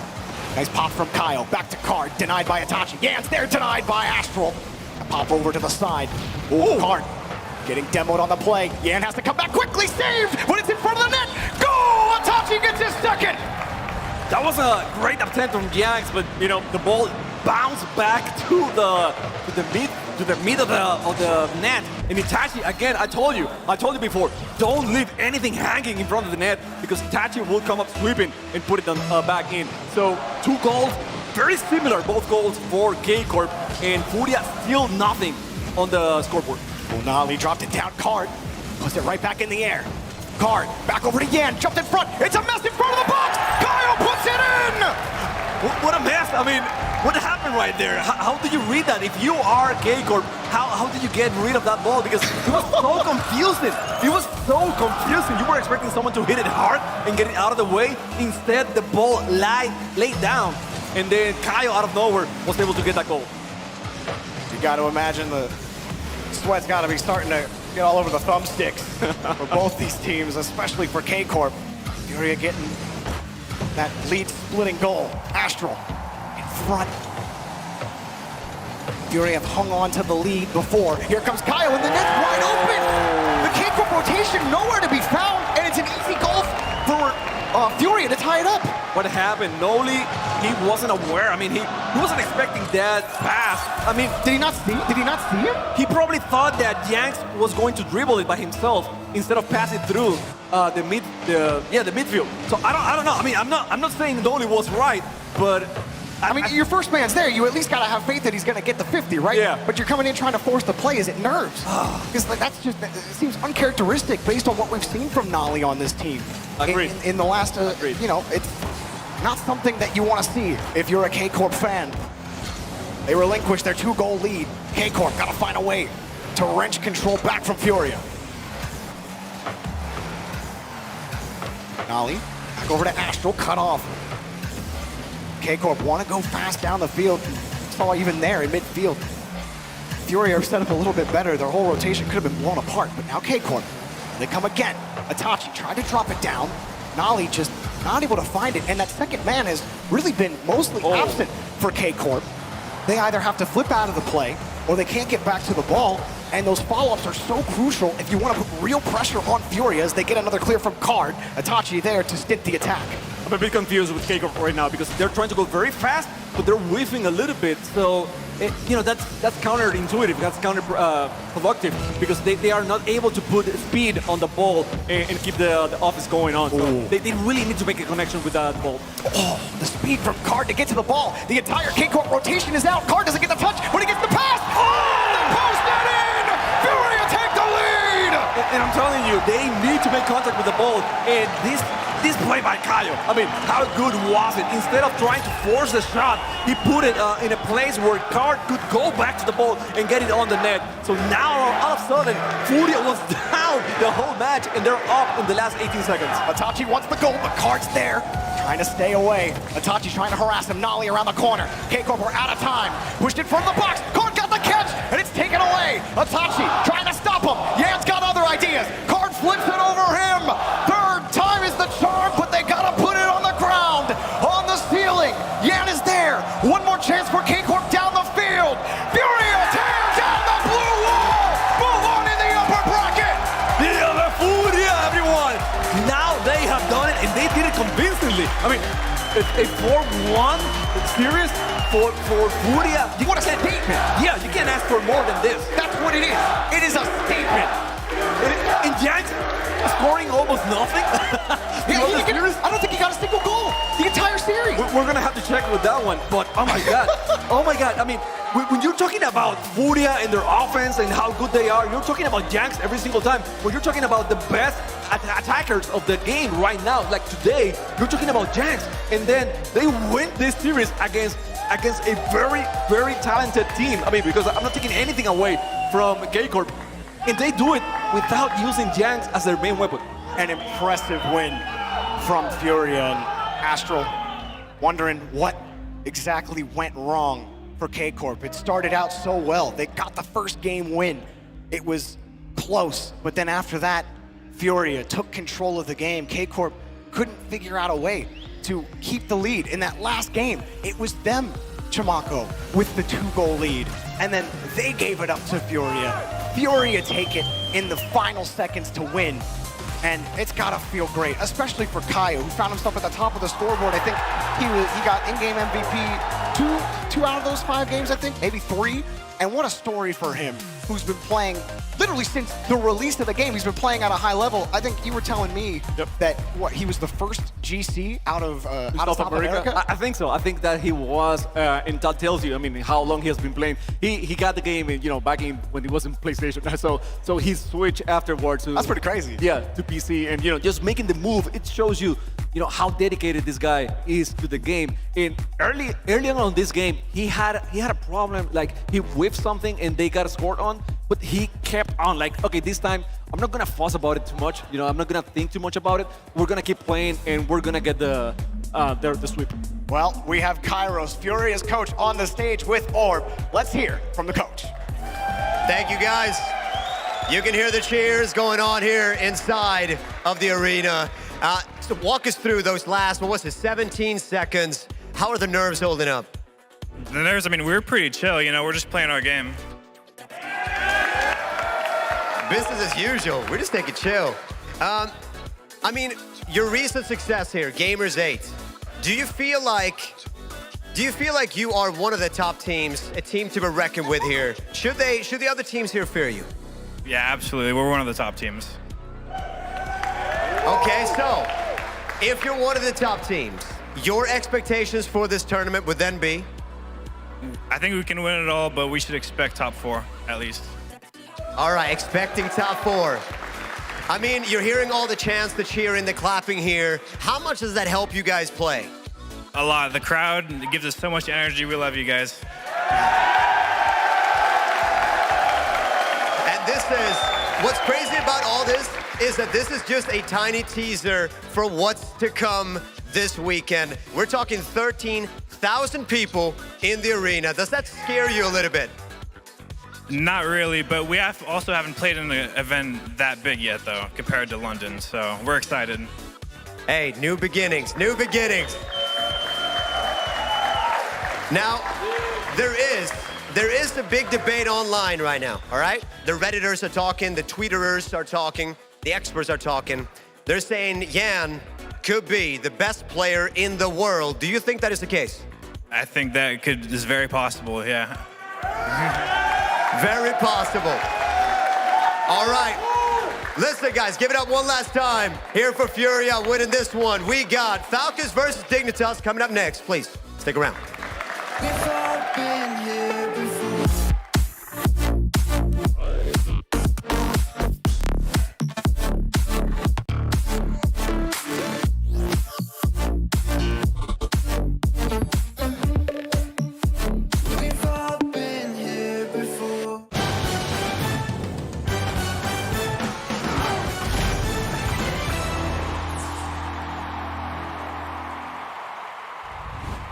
We have to tell everyone that we just switched to Verizon's new Welcome Unlimited plan for just $30. I've already told everyone. Wait, did you say Verizon for just $30? It's their best unlimited price ever. $30? That's awesome. Yeah, and it's from the most reliable 5G network in America. For $30 a line, I'm switching now. Yeah, it's easy. And you get $960 when you switch the whole family. Wow, I gotta let my buddies know. We're already here. The network you want, the price you love, only from Verizon. This might not be your car. And this might not be your engine. Maybe this isn't your morning routine. And maybe these aren't your coworkers. Perhaps these aren't your standard driving conditions. Far from it. But this is your oil, which means you're one of us, doesn't it? For serious engines, on and off the track, upgrade to Mobil 1. The Bronco Raptor was built to climb pretty much anything. Dunes, rocks, even ranks. The Bronco Raptor, Rocket League Edition.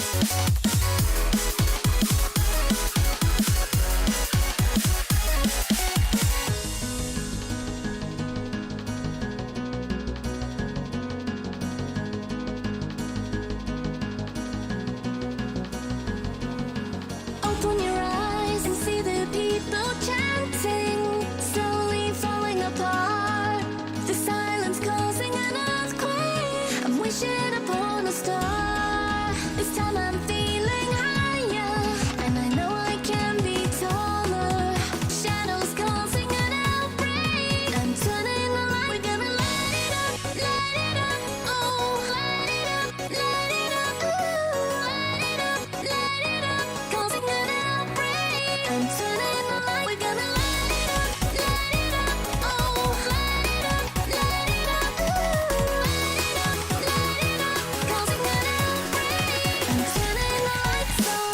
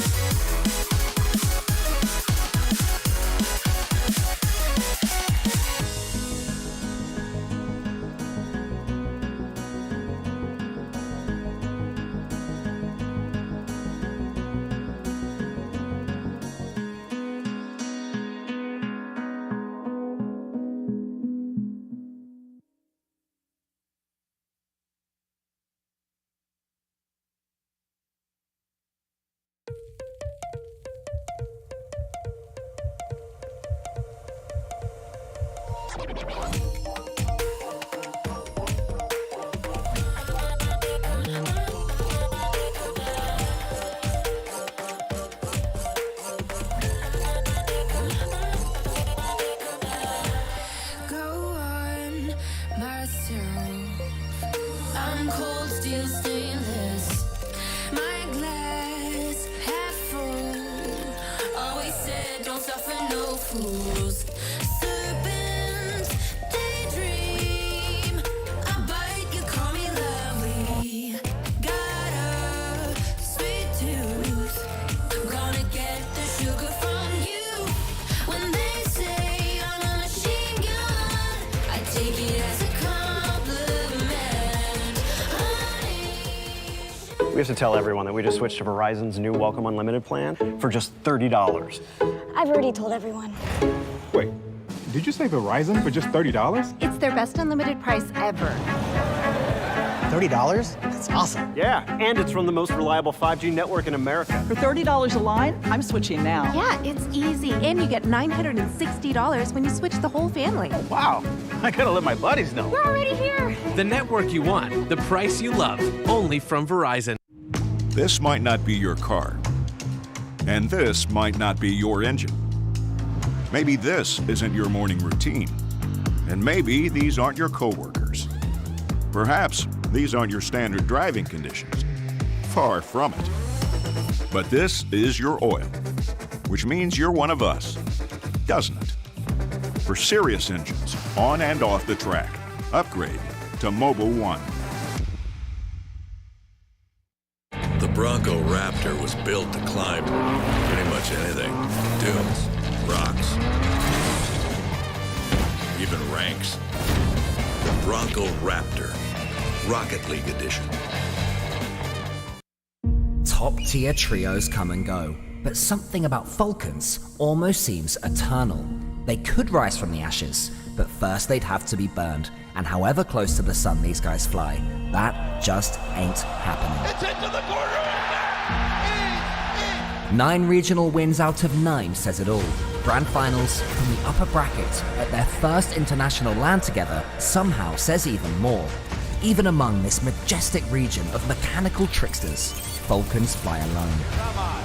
Just trying to launch Ocala downfield, who hasn't done a lot of... In their first full season, an impressive nest egg is already growing. Maybe, just maybe, their post-world spoils will line its edges with glints of gold.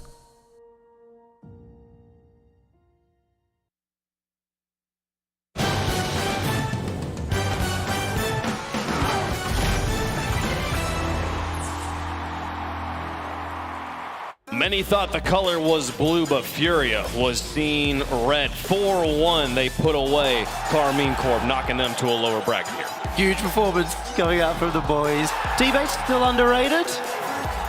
Underrated? Who's underrated? Furia still underrated? Oh, sorry, overrated? Yeah. Yeah. Really? After a win.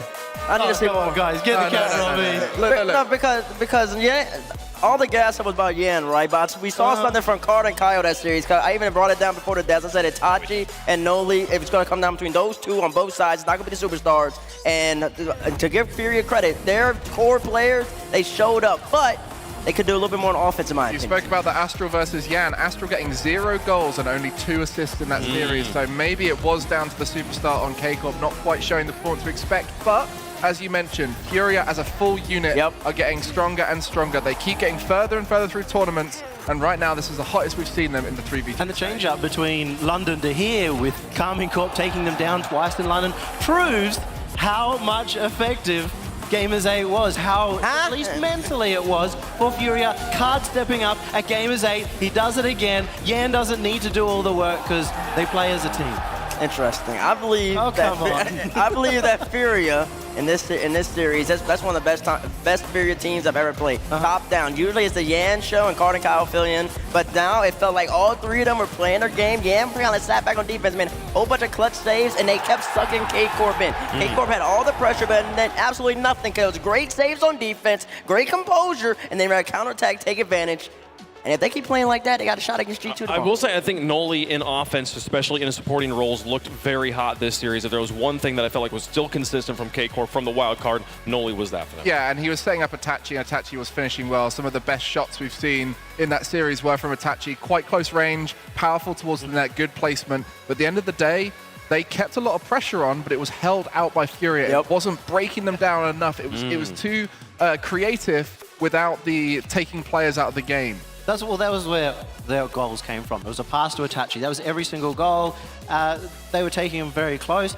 There was no real slow play coming out from Noli. Astral, I think, was actually having a mechanical issues throughout that. He was missing some plays. Well, we'll get to see Karmine Corp again a little bit later on as we take a look at Group B and how it stands after the conclusion of 3 matches here. Furia advanced to face off against G2 Esports. I believe that match is happening tomorrow, so make sure you hit that follow button. Optic will take on K-Corp in the lower quarterfinals, and right now the club is waiting to find out who they're playing in this matchup. Falcons versus Dignitas. First time we're seeing Falcons here at the World Championship. Any 1v1 players at home will be watching this thinking, I'd love to see this over and over again in a 1v1 setting, but no, we're going to be here in 3s. Ahmad TRK and a Khaled going to be taking on apparently Jack, Scrubkiller, and Jorias.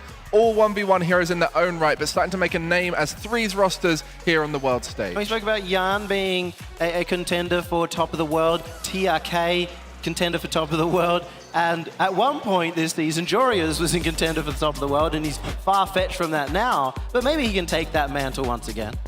Don't forget about my boy Ahmed. Oh, there's so many. There's so many players we can talk about. That debate, I don't think we're going to settle anytime soon. But many fans have been waiting to see them on the stage. They're finally here. It's the Falcons. بطولة العالم هدف أي لاعب موجود باللعبة وهي المرحلة الأخيرة من الموسم فالكل متحمس. البطولة هذه أهم شيء موجود لأن المرحلة الأخيرة من البطولة. الفوز بالبطولة.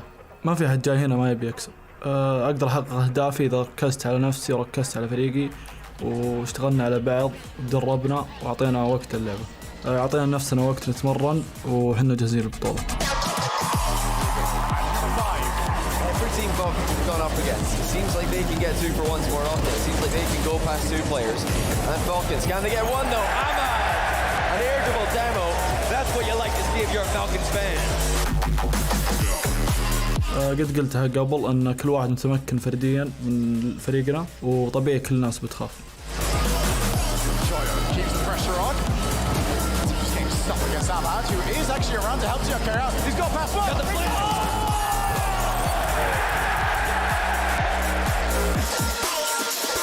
Falcons are here. Bates, I'm impressed by how every answer it seemed like he had for those questions was, we're going to work hard and we're going to be better. I mean, is there anything else less to say? Fall, played with Senzo, finished top 4. They didn't make Winter Major, didn't matter. We went to Spring, finished top 2. Went to Gamers 8, finished top 4. Yeah. And they were disappointed. And they were that's what I was so motivated. Everything they do, everything they have touched, 9 for 9 in regionals in the MENA region. 9? They are an exceptional roster filled with nothing but mechanics, and they have the young man right there. Dragon, take it away. One of the best players in the world right now. Top of every leaderboard in ranked. For anyone who's got the game at home, check it now. Might have lost the number 1 spot. But everybody overtook him just after that tweet. Yeah, I mean, he's a 1v1 hero, 2v2 hero, 3v3. These guys are trying to etch their name in history. It's one of the best rosters of all time. They had to wait for this moment for so long, but finally they're now able to compete in that world stage. Speaking of history, O'Callaghan's been a lot of MENA history in the one scene. He came through the first time for his first event in that last one. They came second, and there is a lot of mystery and magic around that second position. So many teams have won a world championship after coming second at the last.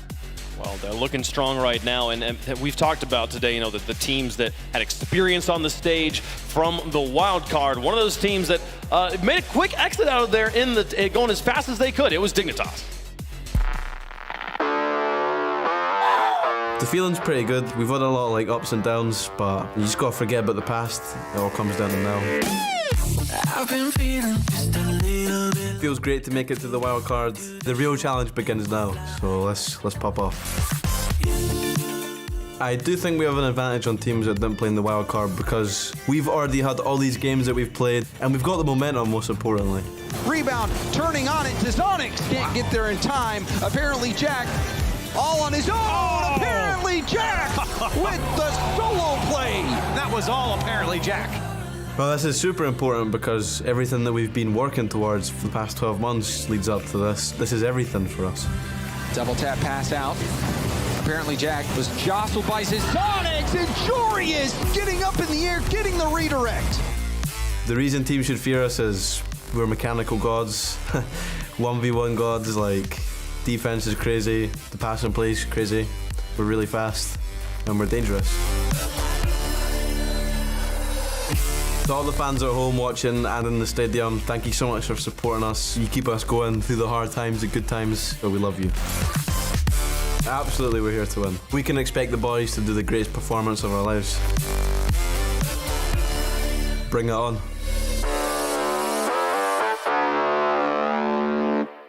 Okay, I have a problem here, Yummy, because Scrub said that Dignitas is the boys, but CJ says that Renegades are the boys. There can only be one team that's the boys here. Well, the Renegades hashtag is, yeah, the boys, but these guys can just take the regular boys. Okay. But what a great team. The performance coming out after such a bad split, after probably being mentally down and out, is really, really encouraging. And the first game in the wild card, we're all thinking, oh, here we go, Dignitas, same form as usual, but they seem to have this epiphany moment where everything came back together and Dignitas looked like former selves. And it only takes about 10 seconds of talking to Scrub Killer before he reminds you that he is a world championship player. Not a major player, not an onliner, he's a world champion. Not only that, the youngest ever world champion, winning in his first season where he went to the world championship and then coming to the final and the next one afterwards. He has always been a player to step up on the world championship stage. Jorius, though, he's a player we've seen on LAN and play the best we've seen of any player at the time, full major, look like the best in the world. Now we've got to start seeing those performances come out here at the World Championship. And we saw a flash of that form, a flash, just a smidgen. Oh, yeah. Against SSG in the wild card last Saturday, I believe. I don't know how many days we've been here so far, but we saw a flash today. He returned to that form, and they've been on their game. Appjack, I've been talking about it the whole entire time. Dignitas, they've been getting in at like 8 a.m. before everybody else. They've won it, and they're taking it day by day, game by game. It's an interesting approach. They don't necessarily come in with the best game plan, but they come in and they execute, and you hear Scrub say, one mechanical guy, we can pass, we can shoot, we can do everything. So apparently they're the perfect team competition, the perfect competition of players. Come on, that's what Falcons could do. All the things he listed are exactly what Falcons are known for. Mechanical gods, 1v1 gods, and do all the things, the basics of Rocket League well. One is that, does that mean that Dignitas has met their match? I mean, we've talked about, the value of getting to play on the stage, being familiar with this environment. The wildcard teams are gonna have momentum coming in. Not today. The top 8 teams have swept the matches so far. So as we get ready for the match, let's find out what you guys think about it at home. Use the Verizon fan vote, hashtag FLCN, hashtag DIG, depending on which way you're feeling on that one here.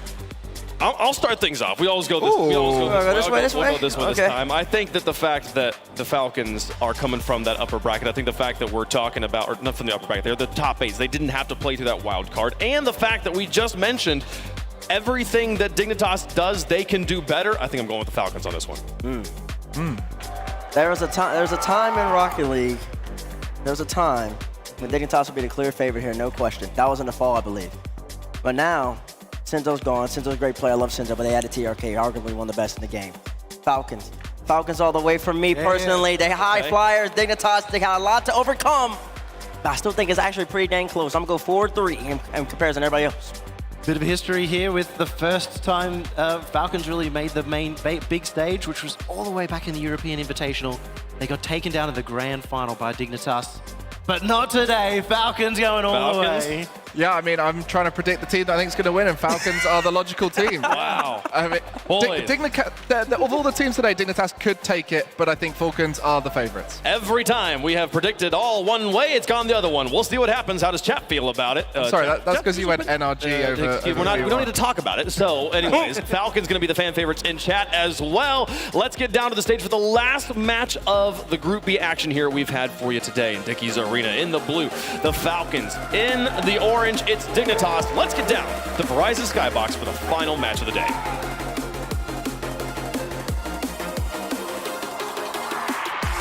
Thank you very much, Wavepunk, and it is two teams that came through the ranks together. We have a bunch of players over on Dignitas that waited for their opportunity, waited until they were old enough to play in the RLCS, and we have the Falcons that simply waited for their chance to even compete as a region, Johnny. What a perfect stadium for the two teams to take the field against one another. Like the Nest said, a matchup full of 1v1 gods, and we are on the famous 1v1 map, Minefield Night. We're going to rotate through a whole bunch more. And when the last time these two teams played, Falcons started off overextending just a little bit, and Dignitas did counter that. They had an early lead. Falcons were able to come back, really batter the Dignitas defense. This is almost an early goal from looked like a bit of a pinch, bit of a 50-50. Oh, Ahmad waiting down the opposite side of the field for a redirect. See if you've seen that one before, earlier on in this season. For the Falcons, it has been peaking at the best possible time. Grand finals up against Moist Esports over at London. Top 4 over at Gamers 8. And yet they're still never happy. They want to go that extra step. Yeah. As for Dignitas, a lot of people that'll be watching this, Dignitas is a name that is synonymous with Rocket League. As Khaled keeps the first play out, the second one, no chance. 1-0 Dig. Spoke to Jack about this matchup. He says that they know the Falcons' game plan, and he believes that they can beat this team. They know exactly what they've got to do in this matchup. They know the Falcons are going to come at them. They're going to come at them fast. They have to be ready. They have to make key touches in high-pressure moments. There's a team play of Dignitas really elevated from anything else we'd seen before this season, as already a miss comes through from both teams. Khaled not able to get the rebound after the defensive whiff from Dig. Jack will be the player with a lot of eyes on him as well, because as good as he has been online, he has struggled to replicate that in the big tournaments. He can do it here. That will be such a push for Dignitas to getting the results that they feel like they deserve. Jorius with Jack in support, going to go forward, looking for some bumps, but TRK. We want to talk about players that made names for themselves. TRK came in, maybe the least known of this trio. Now right up there for the claim of being the best of all three of them. Yeah, everybody's got this guy in their top 3 right now worldwide, no matter where you're from. Just an unbelievable run of form, both online and at the London Major. Dignitas at the moment are countering the triple threat from Falcons. Falcons are trying to get that third man involved in attacks, creating realistic chances for him. The Dig know that that's going to happen. They've managed their boost exceptionally well, so that they're ready to burst into those 50-50s, burst into those intercepting positions when they're called upon. Well, Dignitas with at least on the goal line defending, you will find no better trio. It's been on the transition, on the game plan that they have been caught out in previous tournaments. But once again, it is apparently Jack. He has got Jorius on the far side of the field. Is not going to be able to get it over to him. Dignitas. Exactly the start they wanted. Nullifying Falcons. Maybe not for too much longer, though. TRK wants to try and find Ahmad, who didn't jump. Khaled just Dignitas by himself, get rid of it. Jorius, reset. Can he go past 2? He's got past 1, but TRK happy just to sweep up. But in terms of game plans, Johnny, Dignitas have got the right ideas. Yeah, Falcons definitely look pretty fast to the ball, but Dignitas are not letting them beat them to the punch consistently. Even if one Falcons player beats his man, the second Dig player's ready. That could be a testing shot. It is, and it's in for apparently Jack. Just hit it really hard. Infield, Khalid. No boost. Yeah, just had no chance. Fantastic placement, however, from apparently Jack. He is the one that you want to get started in this first game. If you could put 2 goals on any player, yeah, he is the one, because once he gets up and running, we can start seeing that apparently Jack that we have been waiting all season to see at this level of play. Oh, that's a great pass. Jack will be able to get back to this. He's only able to get it into the backboard though, and no follow-up comes through immediately. Ahmad closes down Jorius. Boost is completely ran out for Falcons here. They're in a world of trouble. Could easily be 3. Nearly was. Off the wall. TRK can't beat Jorius to the ball. Dignitas setting up the barrage of offense. Apparently Jack, he has come to play today. Back down again. TRK wants to get rid of it. Nobody in the midfield able to take over from him. Instead, apparently Jack, early jump. Needs some help from the rest of the team now. But that is, I think Jorius wanted it, but also ended up setting up on the tee. Apparently Jack moves in, takes over. Can't quite see the ball away from the rest of the side of the field as we go backboard. That's a bouncing shot. Jorius happy to get rid of it. Now tasked with following it up and ending the game. And it looks like he's done exactly that. Dignitas simply striking the ball with more venom. Jorius puts absolutely everything through that. And an awkwardly positioned last man, unable to get a good touch to clear the danger. Great defense from Dignitas to deny Falcons. Even though Falcons look like they've played this one pretty well in terms of creating chances, Dignitas have been ready for every single one of them. There hasn't been that moment from Falcons that makes us and the rest of the audience just go, okay, that's the one for them. This might actually be it, and there you go. There it is. Ask, and they shall deliver. Yeah, it's a bit of a disaster there for Dignitas as Jack and Jorius both queued up in the near post. Probably expecting the ball to take more of a scenic route towards the net, but just immediately infield. Left no possible response. Falcons still did a lot of work to do. That's going to be one back straight away. Scrub just able to get there, but that was almost a massive blunder by Dignitas. And it's not the first time that we have seen this from European teams in this tournament. Yesterday, Semper and Endpoint had a whole bunch of them. Now back down to Khalid. Sets up, couldn't go for the hook shots. But it is Falcons. Pressing, probing, maybe scoring. Third man beats the ball. Oh, Khalid has to watch it go to the opposite side of the field. Time has run out. The Falcons had a good go at it, but Dignitas have got game 1. Yeah, flurry at the end there from Falcons made Dignitas sweat just a little. Like we mentioned at the start of this game, the plan looks solid for Dignitas. They've really figured it out at the end of the wildcard event, put it all together, and they're now taking that form to the main stage. All of the wildcard teams have lost today against the main event competitors. Dignitas are trying to put an end to that streak. What a team to do it against as well. Falcons having good ideas of their own. I can't really criticize what they were trying to do, but they are against a team that probably knows them better than anybody else out there. The amount of times you will be able to see apparently Jack, Jorius, Khalid, Ahmad out there, 1v1, 2v2, all of these game modes where they played together, they created their play styles, and they developed in the same bubble. If there was a matchup that you didn't want to face up against, it is the one against the people that know you best. Yeah, and I think Dignitas are well equipped to deal with the 1v1 threats that Falcons have. They've got brilliant solo creativity from all 3 players. They know how to control the ball, they know how to accelerate the ball, they know how to put the ball into dangerous positions, but Dignitas likewise are extremely good at handling that. For them, the question has never been about mechanics, it's never been about potential. It's always been about execution under pressure. So far, so good. But at the end of that game, they did start to get outplayed a little bit. Falcons created a lot of chances in that final minute. They are going to need to be careful. At the other end of the field, Falcons have to watch out for that boost finger. I think a couple of goals, Khalid ended up completely boost starved on, and that just makes the saves a ton harder. Over to Aquadome we go. See if Dignitas can keep up their wildcard farm. And it was form that they really found after that loss against Optic that they would have been very upset about, because that was not the Dignitas that you'd want to see. It was a lot of people just thinking, okay, same old Dignitas. We've come to a live event and you're going to disappoint us. Not the case over in this one. First game, it was apparently Jack that really stepped up, but do look across the entirety of that trio and you've got so many players that are capable of performing at that level. None more than the one at the very back, Scrub Killer, who has had quite a few seasons where you think, oh, okay, Scrub, he's dropping off, and then you send him to a World Championship, and it's MVP form. And just look at how many Dignitas players are being hit by a second Dignitas player after the ball goes away from the danger area. They're lurking down the sidelines, making sure to clear the ball towards the sides of the pitch, not straight down the middle, and Falcons are waiting. Maybe the best shout so far for Falcons is apparently Jack had the wherewithal to make sure that he was there for that one. Still, the pressure mounting. This is the first time Dignitas have not been able to immediately get rid of it. They have done well enough. Keep getting the bodies in the way.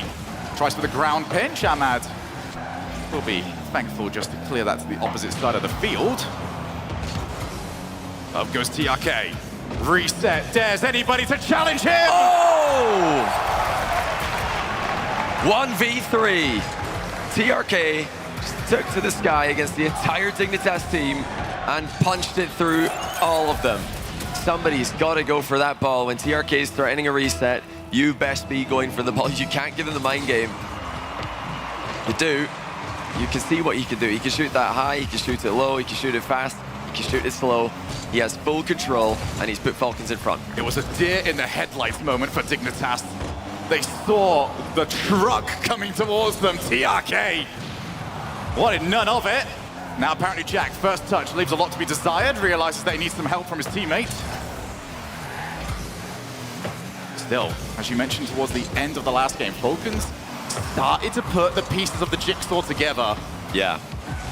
Is this the game that starts to really flourish? Apparently Jack bumped, can't play that the way he would have initially liked.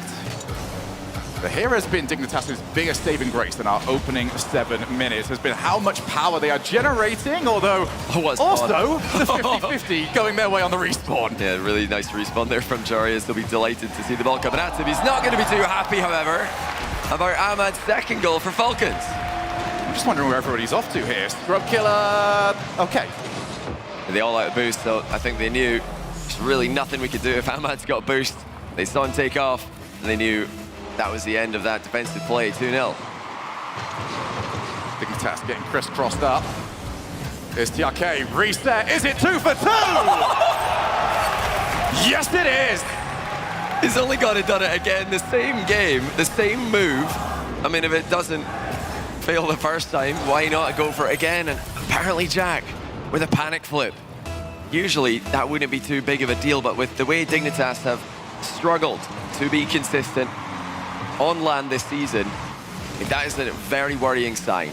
They're under pressure here. TRK is playing out of his mind, but you've got to hit the ball. If TRK is flying out with a reset, just ignore him. Just go straight for the ball. At least force him to outplay you. And for a lot of Dignitas fans out there, they will see that flip and just go, oh, not again. Come on. It started so well. Apparently Jack off the wall, trying to keep this pressure up, but it's not happening. Scrub Killer will be by himself temporarily. Apparently Jack now starting to join him as reinforcements. Pass though from Ahmad. Pretty far away from its intended target. Khaled daring the challenge. That's an opportunity. No misflip this time around from apparently Jack. Gets rid, but 3-0. Dignitas have got to make a game of this very soon. Plus from Jarius does mean he can control, but this is the push where something has to develop, some sort of wrinkle in this game. Otherwise, Dignitas are starting to look to go next. But right now, it's Falcons that are actually the ones that are pressuring more than Dignitas are. They have taken over the field. Aquadome has belonged to them. Scrub Killer now with his chance. A couple of pressure bumps over on one goalkeeper. Unfortunately, Dignitas, there are 2 more. Yeah, Falcons have defended a lot better this game. They've really managed their boost well. It's helped them to actually get the ball clear of danger at times that in the first game might have just resulted in a goal from the strong shooting that we had coming out of Dignitas. This is a tough read for Jack. He's done well there to just get the ball, but he didn't get it clear. Dignitas have to iron out those little mistakes that they had. I mean, TRK's scored 2 brilliant goals this game, and I don't think Dignitas defended either one of them as well as they should have. That's what Dignitas will need to improve going into Game 3. It's one thing to get outplayed. It's another thing to not have a response to start with. And as I'm sure TRK will love the glowing praise that pretty much offers him, that they respect him so much that, hey, I don't want to go for this, maybe you should. Wow. Oh, what a shot! Look at the fake as well.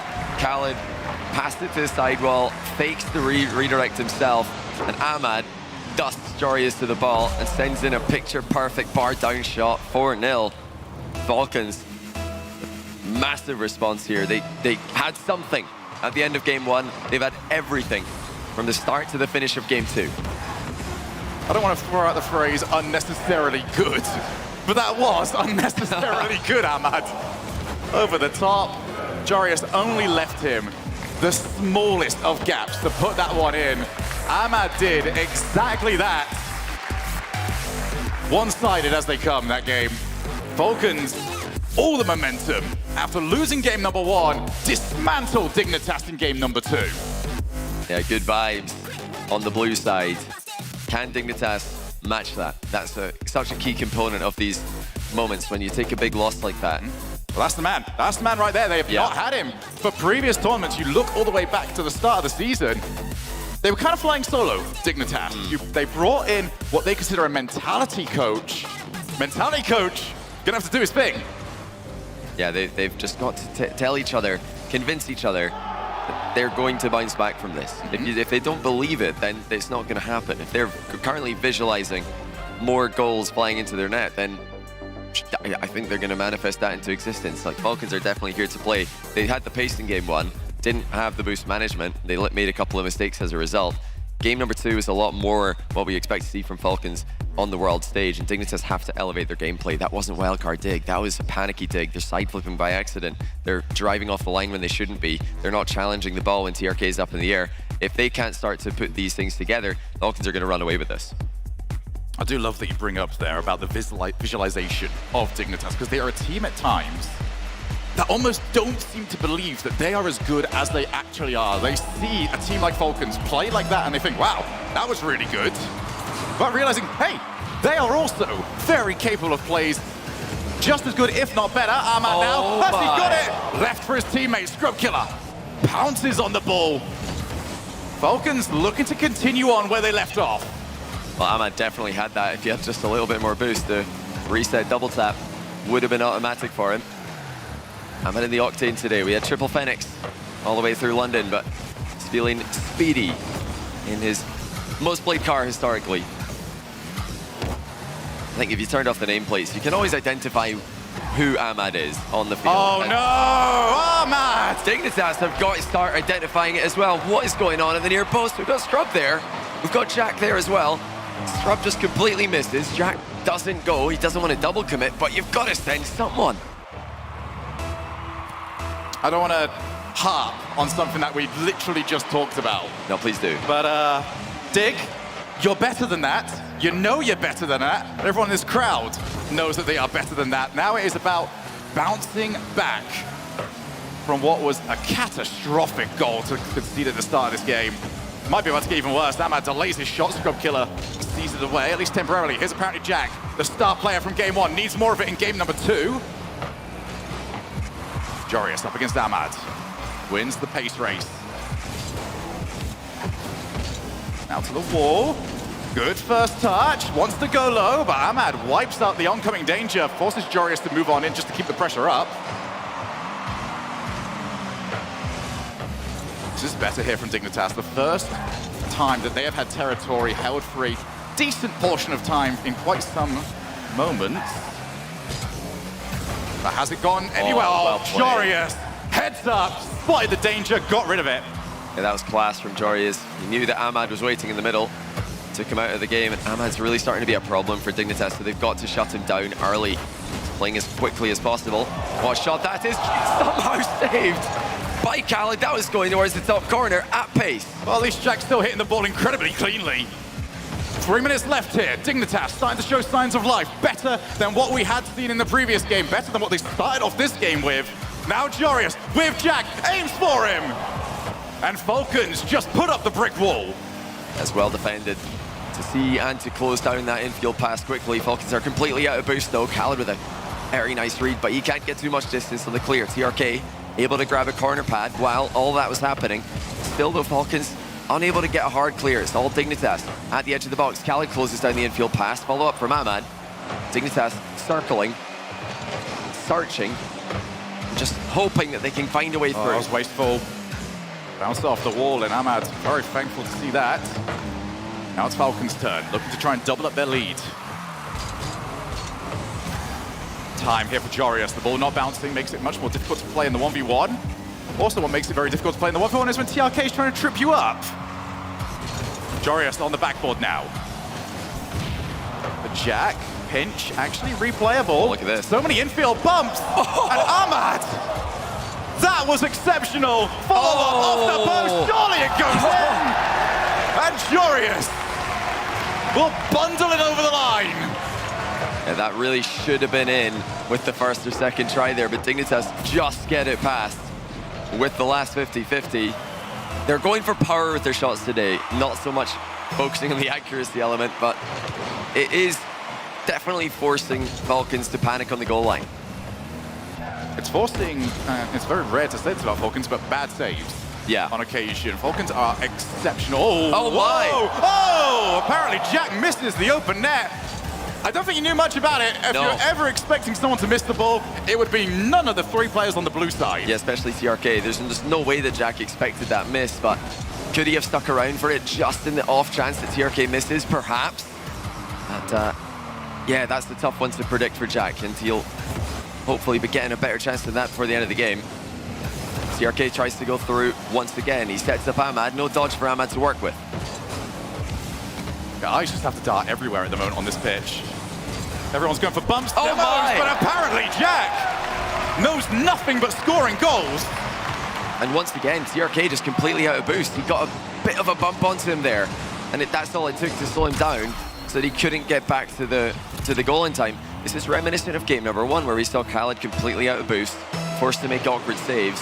Now TRK with the same thing, so Falcons might be committing a bit too much of their boost to offense, not enough for recovery. I think it will be enough for Ahmad to get back there. 1 minute left here. Falcons down by 1. Can they get their chance? Jorius up against it. Does reasonably well. Dignitas now forced into their own side of the field. Have to avoid demos, have to keep a hold of boost, have to make sure that nothing goes wrong. Otherwise the Falcons will get that goal back. This might be it. Jack narrowly avoids being hit. This is a good opportunity here for Dignitas to escape. They've done exactly that. That's so much time off the clock. Falcons have to put it all back together again, and they're going to do that very quickly. TRK, heavy first touch, can't find the block afterwards. Yeah, he didn't want to try the double tap from that range, expecting the back wall to be covered. Tried to take control. It's a very difficult thing to do when the ball's moving that quickly. TRK, has he got options? Khaled to the right of him. Ahmad just in front. Loses the challenge, and Khaled had to avoid Scrub Killer. Huge play off the camera. And now the time has ticked away. Dignitas show something that we haven't seen all season. A bad second game, an awful start to the third, and they still step up and win it. And they did not have to pop off to do that. They just played consistent Rocket League. That is what this team has needed for the longest time. That's what we've been asking for this team to do for the longest time, is just play consistently. Let the talent speak for itself. They've done that as a team. They've really dragged themselves back into this.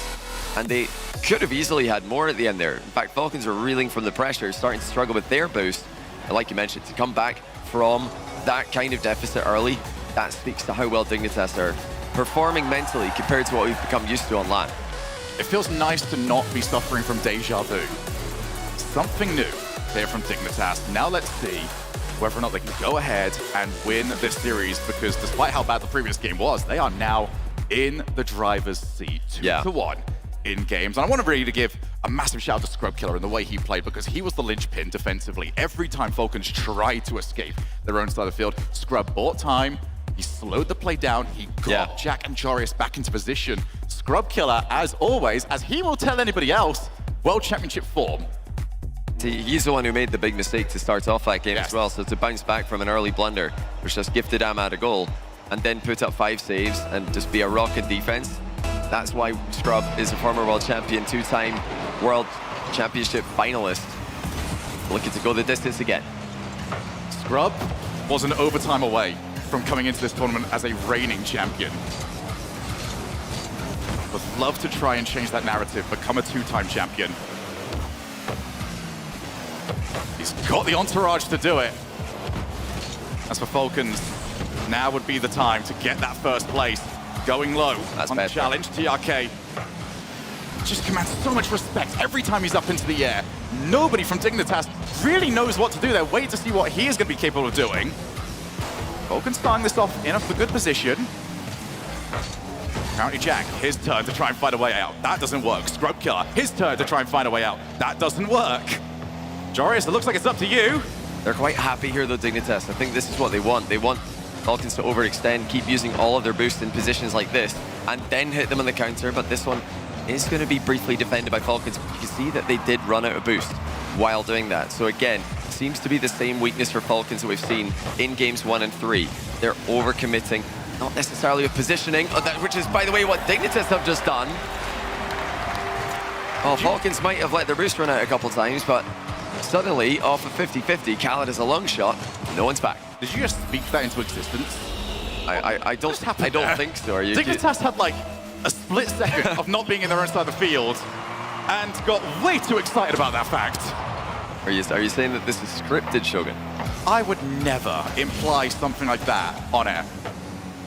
Yeah, only behind the scenes, of course. But Dignitas came back from 1 goal down in game number 3. I think they're going to be just fine here, knowing that that was just a 50-50 into a long shot, which just came at the worst possible time. Yes, they could have stayed a bit further apart on the field to cover more angles, but not a mistake that they need to be all that concerned about. What they should be concerned about is keeping TRK on lock, and again, they just go straight for the ball. So 2 times this game, TRK's tried to get a reset. Dignitas, just ignore him, hit the ball. If he's not going to start air dribbling over them, they're going to keep doing that. Good challenge win. Apparently Jack can't find Ahmad's car. It's really become just a tussle in the midfield. Trying to find these bumps. Here is Ahmad. Reset over the top. Oh. Didn't land in time. But that is the threat, and it is a threat that Dignitas have happily been taking. Oh my. You want to talk about consistent Rocket League? Scrub Killer has provided it. And once again, Johnny, it is not world-beating offense. It is just being there, right place, right time. Dem off the ball certainly helps. Yeah, TRK did not take control in the back corner, just lost control of the ball. And the demo landed on Khaled at the same time. That's all Dignitas needed, just one easy demo off the ball and for a slight mistake from Falcons. So they're there to punish these plays. If Falcons aren't playing perfectly, they've only played really 1 perfect game this series, and Dignitas won the other 2. It does look like Falcons have been forced to reset and refigure out this Dignitas squad. Big swing game here. Falcons can either tie this up or they have got to win 3 in a row. Ball up high. TRK back down to Khaled. Well read by Scrub Killer. Just parked the car. Knew exactly where that ball was going to end up going. Jorius. No angle for him to work with, but that is the same position. Falcons lost the ball in the control earlier on today. Dignitas are just shuffling them into their own corner. Well done. And there again, an overcommit, losing possession, losing territory. Kind of important there that TRK did manage to scramble for the 100 boost. Just dissuades Dignitas from moving forward anymore. Backboard. This has been a rare sight though from Falcons. They've not gone there too often. Apparently Jack avoids being demoed. Make sure he gets contact after the fact. Falcons still hunting though for those infield passes, for those demos. Dignitas need to keep their head on a swivel. Yeah, they really do, and I think there will be a switch up from TRK, especially after being shut down on 2 consecutive flip reset plays this game. Likely to see more simple air dribbling from him. Dignitas need to be ready for that change up when it comes their way. They're also just going to need to look out for those half chances when Falcons run out of boost. It just keeps happening, so Dignitas will have opportunities this game. Just a matter of whether or not their defense can continue to perform and hold on until that happens. At the moment, they're doing a great job. Every time the ball's bouncing off the back wall, they're ready for it. They're not stuck stationary. They're advancing. I didn't want to spam the train dash there, just a couple of individual ones, and that didn't give him enough pace to get to the ball. TRK back to apparently Jack. That's not the catch he was after. Now TRK can become the target man. Are we going to go backboard? Are we ever? TRK's first touch does let him down. Moving in, Scrub Killer. Going to keep chasing us up. Jorius ends up moving in. Going to keep going here. That's a good challenge for him. Oh, that's fun. As Khaled and, yeah, the recently respawning player getting each other's way. Dignitas might have the better shot as we enter the last 10 seconds. Yeah, Dignitas definitely in a great position here. TRK is playing with low boost at the back post. Ahmad has to stall for time. And TRK's in the net there. Dignitas unable to get the ball into the middle, and overtime we go. Dignitas one goal away from triple match point against Falcons. Oh, TRK doesn't quite work out. Jorius palms the ball over the top of the net. Good leave. Jorius avoids getting down as well. My. He's taking on everybody as Jorius dares Khaled to move in towards him, and Khaled just delayed it. He's now got the reinforcements back. It's become a battle of the transitions at the moment. Ahmad, reset. That's floating, and Scrub Killer delays himself. Realized that Khaled, or Ahmad, I should say, I've been trying to find the bump. It's going to be fine margins here, Johnny, between a tied-up series and a 3-1. Ahmad once again delays. Dignitas are starting to become more proactive about getting towards those resets. Oh. Now we go more direct off the backboard. Ahmad, is that going to be his angle? No, it's not. Apparently Jack too quick. Yeah, great response from Dignitas. Every mechanical play the Falcons make has an answer. And yet again, they deny Falcons in the advance, and they've got plenty boost to counter with. Falcons have almost got none while they attack. This is exactly what Dignitas want, but they have to keep making clutch saves. Scrub's on no boost, so he leaves it for apparently Jack. Bouncing up, TRK unchallenged for the time being. Midfield given up. Jorius pops the ball over to himself, has got Jack just below him. Should he get over to him? Huge. And will be Jack tasked with challenging this upcoming play. Khaled, though, far too tricky. Scrub. Back to TRK. TRK infield. Ahmad! Oh, no! That was the best chance. I think Dig did not cover the infield pass this time. They've been reading the majority of what Falcons do, but now the passing is starting to tear them apart again. The post to the rescue of Dignitas. Just the moment that Dignitas thought they had the answers, Falcons have changed the question. Now will it result in a goal? That one's too high. Jorius, I'll tell you what, Scrub, had full faith in his teammate getting there. Wanted to try and find the pass.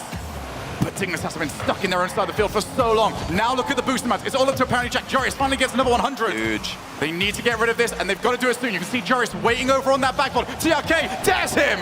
And instead it's Scrub Killer who gets enough contact, gets rid of it. But when will Falcons give up on this play? Might finally be Dignitas' time, or at least temporarily. The defense from Dignitas has been outstanding. Whether it's a solo play or a team play, they are responding to every single play that Falcons make. And Falcons are really committing a lot to offense. It's putting tons of pressure on Dig. But one small mistake in these positions, and Dig will have an open net across the field. Falcons attacking relentlessly with all three players. Oh, that's big. TRK with Khaled.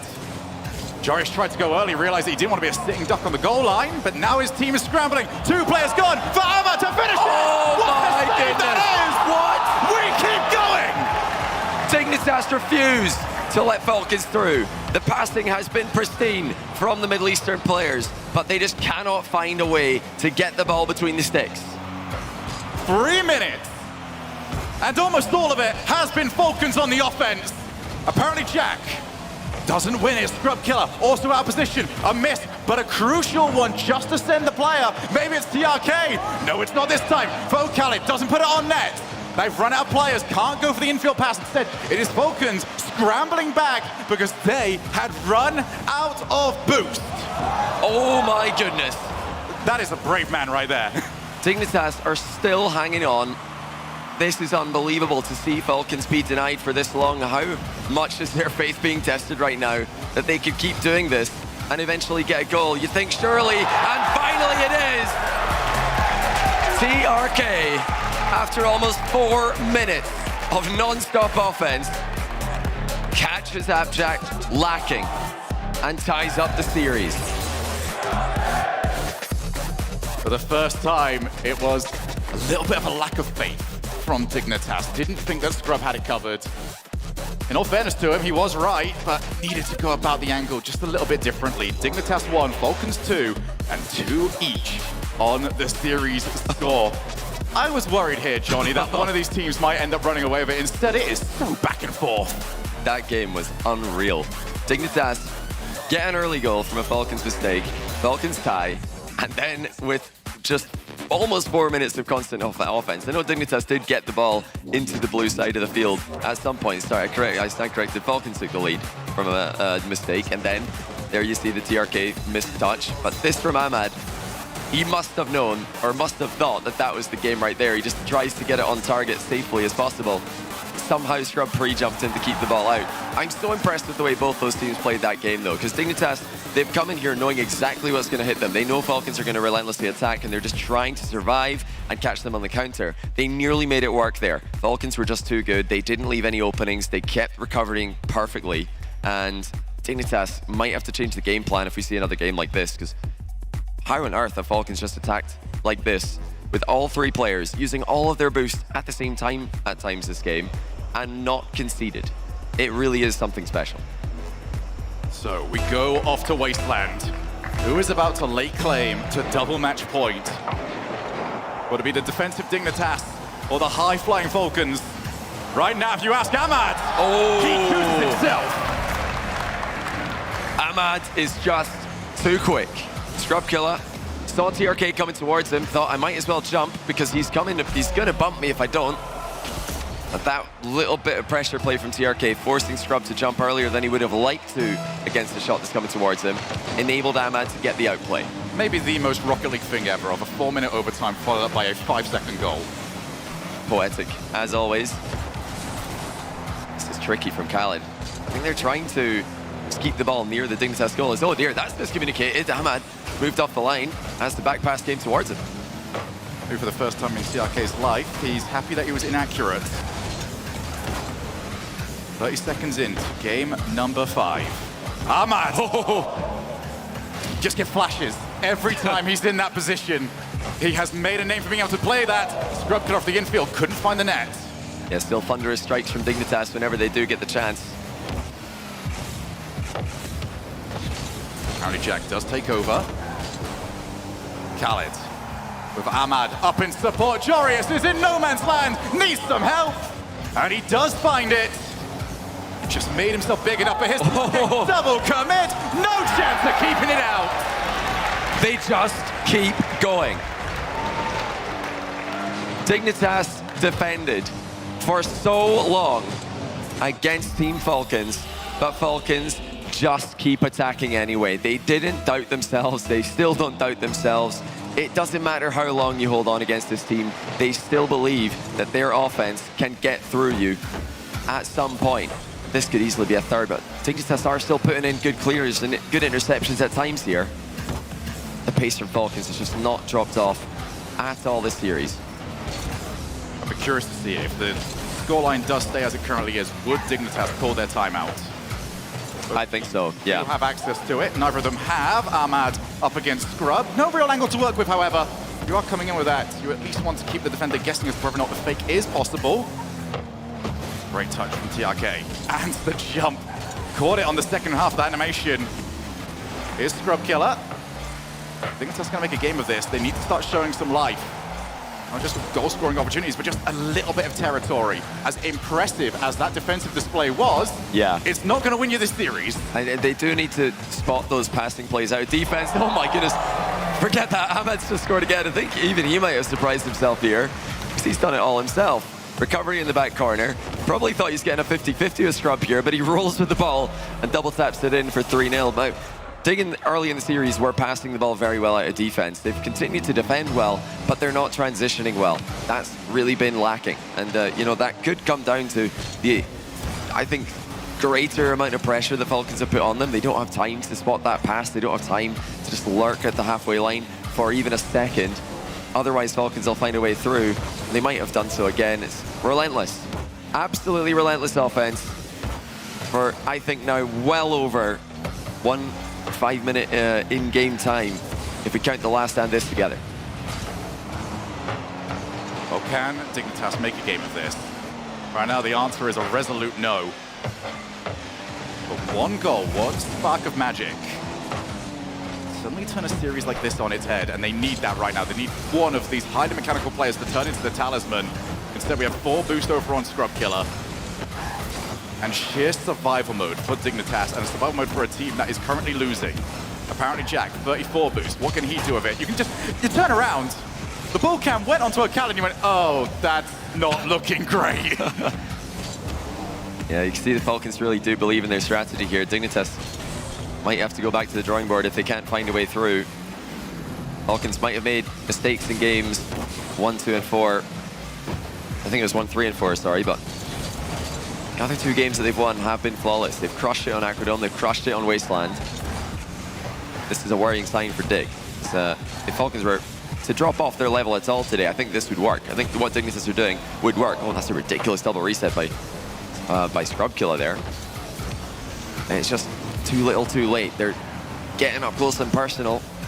Even that's only producing half a chance. Yeah, the original idea from Dignitas, you can't fault it really. Test whether or not Falcons are going to be up to 4 men for the start. It was working as Scrub Killer tries to flex the mechanical muscle.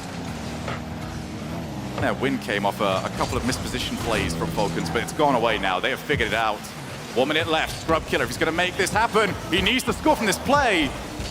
Just swarmed the moment he thought he had a shot. Yeah, Falcons are just surviving here. You know, Dignitas probably should have scored in the last minute or so, but if that's all that they've got to write home about from this game, it's simply not enough, as Falcons have created a world of scary chances for Dignitas to have to defend against. And I don't think we might see, you know, 1 more game from Dignitas playing this strategy, but to see 2 in a row is very hard for them to do here. Falcons have upped their level of consistency, playing with composure. I mean, simply the fact that they played 4 minutes of non-stop offense in overtime and they didn't make any big blunders, I think that should be a sign for Dignitas to switch it up a little bit here. They need to go and fight for that midfield a bit more. Sitting back in the corner, it was their game plan. They were going to try and counter-attack Falcons here, but it hasn't worked. And yeah, they will have to switch something up. I'd be very surprised if they do not call a tactical timeout.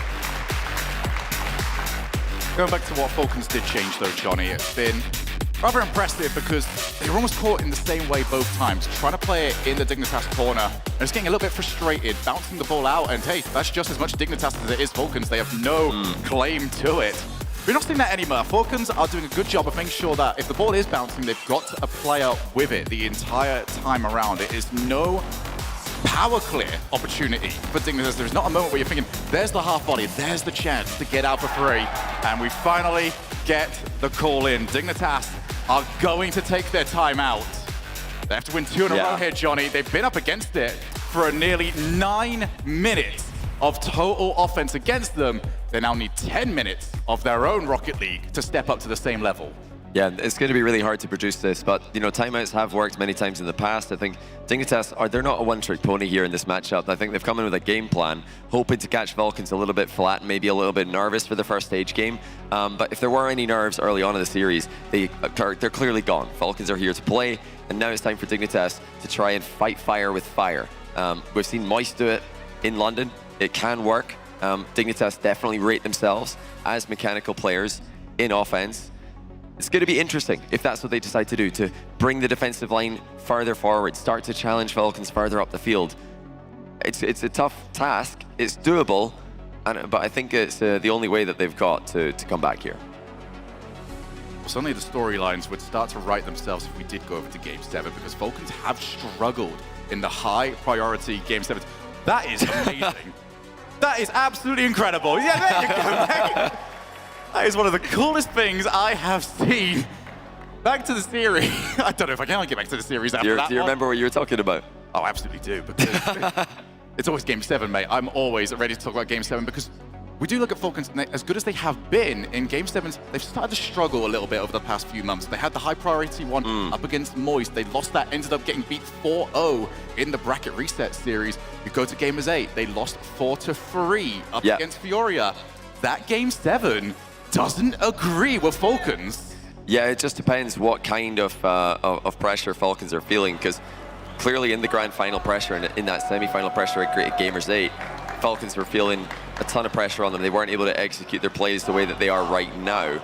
But earlier on in the same event where they lost in Game 7 in Moist, they took down V1 in Game 7, they took down Space Station in Game 7. They've managed to shrug off teams coming back against them before in this kind of part of a tournament. So I'm not at all worried about that for Falcons at the moment. This is really just a matter of whether Dignitas can step up to the task that they've got right now. As overall today, I think they've looked pretty good. I think they could be very happy with how they've played this. Plan just doesn't seem to be working against how well Falcons are playing. So they now need to take this series to the Falcons. Letting Falcons play and waiting for a mistake, that's out the window now. That does not work. There is O'Khaled, starting off Falcons exactly where they ended the past 2 games, in full pressure. Ahmad takes his time, sees TRK on the wall. Will TRK pass it off to another player? No, there we go! Dignitas stood still and dumbfounded by the brilliance of Ahmad. Well, do you remember earlier on in the series, you'd see TRK in these kind of positions, receiving downfield passes, trying to air dribble out of them, trying to go backboard out of them. No, this time he just sends it into the ceiling because he knows that's going to be where Ahmad is, and he also knows that Dignitas are likely to be expecting a TRK solo play. They started to shut them down. That's not what he's doing anymore. It's all Ahmad. Another goal for the OG, the godfather of Saudi Arabian Rocket League. 404, Dignitas' chances not found at all in game number 6. Falcons decide to do away with the timeout buff. And now Dignitas are going to have to start writing their own name into folklore if they are to turn this one back around, win this game, send us to game 7 and beat the Falcons there. It needs a monumental effort from all of their players. Jarius, unneeded, flip reset, but Ahmad had it covered. Yeah, that's a great touch by Ahmad. Really no follow-up available for Dignitas, at least not immediately. And now Falcons starting to run out of boost. Ahmad just threw himself at that one. Now he's trying to mind game Scrub off the ball. Manages to create some space for himself, but a slight touch from Scrub brings Zapjack into the play. And what have Dignitas got when it comes to creativity? What have they got when it comes to firepower and offense? Their striking has looked powerful today, but creativity and definitely the synergy in the final third has been a world of difference between these two teams. Jarius delays. O'Khaled just refused to blink, refused to even budge. TRK on the transition. Has he got anyone midfield? Oh, there he is. It's Ahmad again. Followed up from O'Khaled. Realized the first time shot was none. Instead, tried to go from the backboard. That was well positioned there from Dignitas, avoiding the 3-goal deficit. But they can't afford to get stuck here again. Falcons have set up camp in the Dignitas side of the field for the vast majority of this series. Dignitas need to shoo them away, get back into the other side of the field. Jarius, low boost. Has he squeezed it in? Has he ever? That's an unbelievably good read by Jarius of the situation. He knows that Khaled is in front of him, but I think he's also predicted correctly that Khaled is either on low boost or low boost. That's why he slows the ball down, doesn't want to rocket towards the backboard where Khaled is, just slots it right past him in those low boost positions. You know, Falcons and indeed Khaled has been awkward throughout the series, so that's another pickup goal for Dignitas. Clinical. Khaled with a key deflection on that clear to deny what would have been a follow-up shot from close range. It's important for Dignitas as well, just to stop the momentum of Falcons, because 2 of the 3 games that they did win, as that is a good challenge. O'Khaled drops it back down, heads up play. Oh. And Scrub Killer realized that was where the goal was, on his left-hand side. The Falcons did run away in 2 of their 3 wins. Arguably, they even ran away in that 3rd win in the overtime. That's how controlled they were. During those 4 minutes. The Scrub Killer once again called into action. He's got apparently Jack in support. Everybody's getting bumped. TRK. No boost for Dig, just nothing. They're looking for 12 pads. Oh, that helps though. Just the one position, great positioning to go through the goal. Dignitas reboost. DRK on nothing, but O'Khaled and Ahmad in a very good position. Here is O'Khaled. Is he just going to shoot? You might as well. Too much power, and Dignitas back down by 2. Yeah, it's another careless play by Dignitas. They really don't want to be forcing that ball into the middle. I think Jack maybe had a bit of a mind to win that 50-50 instead of trying to keep the ball exactly where it was. Goal wasn't covered. They did not have anyone ready to intercept the infield. It's kind of an infield 50-50 there by Falcons. Khaled was fully prepared for. Ahmad, reset. Is it just going to be full style before we get into the game? Dignitas not willing to lie down and accept the loss just yet. Jorius, far too quick. He's got support from Scrub Killer, takes the ball down. Now he's got to try and provide the setup. It's a lot of angles to work with, apparently Jack too far forward. That's not going to be the play that Dignitas is going to get his goal from.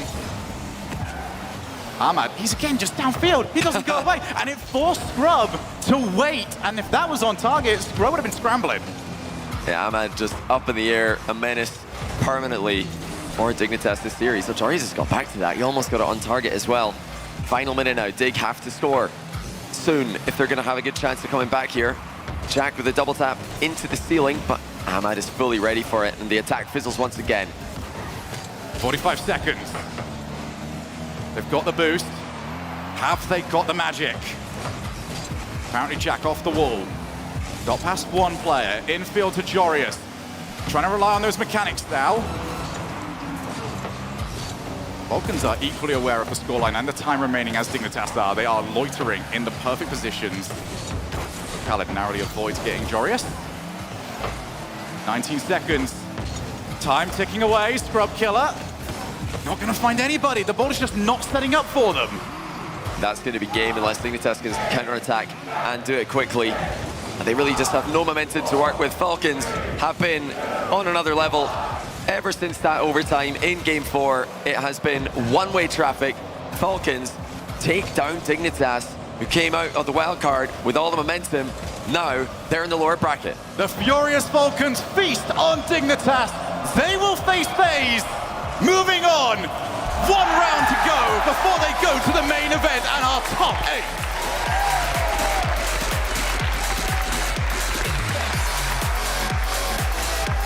Every main event team takes down every wildcard team today.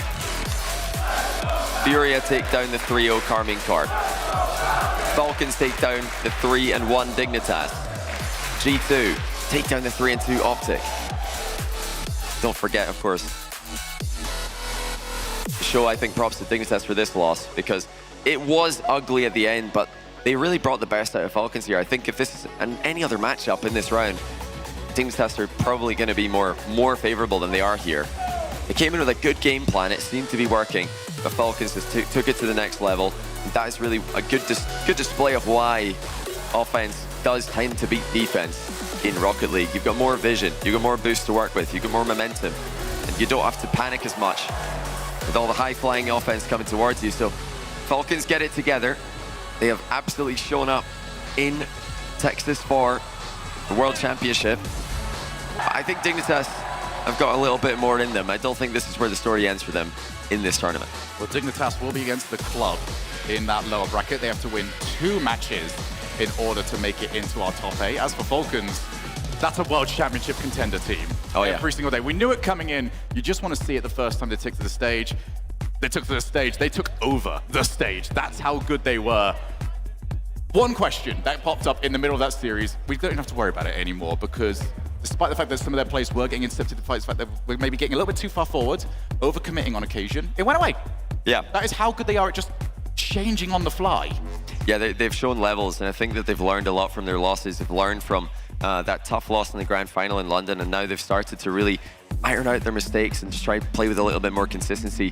You know, if Falcons play like this, I think they do beat FaZe. You know, I think FaZe played well today. They took down a very tough team in the club.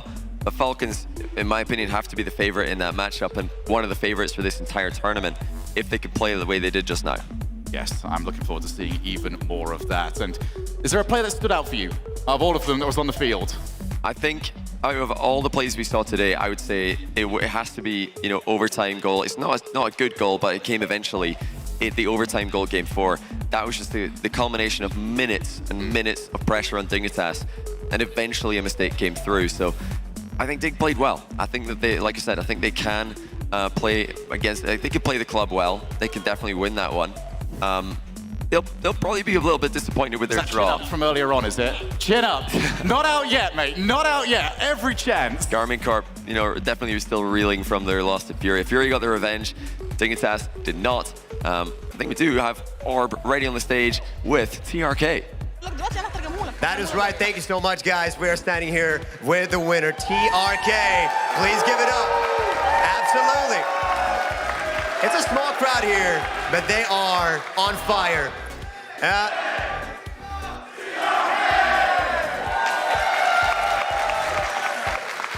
Quick question. How does that make him feel to hear that? Hear the chants? ايه احساسك انك سامع الكلام ده كله دلوقتي؟ والله احساس مره جميل ومره ما اصدق الاحساس ده بس. His feeling is very happy right now and he can't even believe that is happening to him. Well deserved, well deserved. Let's start talking about the thoughts on the series that we just played. ايه رأيك في اللعبة اللي انت لعبتها دلوقتي؟ أفكارك ايه؟ افضل لعبه في حياتي، غيرت حياتي. That's the best game ever and that's it changed his life. He's giving good answers. Everybody's cheering. Yeah. Now, you got second place in London. What's going to make you guys go all the way here at Worlds? انت وصلت لتاني مكان في لندن، ايه اللي خلاك توصل لغاية هنا بعد كده؟ الاهتمام والحرق وكثرة السكريمات هي اللي خلتني اوصل للمكان. He was working on himself so much and practicing with his team until he came in here. Okay. Now, I think we have to end with this. Do you have anything to say to the people here cheering your name, cheering for you guys, everybody cheering at home? Do you have a message for the fans? عايز تقول أي رسالة للناس اللي بتتفرج عليك دلوقتي أو الناس اللي بتتفرج عليك في البيت، إيه رسالتك اللي هتقولها؟ أحبكم كلكم. He loves you all, guys. All right. We're going to thank TRK. Congratulations. Give it up. And we're going to send it back to the desk. You know, there's almost something refreshing about seeing a player who's still a little bit bashful in front of the microphone. So many of these players have learned how to talk. I've learned how to put on a show here, and it takes me back to the beginning days, Greg, and when everyone was still like wide-eyed at how amazing this experience is. And this is a reminder of just how much more expansive Worlds is this time around. Yeah, so successful as a player, but of course this is the first Worlds we've been able to see the Middle East region compete in, and you can tell just by the smile on that face how happy he is to be here. And with the gameplay we're seeing, they deserve to be here. One of the strongest teams in the tournament. Dignitas did not play badly at all, but Falcons came out, especially from that Game 4 overtime onwards. They look like the strongest team in the world. The thing we know about all the newer teams and the newer regions is how much they care about proving it for themselves, but also for all their friends at home, for O1, who they managed to get here in the first place as well. And they do it over a team that they have a lot of history against, up against Dignitas. Man, listen. There's something special. Yeah. Something special about being able to maintain that much pressure. K-Corp tried to do it. The Falcons had the pressure the whole entire overtime. They had the last minute of regulation in that Game 4, and if they still didn't concede, Ahmed was spectacular. Absolutely dominated. You're talking about a Falcon flying high. Every single time you saw him, he was up in the sky. And Dignitas, as Gregan pointed out, they did not play bad. They played exceptionally. They played anybody else today, I honestly think they might come I hate to ever admit that I agree with you, but Ahmad has been spectacular. He's really been he's the best offensive player in the world, no question. Okay, so one thing I will add into there, we were discussing this off camera. Ahmed is an amazing offensive player, but he has got that tendency to sometimes overcommit. And that's my main concern about that team. If they start playing badly, it will come down to that overcommitting. What did he do at this series? A few times. When they conceded, it was off the back of him doing a 100 boost play, landing, giving the ball away, and starting an easy counterattack for a 3v2. I do want to point out, though, that 4-minute overtime, the thing I was most impressed with was the consistency. They held up the pressure, and they didn't say, wow, they're really stopping this. We should figure out something else to do. Let's overcommit for a second and see if that works. No, we know this will work. This will suffocate you, and eventually it did. Look, the way they're playing right now is amazing, and they could win the Worlds with that kind of play style. But I do get concerned about playing against a team like a Moist. If they were able to read them in defense, they could start counterattacking and not have the resources to defend. TRK was often on low boost in defense. We've got to watch out for that. So they're not a perfect model yet, but they do look like a top-tier team. But that's why you have O'Callaghan, because he's still making saves that no one else in the world can do right now, and doing it consistently. Don't say no one else. Vati, Vatira exists, the Horman exists, and other people on the team exist. I disagree with that. I think Vatira is great in defense as a whole, but O'Callaghan's making the best saves.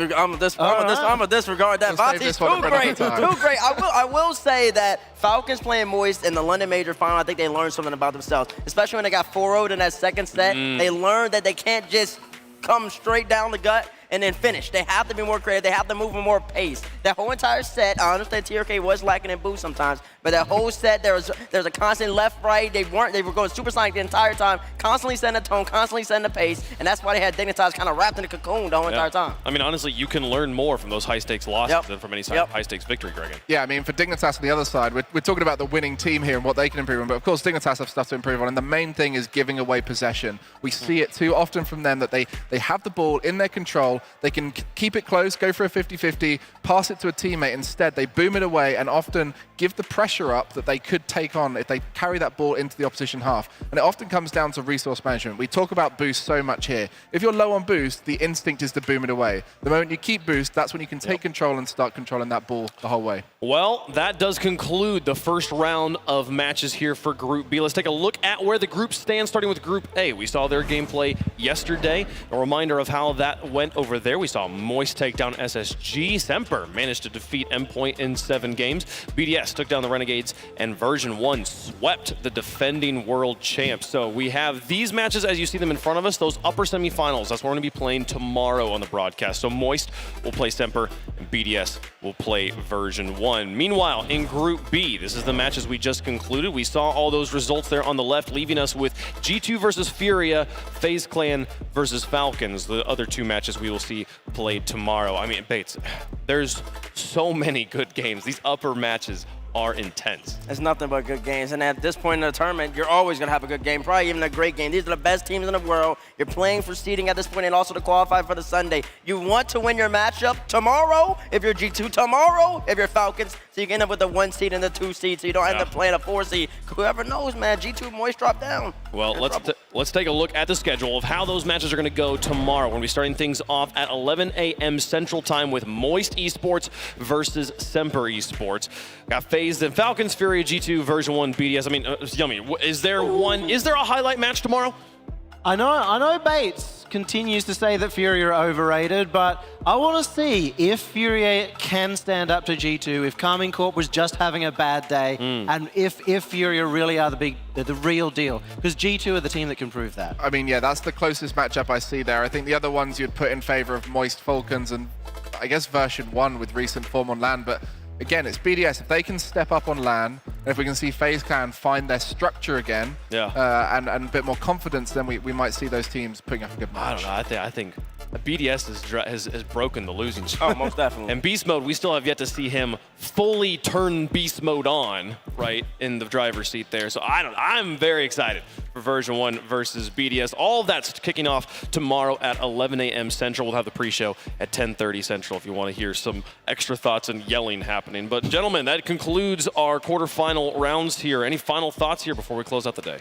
I mean, the Rocket League is just getting better and better. This year has culminated here into the World Finals where we're seeing the highest level of Rocket League. We've got the best 16 teams. All of them are going to get a chance to play in front of the Dickies Arena, the full-size Dickies Arena. So whatever your favorite team is right now, they're going to have to play the best Rocket League of their life if they want to make it all the way. And it's the most international tournament we've ever had. We've seen that all the way from the wild cards, and we still have 4 regions all in the upper bracket, so it's going to be exciting.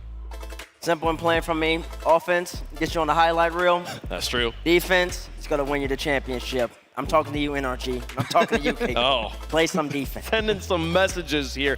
Oh, man, I'm so excited. I don't know which match to be more excited about. Let me know on Twitter which one you're looking forward to. Thank you so much for watching. For me, for everyone here on the desk, for the other casters in the back, and for the production team that makes this all possible. Appreciate you guys being here. We'll see you tomorrow for upper bracket action.